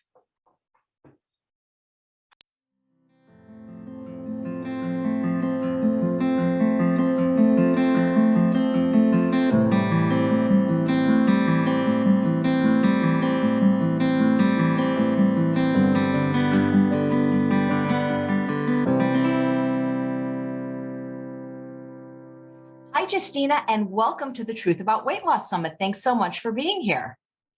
Thank you, Chef AJ. It's such an honor to be on your show here. Justina, I'm curious, have you ever personally struggled with your weight? Yes, for almost my entire life. I mean, it was almost for 15 years. Yeah. And today, love to hear about it. Yeah. And today I have a presentation especially prepared for people who deal with a similar situation. I can't wait to hear it. So, okay, then let's start with the presentation. So the topic of the presentation is finding the balance of inner peace with food and weight. So before I tell you more about my work and what are the tools for finding a balance of inner peace with food and weight, I tell you a bit about my dieting and binging journey. I'm a health and wellness coach, and I'm trained and certified by the psychologist Dr. Lisle and his approach called Esteem Dynamics. I did not always look like this.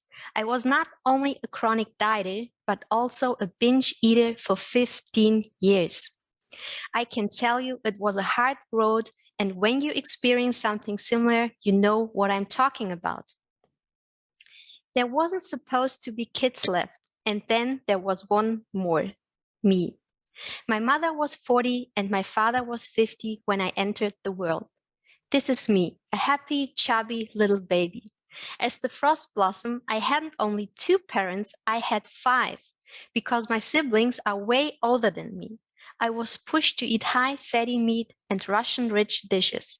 It felt like everybody knew what was good for me, except me. When my parents came to Germany in 1989, the pediatrician told my mother that Kellogg's were a healthy food for a child. From then on, Kellogg's Smacks were my favorite food, and I loved not only them, but also the honey smell when I peed. Coming from a mixed Russian-German background, the emphasis on rich food was a huge center of our life. Everybody expected me to eat those foods and to look good at the same time in order to find a good husband one day. I heard comments like, Justina, a real Russian girl eats meat, or eat the cake, but only one piece. But it was hard to moderate those high-fat, sugary foods without gaining weight over the time. I grew up in a very religious and devout household. The pressure was high in doing a good job in life, being a good moral person, looking good, and so forth. Honor your father and your mother. This was tattooed in my brain. The pressure increased year by year, so did my weight. Justina, you have become chubby. That's when I knew I had to change something. I was a happy kid, did great in school, but as soon as I entered puberty, I started to gain a lot of weight pretty fast, and I've noticed something different. The other kids made fun of my weight. I felt bad, but not terrible until I became a teenager. You can see that I'm not telling a story. I really had a weight problem early in life. It resulted in plenty of criticism, both from the outside and the inside. At this point, I started my first diet. I did them all: Weight Watchers, weighing and measuring, counting calories, low carb, you name it. It became a full-time job despite being a teenager and preparing for adulthood. I tried psychotherapy, different types of counseling, and so forth, but none of them could help me with eating moderate amount of junk food and being slim at the same time. Then something new came into my life, and it took over my life for 15 years. I developed binge eating, and as fast as the weight was off after a diet, it came back. It came back and more on top. I lost weight, I gained weight, lost weight, gained weight, and I was highly embarrassed. Despite how well or bad my life was, I always struggled to be slim. Binge eating was always a part of me, and I thought this was part of being a grown-up. Even the day before I married my lovely husband Michael, I binged. My wedding day should be the best day of my life, but instead I felt like the garbage can you see in the picture. Of course, I pretended that everything is fine because I was ashamed. I thought that something must be wrong with me. I even missed out on going out with friends on the weekends because I felt ashamed of binging and weight gain, mainly because everybody knew that I was always on a diet, but obviously it looked like I did something wrong. I reached rock bottom after I grabbed an old bin of the trash and I prayed and said, God, if you hear me, help me. I don't want to live like this anymore. If this means I have to live like that for the rest of my life, I cannot starve and binge anymore. I will do anything you want me to do. At this point, it took me another 10 years to find a solution for my chronic dieting and binging. So, ladies and gentlemen, I feel you. Furthermore, I was not only ashamed about my weight gain, but also because I could not understand why I deeply had the desire to be slim. I was told that I'm lovable the way I am, but I deeply felt that something was missing. Later, after working and studying with Dr. Lyle, I understood why. A woman's body weight is an important indicator of her mate value. It sounds mean, and it is, ladies, but it's not my concept. It's the concept of nature that has emerged over thousands of years. Beauty is largely defined by body weight and body shape. This is the case universally in the world. Our ancestors thought a heavier woman was pregnant, and a pregnant woman was no longer available for the partner market. Therefore, men looked out for slim women because it signaled that they were single. A man cannot get pregnant, so therefore his body weight isn't so important as women's weight. So every woman watching right now doesn't need to feel bad about her desire to be slim. We just need to know how to get slim in the right way without crazy diets. Now you have the answer why women are obsessed with their body weight and body shape. I felt like being in a prison, what I call the self-criticism prison. I was punished by binging and gaining. The voice in my head, what a lousy job I did, didn't stop to shoot at me. I was trapped in the in and outside. I assumed something deeply must be wrong with me, and the psychologists and the people around me told me so. They and I were wrong, luckily. One day, when I talked to Dr. Lyle about how hard it is to eat like a normal person and have enough energy left for other areas in our lives, I told him that this whole dilemma is like a self-criticism prison. He said that it's exactly what it is, Justina. Dr. Lyle explained to me with this concept of the internal audience where this critique comes from. So let's dive in. Picture yourself, you have an internal esteem meter built in your mind. We all have this. It fluctuates during the day based on the feedback we get from real people or our internal audience. On the right, you see the real people that feedback to us something for our actions. If we get positive feedback, it creates happiness and confidence. Our self-esteem goes up. For example, a person comments something positive about our weight loss. When we get negative feedback, the esteem meter calculates it and we are going to feel rejected and depressed. Our self-esteem becomes low. Then there is an internal audience in our mind that is watching us as if it's real people. When they give us positive feedback, we will be happy and get positive self-esteem. When we get negative feedback from our internal audience, it critiques us about why we ate the pizza, for example. It is negative self-esteem that feels like self-disgust. Our self-esteem becomes low. The purpose of the internal audience is to guide our actions when other people are watching. This is why human group living for our ancestors and us was possible. For example, if somebody wanted to steal something from others, before they did it, they felt guilty before they even did anything.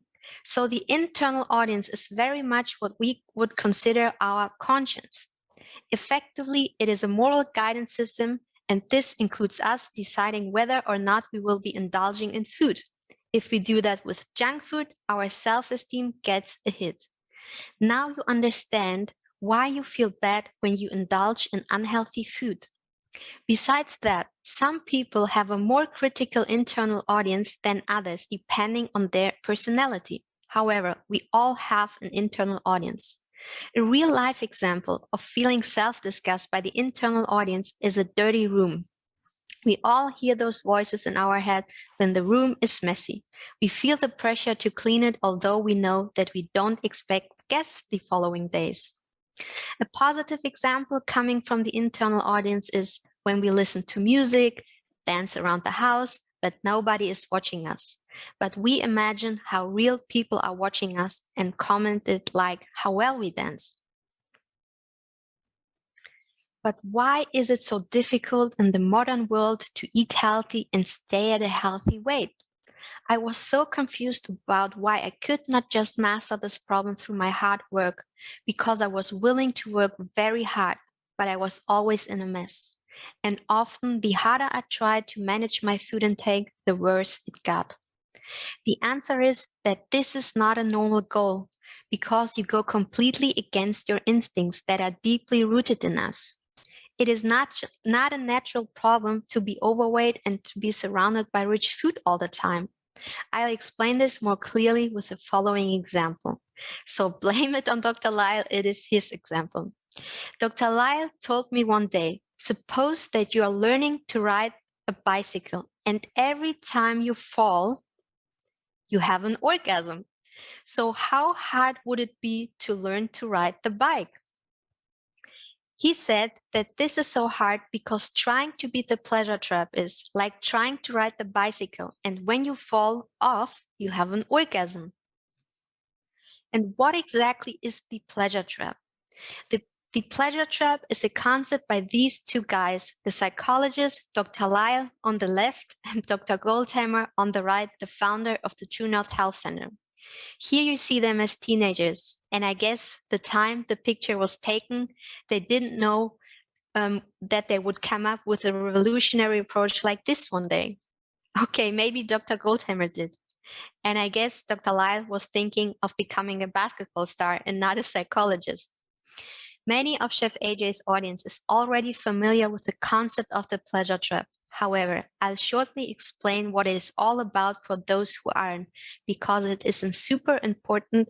It is super important to explain, because this dilemma is a problem for weight and health issues in the modern world. So this is Hunter. He is a super happy guy who loves his greens and his Stone Age diet. He gets super excited when the love of his life, Grace, serves him a bowl of salad leaves. Unfortunately, the biggest problem in the history of our ancestors was starvation.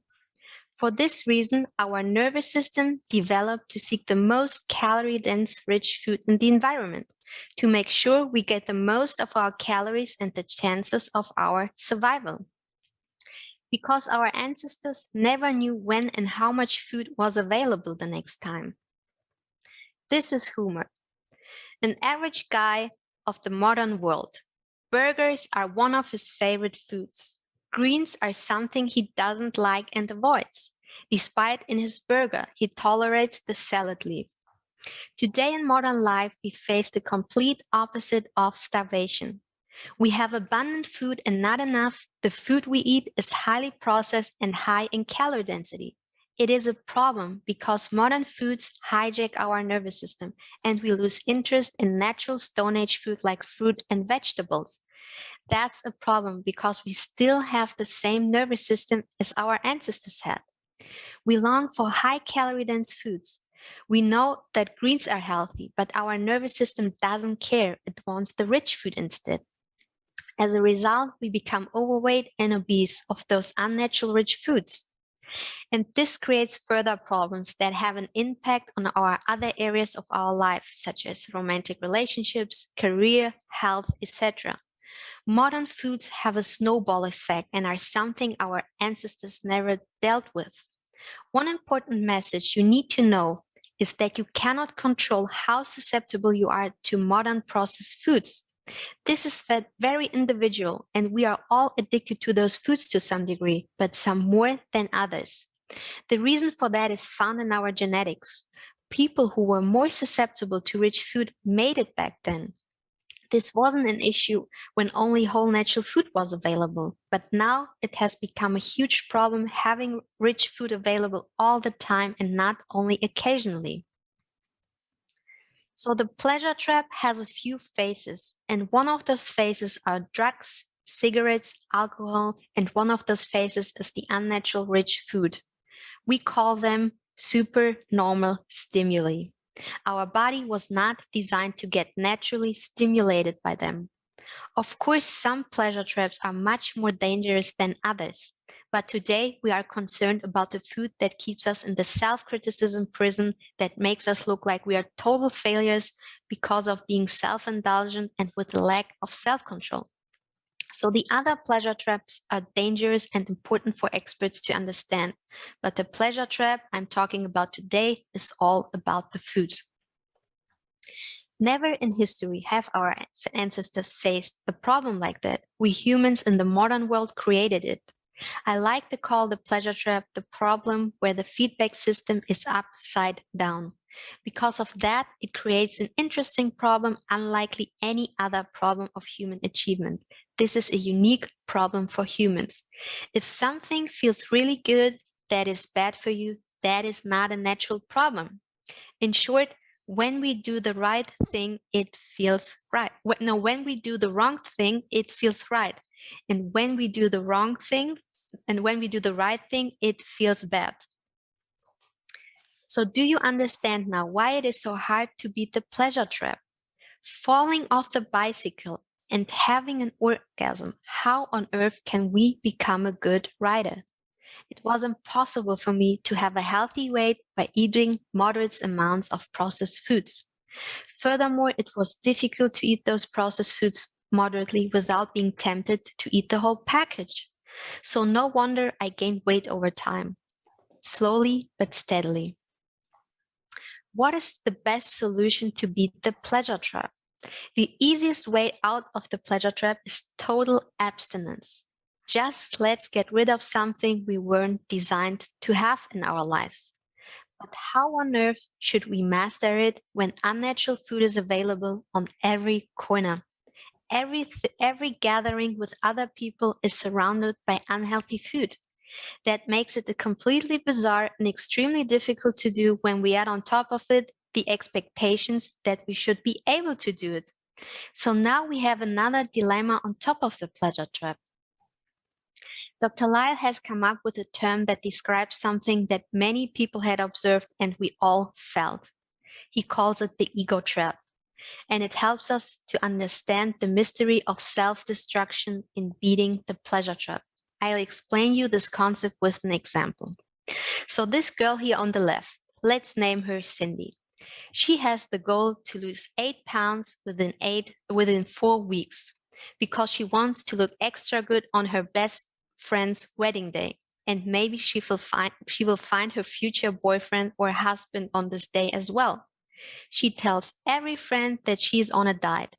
Cindy is super disappointed after the 4 weeks because she only lost 1.5 pounds and nobody noticed her weight loss. As a result, she feels depressed about her outcome and thinks weight loss is something impossible for her to achieve. She is frustrated and she decides to eat every junk food she can get her hand on the wedding day. The next day, she goes back to her old eating habits. So the ego trap works the following. When we plan something challenging in life, our ego gets in the way. Every version of the ego trap is a situation where the expectations get too high. As a result, we feel intimidated and we back away, even though we would desperately want to be better and improve and display that we can do something. So we have a fear of failure because it means that we lose what Dr. Lyle calls esteem. And that is regarding what other people have for us. If you do not give your best, you cannot be criticized. So the right move for your mind is not to try and signal everyone around you very obviously that you're not trying. So this has the effect now that the others who are observing you will say, oh, so the reason why you're failing is that you've never tried. And you could do it if you tried, but because you're not trying, that's why you're failing. So the right thing to do is to self-sabotage. In this way, you maintain the esteem you already have, even though you continue to fail. This is the dynamic behind the ego trap. If the expectations get too high and we calculate in our best social interest, we quit. We end up with procrastination and say, I'll start tomorrow, or I'll have emotional problems. So the best approach in this situation is not to tell your environment that you want to lose weight or to eat healthy. Instead, if they ask you, for example, because they notice your new diet, then you might say that you're trying something new and see how it works. In this way, you don't set the bar high and your environment has no expectation towards you because you signal from the beginning that you might not be able to do it. However, this is a boost for your motivation because what do you have to lose? This trap has nothing to do with your conscientiousness and intelligence in general. It's a deep instinct designed for any social situation. Now you know why many don't lose weight or try to eat healthy food, although they know that how a healthy diet should look like and that it's good for them. Keep in mind that the ego trap is a normal problem. We face similar situations in other areas of our lives. So the pleasure trap is an unnormal challenge, but the ego trap is a normal challenge. The ego trap and the pleasure trap work against each other in the modern world. It's a devil's combination, like a two-headed snake, Dr. Lyle once said to me. What else could we call this? High expectations and any failure result in ignition of the self-destructive thing called the pleasure trap. When we try and set the bar too high, it turns out it puts us into another trap, aka the pleasure trap, so that we don't even want to try. When I finally understood this, with working with Dr. Lyle, I understood why this had not only been so difficult for me, but how it is difficult for everybody. I also understood finally that psychologically everything was fine with me. It was just that I tried to solve an unnatural problem I wasn't aware of. What we need to do with any other ego trap problem is to get the expectations down. But the pleasure trap doesn't allow for many mistakes because mistakes reinforce the trap. If we try to lower the bar so low, the ego trap doesn't get us because we feel that we can do that. Then we are too self-indulgent and we will be in the pleasure trap. So the truth is that somehow we have to get it balanced. We have to set the bar high enough for personal changes and improvement that we will make, but not make the bar so high that we feel the heat of the ego trap that says, I can do it and I quit. For example, Dr. Lyle and I work with a weekly check sheet where our clients only need to reach 80% of those weekly goals instead of 100, what most people think would be appropriate. So now we know that problems or projects in life are doomed to failure if we set the goal too high, such as I'm never eating junk food again. Even if they're reasonable goals, the bar might be unrealistically set too high for some people. One client of mine had the goal to never eat at restaurants because most restaurants don't serve healthy food. However, she got a lot of pressure from her friends and she couldn't hold on the goal anymore. So she sabotaged her healthy eating by going out to eat a couple of times per week. Another client I had the goal to never eat salt again.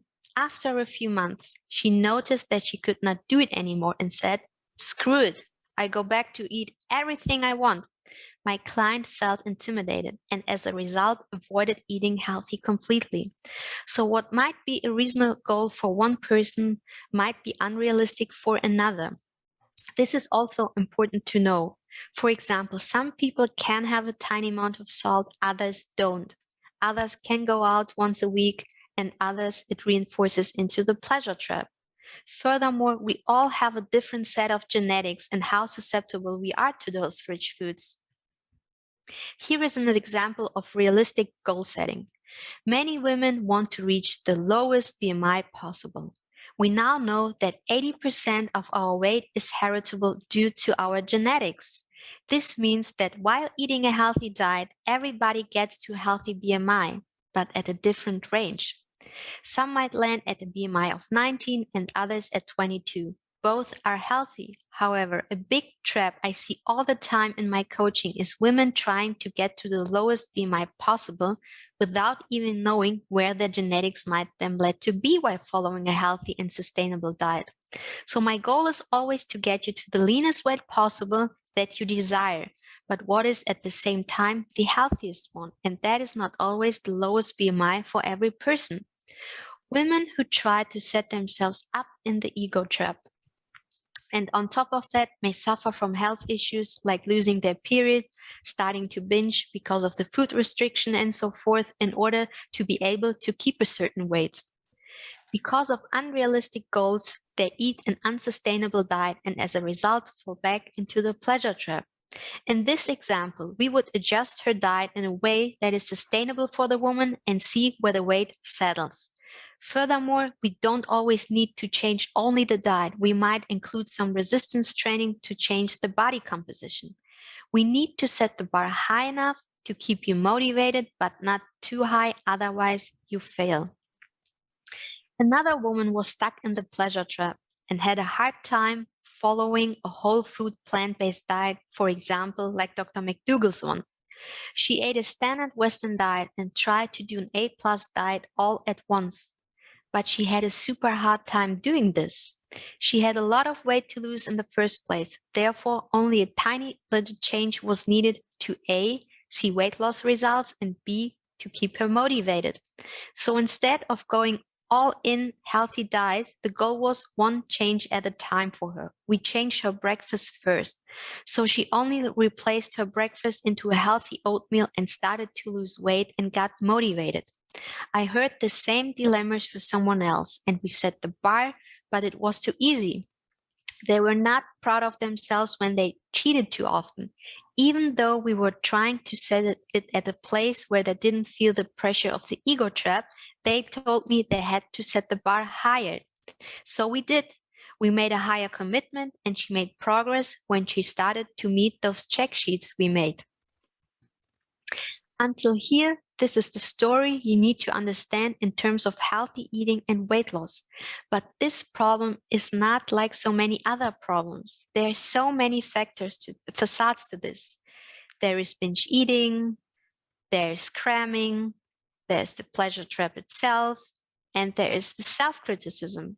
And there is an infinite desire to find a quick fix. There are so many diet-related problems alone, and that's before we even start talking about friends, relatives, husbands, boyfriends, mothers, co-workers, and everybody else. So this is a huge unnatural problem on top of other problems a human being faces. Let's take binge eating as an example.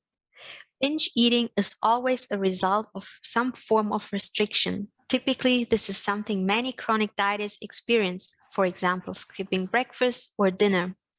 By doing a form of restriction, they develop binge urges.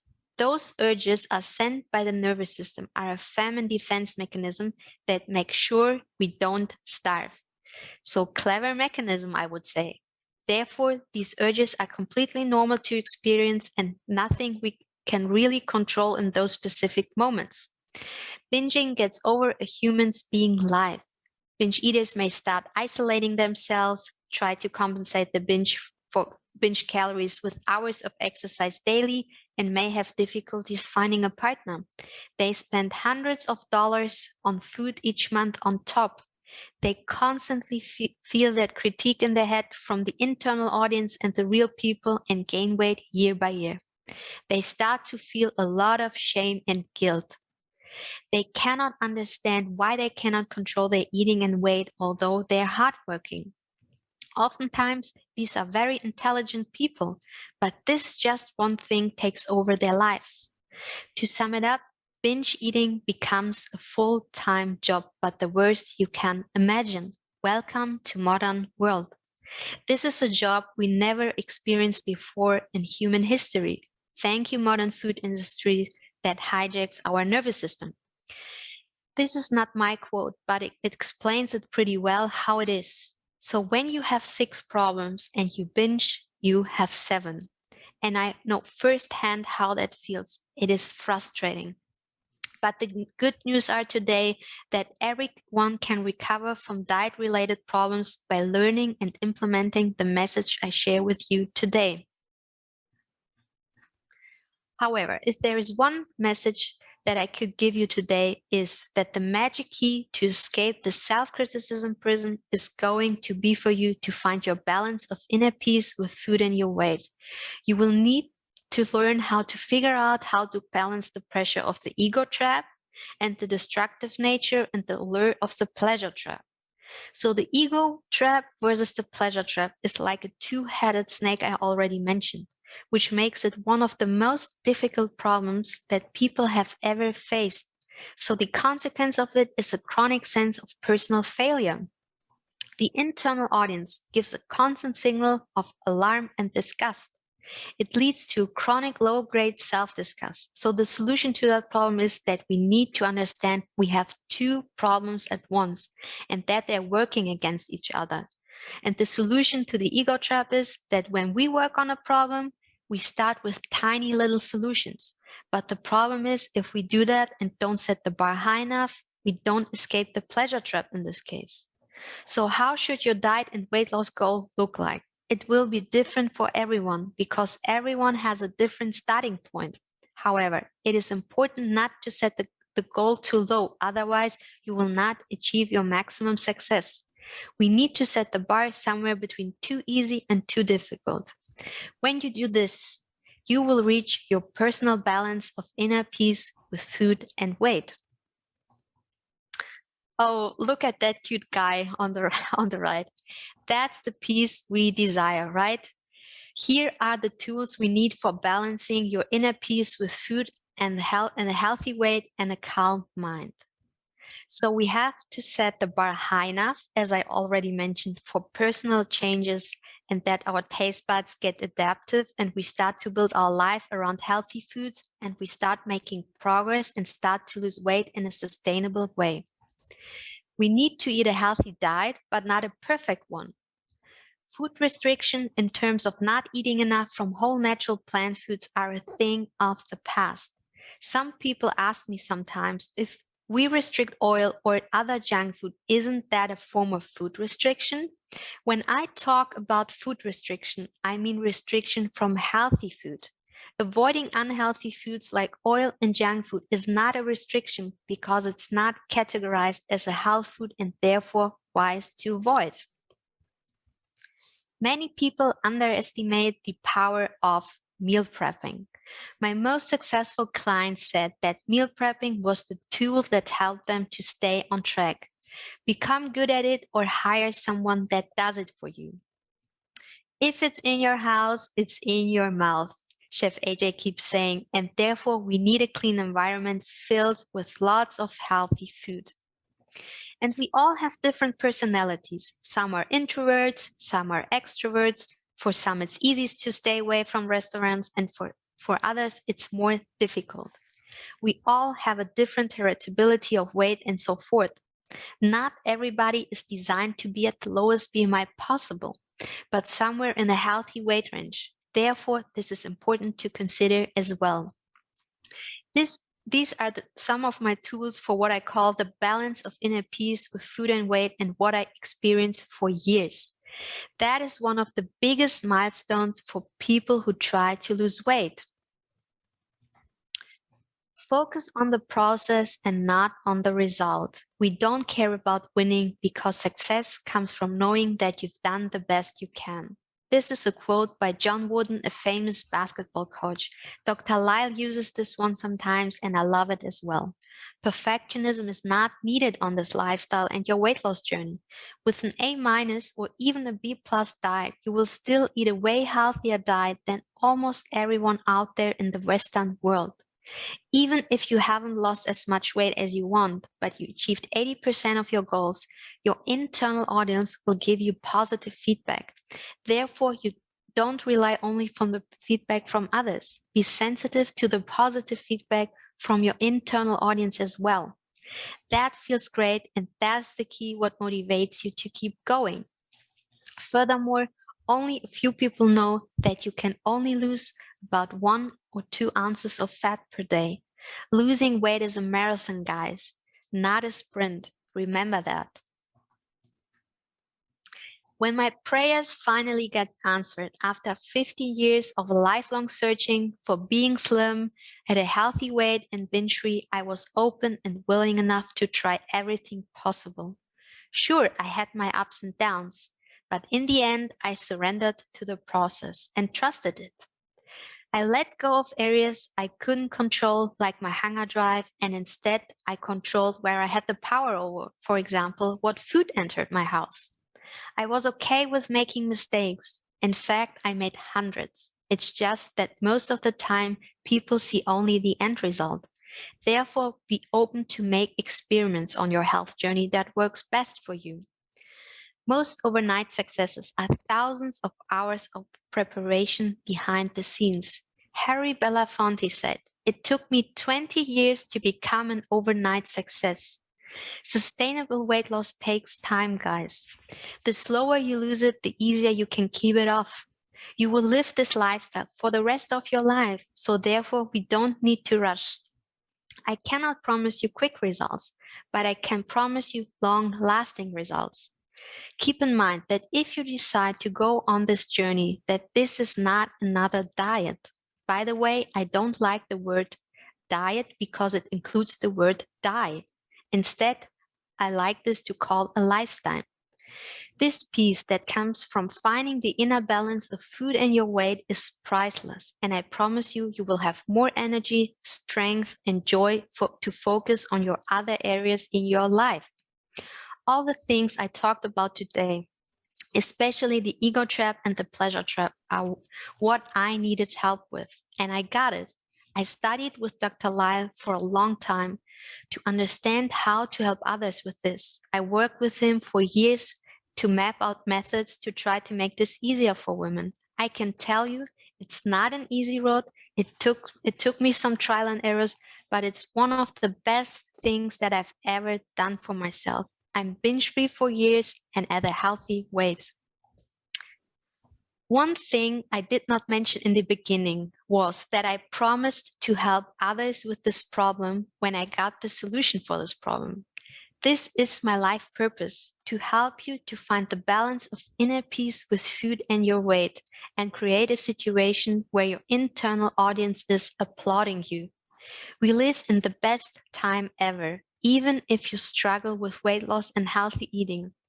The pleasure trap is nothing you created by yourself.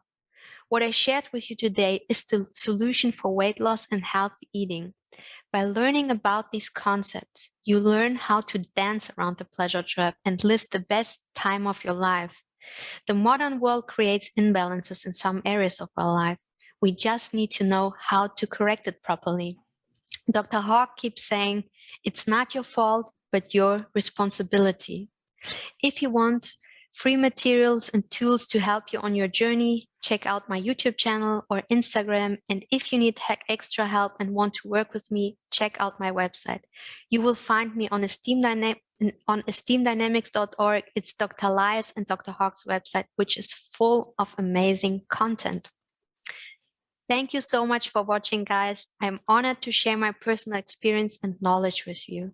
I wish you a wonderful journey on this lifestyle that is waiting for you.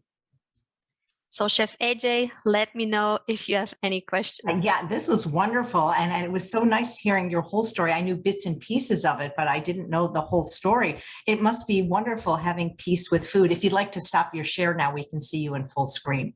Yeah.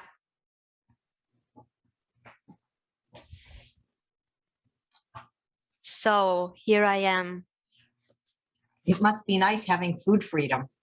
It's amazing. It's one of the best feelings ever. Today, my husband and I, we were for a walk and we were talking about the interview now. And I said, wow, Michael, this is one of the best things I've ever experienced in my life. And I wish that more people learn about this. I thank you for your work, and I'm so happy that you were able to find peace. And I did too. And I work with Dr. He's like the secret weapon of weight loss, isn't he? Yeah, He's one of the he is. Yeah, summit. he is. He's never struggled himself, but I think he understands this problem better. He understands it. Yeah. Yeah. I love how you said, and you're not the first person that said that binging is always a result of restriction. You don't go to countries where there's not enough food and find people binging. Yeah, that's true. But once it starts, it's kind of hard to stop. It's super hard to start because most people don't know that binging is a result of restriction. But because the problem is that people try to moderate processed foods and then they gain weight. And that's when they go back to restriction because they don't know how to eat a proper diet and to stay slim at the same time. That's why the whole food plant-based diet, principles of calorie density can work so beautifully for so many of the experts and people on the summit. Yeah, you're right. I love how you talked about how people have to know themselves, because while some people can maybe have a little restaurant food and salt, other people can't without going off the deep end. And I think that's the most important thing, Justina, is you just have to know who you are. Yeah, exactly. And, I like to tell my clients, your approach, eat the least restrictive diet you can when you get results by going out once a week. So do it when it's working for you. And for others, they cannot do it because it reinforces the pleasure trap. That's the thing, because everybody has a different susceptibility to the pleasure trap. That's right. Yeah. And you can't change that. No, you can't change that. Yeah. I love we have so many concepts in common, because I always talk about this idea of there is a lowest attainable weight, but that's not necessarily your lowest sustainable weight. Sustainable, right. Try to get to an unnatural number for their genetics. Yeah, for their genetics. That weight is 80% heritable. I'm not sure people always know what that means, the word heritable. So heritable means that it's, like a code in your genes that tell your body at what weight it feels or what weight it feels the best and strives the best. For example, some women, when they reach the lowest BMI possible, and I had many of those, they lose their period. And this is an indicator that something is off. So maybe the body fat is too low, and there are different reasons. Yeah. Yeah. Well, I hope people will understand that the problem isn't them, it's the modern food environment. It's the modern food. Yeah. Which basically hijacks our nervous system. Very few people can. Yeah. I mean, there are a few people like my husband and Dr. Lyle, they can eat any kind of crap and be slender. Mine as well. But when you think about how many people are overweight or obese, most people can't. Most people can't. And this is even people who are aware of the pleasure trap, they still underestimate it. And I underestimated in the past as well. Yeah, absolutely. Yeah. What I see a lot of people do is they try to do one thing to lose weight and then they go back to eating those foods. Yeah. And that doesn't work. That doesn't work. But they do the diet within the diet. I even have clients that fear to eat rice or oats or other grains because they think they will get overweight. And I encourage them to incorporate some of those foods because I ask them, do you think this is a sustainable diet for you when you only eat potatoes and vegetables for the rest of your life? I love potatoes and vegetables, and I have that meal very often, but I know it would not be sustainable for me. And that's when they binge afterwards, and then they say, yeah, I binged on healthy food, I binged on rice. Yeah, but what would happen if you include those foods weekly? And when they do that, the binges stop. Right. But so many people are just afraid to eat starch at all in any amount. Yeah. And they don't realize that until they do that, they're probably going to keep binging. They will stop binging. Yeah. Because starch. Starch. That's satiety. And just, eating fruits and vegetables is wonderful, but it's not enough calories. No. Starch. Yeah. That's really the secret to ending. That's the secret. Yeah. And yet they're afraid because, they get in that binge, restrict, repeat cycle. And it's very hard for them to trust to get out of it, especially if they've done things like low carb dieting where they've lost weight quickly, although it wasn't fat, it was muscle. And they because this is not a get thin quick diet. That's exactly what it is. It takes time. It takes time. It took years for me to be at the point where I'm at. I tried thousands of approaches. I tried eating more raw food, and I was very open. And then I just developed a diet that is working for me. Yeah. Well, I love how you said that meal prep cannot be underestimated. Yeah. Meal prep is very, very important. Even my husband, he's not eating a whole food plant-based diet, but he said to me, "Oh, Justina, I guess we should do some meal prepping for me because otherwise I will go back and eat the chocolate or the nuts." Right. Well, so your husband is not on a whole food plant-based diet. My next question is, what about people in households where people aren't on the same eating style? What recommendations do you have? So this is a good question. So my husband, I was for 4 years already plant-based, and I never forced him to eat that way. And after 4 years, he said, "Oh, Justina, I will try it out." And he tried, and he ate that diet, I think, for almost 2 years. And after that 2 years, he said, "I go back to eating meat again." And, to be honest, I was shocked. This is something I was not expecting, that he's going back eating meat again, because he's with his diet, he's back and forth. And I always tell my clients, guys, you came to this world by your own. Other people are not responsible for your health and your happiness. Yes, they might have influence how happy you feel, and it will be a bit more difficult, but it all comes up to how good you plan those things. So most of my clients have family members or husbands, boyfriends that not only eating junk food, they are not vegan. So it's even more difficult. And what I've noticed for myself and with my clients is that it's not always possible for them to have a completely clean environment. So there are still some processed foods in the house. And I always tell them, and this is what I've experienced for myself, I always make sure to have a lot of healthy food in the house. And as soon as I feel hungry, I go and eat. Because years ago, when I did not do that, so eating, as soon as I was hungry, I maybe skipped lunch for 2-3 hours because I said, I'm busy, I will eat later. What happened is I indulged in unhealthy food because I did not have prepared food in the fridge, and there were some rice crackers, and instead of eating healthy foods, I ate the rice crackers or dried fruit. They're health foods there, but they're too processed. And this is what I encourage my clients to have a lot of healthy food in the house, and to always make sure to eat right away as soon as they feel hungry. And sometimes it's not possible to have an extra fridge in the house. This is what Dr. Lyle and we recommend for our clients when they have the possibility. I mean, we have 2 fridges. One is in another room. It's, I don't know, it's a cheap one. You can get it for $30 or so at eBay. And this fridge is full of healthy food. And if you have the opportunity, try to store an extra fridge in your house. This helps. Of course, there still maybe will be some unhealthy food in the house, but the chances are less when you have healthy food in an extra fridge. So as soon as you open the fridge, there's always something healthy you can put in your mouth as soon as you feel tempted to eat other unhealthy foods. Do you think that people vary in how susceptible they are to having a clean environment? Because I heard people say that even with the separation, hearing their husband crunch granola or the smell of toast, they just can't deal with it.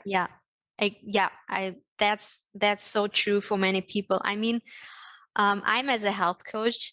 When I transitioned, I made the mistake that we had a lot of unhealthy processed foods that triggered me. The foods of Michael, my husband, he likes chips and nuts, and I never was tempted by chips or nuts because I never liked them. So I never was triggered by them. But we had one thing where I was super triggered. This was bread.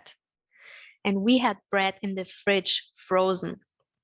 And when I had some cravings, when I was transitioning from binging, and I know in my head, okay, we have the bread in the fridge, I ate the whole package. And I mean, I guess it took me 3 years or so. I said to my husband, Michael, sorry to say that, but we have to get rid of the bread. You can have your chips in the house or whatever, but we have to get rid of the bread. And he said, okay. And the cool thing was, he said, I don't want it neither because I noticed that I gain weight when I eat too much of those processed foods. So yes, people vary how susceptible they are to a clean environment. And what I've noticed, or what I recommend my clients, is especially in the transitioning phase, it's even more important. People who are maybe for 5 years or longer, or for a couple of years on this diet, they are less tempted by those foods because their nervous system is used to eating whole natural plant foods, and they don't feel the desire to eat those artificial foods. Maybe when they smell some pizza or some cookies, they taste good and delicious, but they are less tempted to eat those foods. But especially in the transitioning phase, it's even more important to have a clean environment. And I always tell to my clients, keep in mind that the diet is not set in stone. Maybe in the transitioning phase, it would be recommendable to not go out to eat for a couple of months. And when you get used to whole natural foods, depending on how susceptible you are, you maybe can go out once a week. So I tell that my clients that they can calm down, because when they set the bar too high, as I explained, they feel demotivated and maybe say, so screw it, I don't want to eat this healthy diet. So keep in mind, the diet, you can always adjust. But in the transitioning phase, it's wise to have especially an emphasis on a clean environment. Yeah, I couldn't agree with you more. And I like how you said, you can't control your hunger drive, but you can control what enters your house. Yeah. Yeah. Do you help clients or have advice for women, especially that are very agreeable, that just can't seem to Yeah. even have that conversation with their family and how troubled they are by these foods? Yeah. I mean, I myself also very highly agreeable person, and it took me a lot of time to explain my family that they don't need to give me vegan sweets or vegan mock meat or so. But the sooner you do it in a very nice way, the easier it will get for you. And that's the thing with my clients. So they have at some point, you know, it's your life, it's your health. Like I told a few minutes ago, you are responsible for your health and your happiness. And I mean, it's your husband, it's your family. You should talk to them freely. This idea of the ego trap and the pleasure trap. I know Dr. Lyle has said it's like a Chinese finger trap where you put Yeah. the opposing forces. But it seems that for some people, the diet that gets them out of the ego trap keeps them stuck in the pleasure trap. So it Yeah. seems like it's very difficult. It's difficult, and that's why I said people see only the end result on YouTube or other weight loss successes. I mean, for some people it might happen that they lose 60 pounds in 6 months and the weight keeps off, but most people I talk to, it takes a lot of time to balance it out, because the pleasure trap, there's so many facades to this. There's your personality, there's your family, maybe you have very disagreeable, pushy parents or pushy husband or wife. So you need to learn how to be a good dancer around the pleasure trap, and you have plenty of time. Yeah, this is, as I said, this is not a next diet, this is a lifestyle. So you suffered with binging for 15 years. Once you learned this, did it literally just stop overnight? Yeah, it stopped literally overnight. The only thing, when it came back, when I did a water fast, I was not aware that the water fast can create huge binge urges afterwards when you're not prepared, especially for people who have a binging history. The mind is super susceptible to restriction, and it remembers the past restriction phases. So that was the only trap or mistake I made, but just because I wasn't aware. There are people that teach recovering from binging or even anorexia that are trying to say, you shouldn't restrict, categories of food. Like, and you had mentioned that the categories that you restrict, you really don't restrict, you actually eliminate because they're not healthy foods. They're not healthy foods, yeah. And when you eat those foods, you will always they're hijacking your nervous system, and you will always be like in a circle. You will always be around with this problem. You will never really recover when you don't understand that these are not health foods. Yeah. What was the hardest part of your journey? The hardest part of my journey was my social environment. And that's what I see my highly agreeable, nice people who fail, because the most important thing for us humans is what other people think of us. And the pressure is super high from others. Then they will tell you, oh, you will have deficiencies. What is wrong with you? You're not eating like a normal person. And the voices in your head and around you become louder and louder. And you start questioning if this is the right way, because it takes more time to prepare everything. Yes, it takes more work. And this was, for me personally, the hardest part to manage, because managing my environment at home was more easy. But managing my social circle, that they understand how I eat, and coming from a Russian household where rich food is the center of the life, I even hear after 8 years on being on this diet that what I'm doing is completely unhealthy and wrong. And I hear this almost every time I meet my family. So this is one of the hardest things while I transitioned. So many people that suffer from binging, and sometimes it involves actually, bulimia too. Yeah. I don't know if that was your case, but they have so much shame and guilt. And like you say, it's so isolating. Yeah, it's a super isolating. Yeah, I mean, my teenage years and my 20s should be one of my best time of my life, but I spent oftentimes the weekends at home binging or recovering from a binge. Sometimes I even missed on going to work on Monday because I felt super physically sick from the binging. Yeah. So I'm guessing your internal audience is probably pretty impressed with you now. Now it is impressed, yeah, but it's just quiet because it gets used to the way I'm eating right now already for years. Right.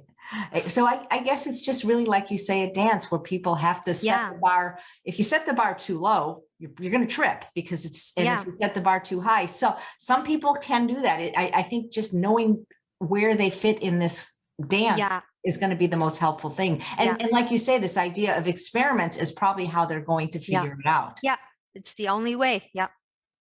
What do you think the greatest obstacle for other people are when it comes to staying on a healthy track? Yeah, that's a good question. So the thing is that there is not just one obstacle. There are many tiny bits and pieces, like your environment, your family. And that's the thing, that there's not just one biggest obstacle, it's a set of small obstacles. Right. What would you say to people that have, like you, struggled for 15 years? I bet you there's people watching that maybe have struggled with their weight and binging even longer. What do you say to the people that have given hope that they could ever recover?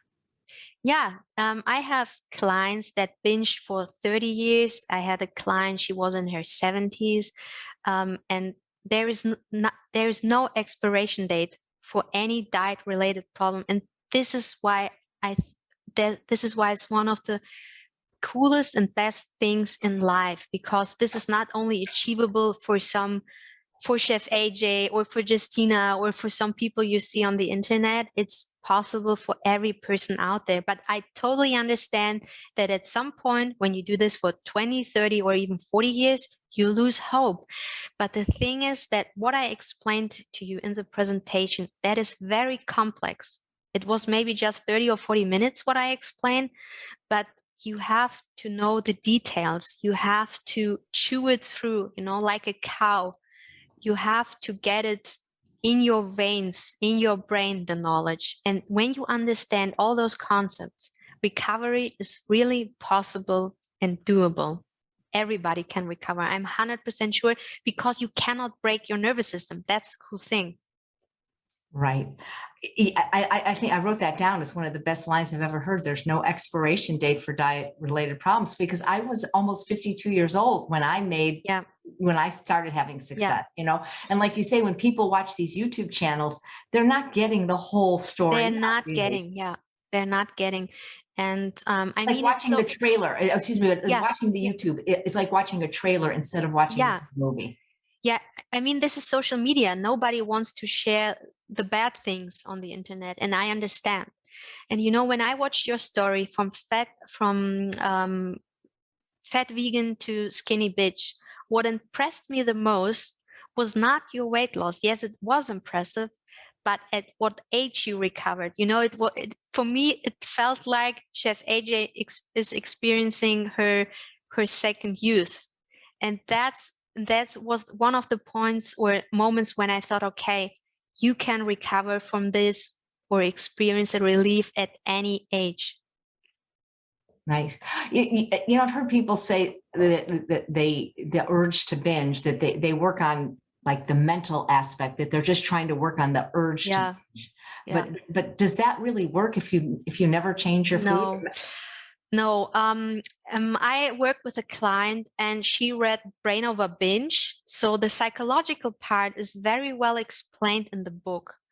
But the problem is that the book recommends to eat moderate amount of processed foods. And the girl tried to do that and had peanut butter at home. And they said, just have 1 tablespoon.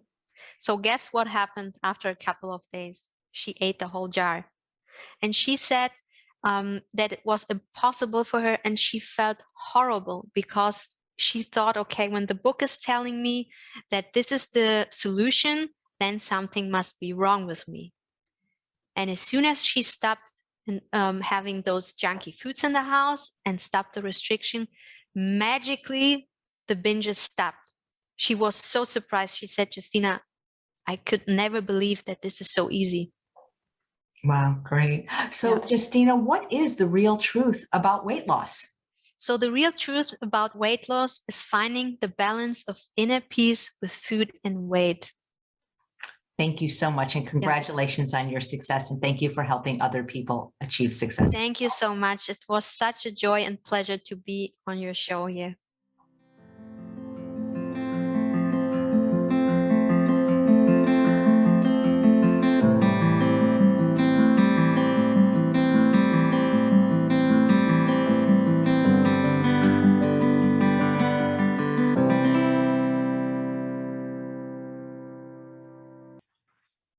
Wasn't that a fabulous presentation? And I believe that is, I mean, I don't know if she's been on other summits, but certainly the first time on our summit. So I thought she did a terrific job in explaining this problem.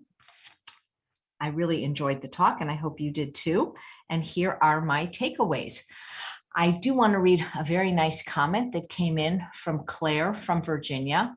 And she says, 3 summits in, I'm finally totally getting it. Thanks, Chef AJ, Dr. Tarman, along with the other speakers. This was phenomenal. You know, a lot of people say this, especially I'm familiar with Tony Robbins saying this, that repetition is the mother of skill, and you can't always glean all the information you need from just one listen, especially if you're busy doing something. That's why if this is something that is important to you, that resonates with you, we'd like you to consider upgrading to Own the Summit package for life, so you can not only listen to these interviews over and over, but get all the transcripts of not just the interviews, but my takeaways. And then you can easily look things up when you're trying to remember something. So that also helps us continue our work, and you get a buddy pass, so you're helping somebody else at the same time. So here are my takeaways from Justina.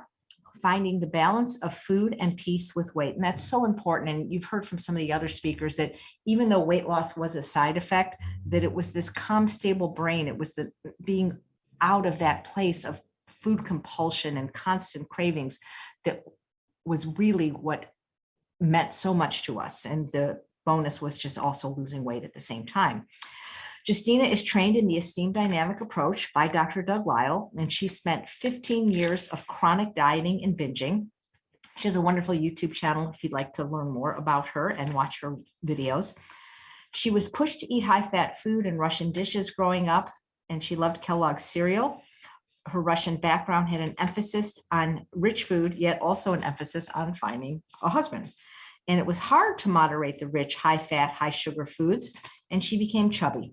At puberty, she gained weight quickly. The kids made fun of her. She started to diet, and she was doing, calorie count, counting calories, low carb, Weight Watchers. She tried psychotherapy, but just couldn't eat junk food moderately and be slim at the same time. And then binge eating came into her life, and she even binged the day before her wedding and felt very ashamed. She hit rock bottom and prayed to God. I did the same thing a long time ago when I had this problem at work, but it still took her 10 years to find a solution. She didn't understand why she had a desire to be slim. A woman's weight is a marker of her mate value. A heavier woman signaled pregnancy. There's nothing wrong with the desire. You just need to know how to get slim in a healthy way. And she was trapped in a prison of self-criticism. Internal audience is where the critique comes from. You have this esteem meter. When you're happy, you have high self-esteem, depressed, low self-esteem. And our internal audience is like a simulation of other people, real people that live inside us. And again, this is not something that is often easily explained in one go round, but there's lots of interviews that I've done with Dr. Lisle on YouTube where he talks about this concept in great detail of the internal audience. And as a matter of fact, self-esteem is something he's writing an entire new book about. Negative self-esteem feels like self-disgust, and our internal audience is a moral guidance system, or like our conscience. This is why we feel bad when we indulge in healthy food. unhealthy food. We feel good. We impress our internal audience when we eat healthy food or exercise. And so when we indulge in food we know that is not good for us, or behaviors that we know are not good for us, our internal audience is disgusted with us. And that's one of the reasons we feel so bad, in addition to the physiological effects of eating those foods that also make us feel bad. Why it's so difficult in the modern world to achieve and maintain a healthy weight is because we weren't designed for the environment that we're living in. It's not a normal goal because you're always going against your instincts. And this isn't something our ancestors ever had to deal with, because actually they lived in an environment of scarcity. You're not supposed to be around rich food all the time. She compared that to the analogy of falling off a bike and having an orgasm, trying to beat the pleasure trap. That's what it's like. And Dr. Goldhammer talked in great detail about what the pleasure trap is. And the problem is the feedback system becomes upside down. The biggest problem of our ancestors was starvation. But these modern foods, these ultra processed foods that we've been talking about all day that aren't really food, hijack our nervous system. And yet we still have the same nervous system as our ancestors, which were always looking for high calorically dense food, which did not exist the way it existed today. You know, there was some rich food occasionally, nut, a seed, and avocado, some animal food, but for the most part, it was of a much lower caloric density, and it always had fiber and water attached. People that were more susceptible survived. Drugs, cigarettes, alcohol, junk food, these are all super normal stimuli.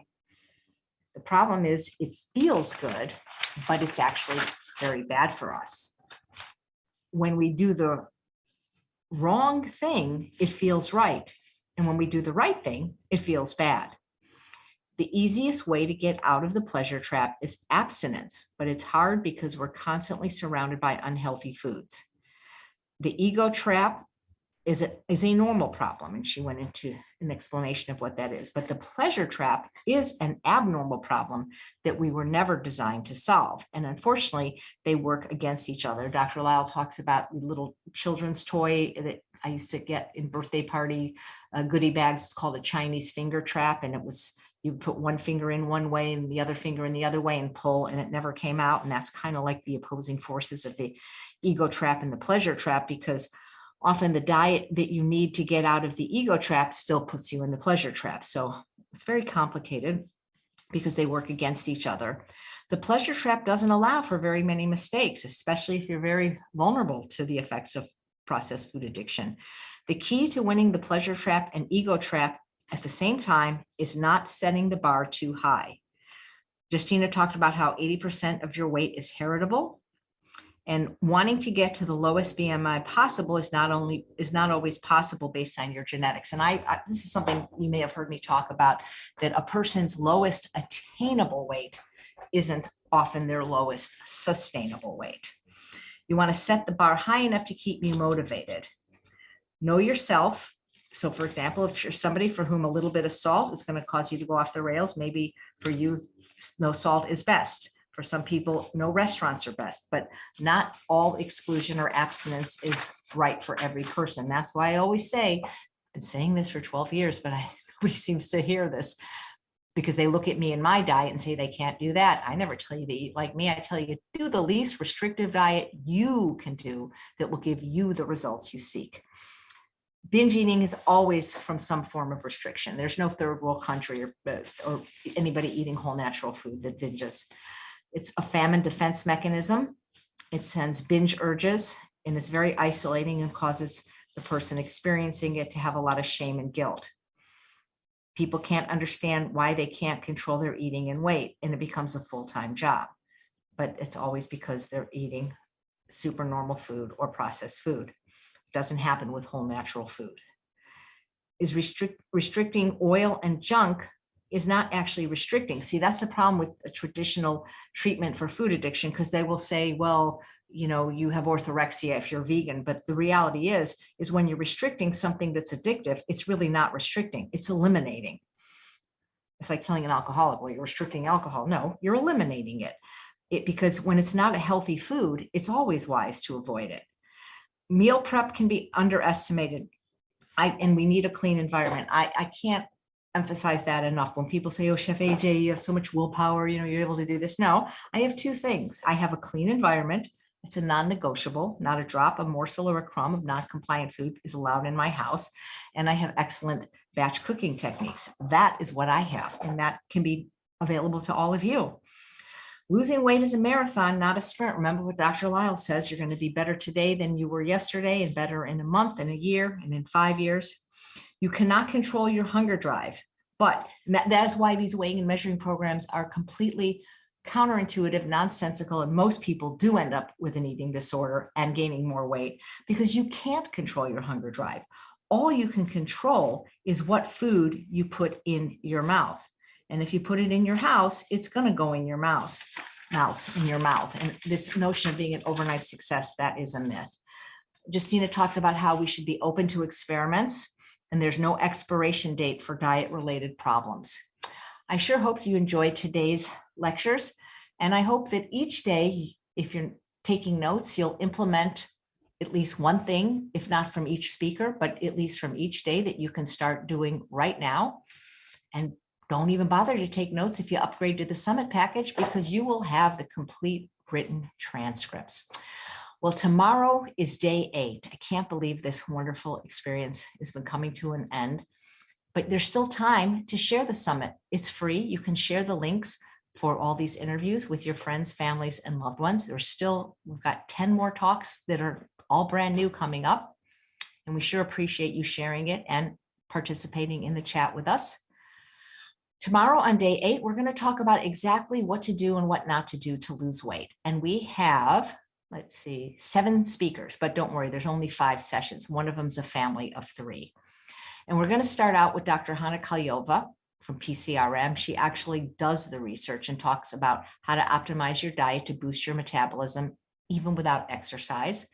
Then we have Robbie Barbero, one of the co-founders of Mastering Diabetes, who's going to be talking about high fat versus low fat, some surprising insights into what really works long-term.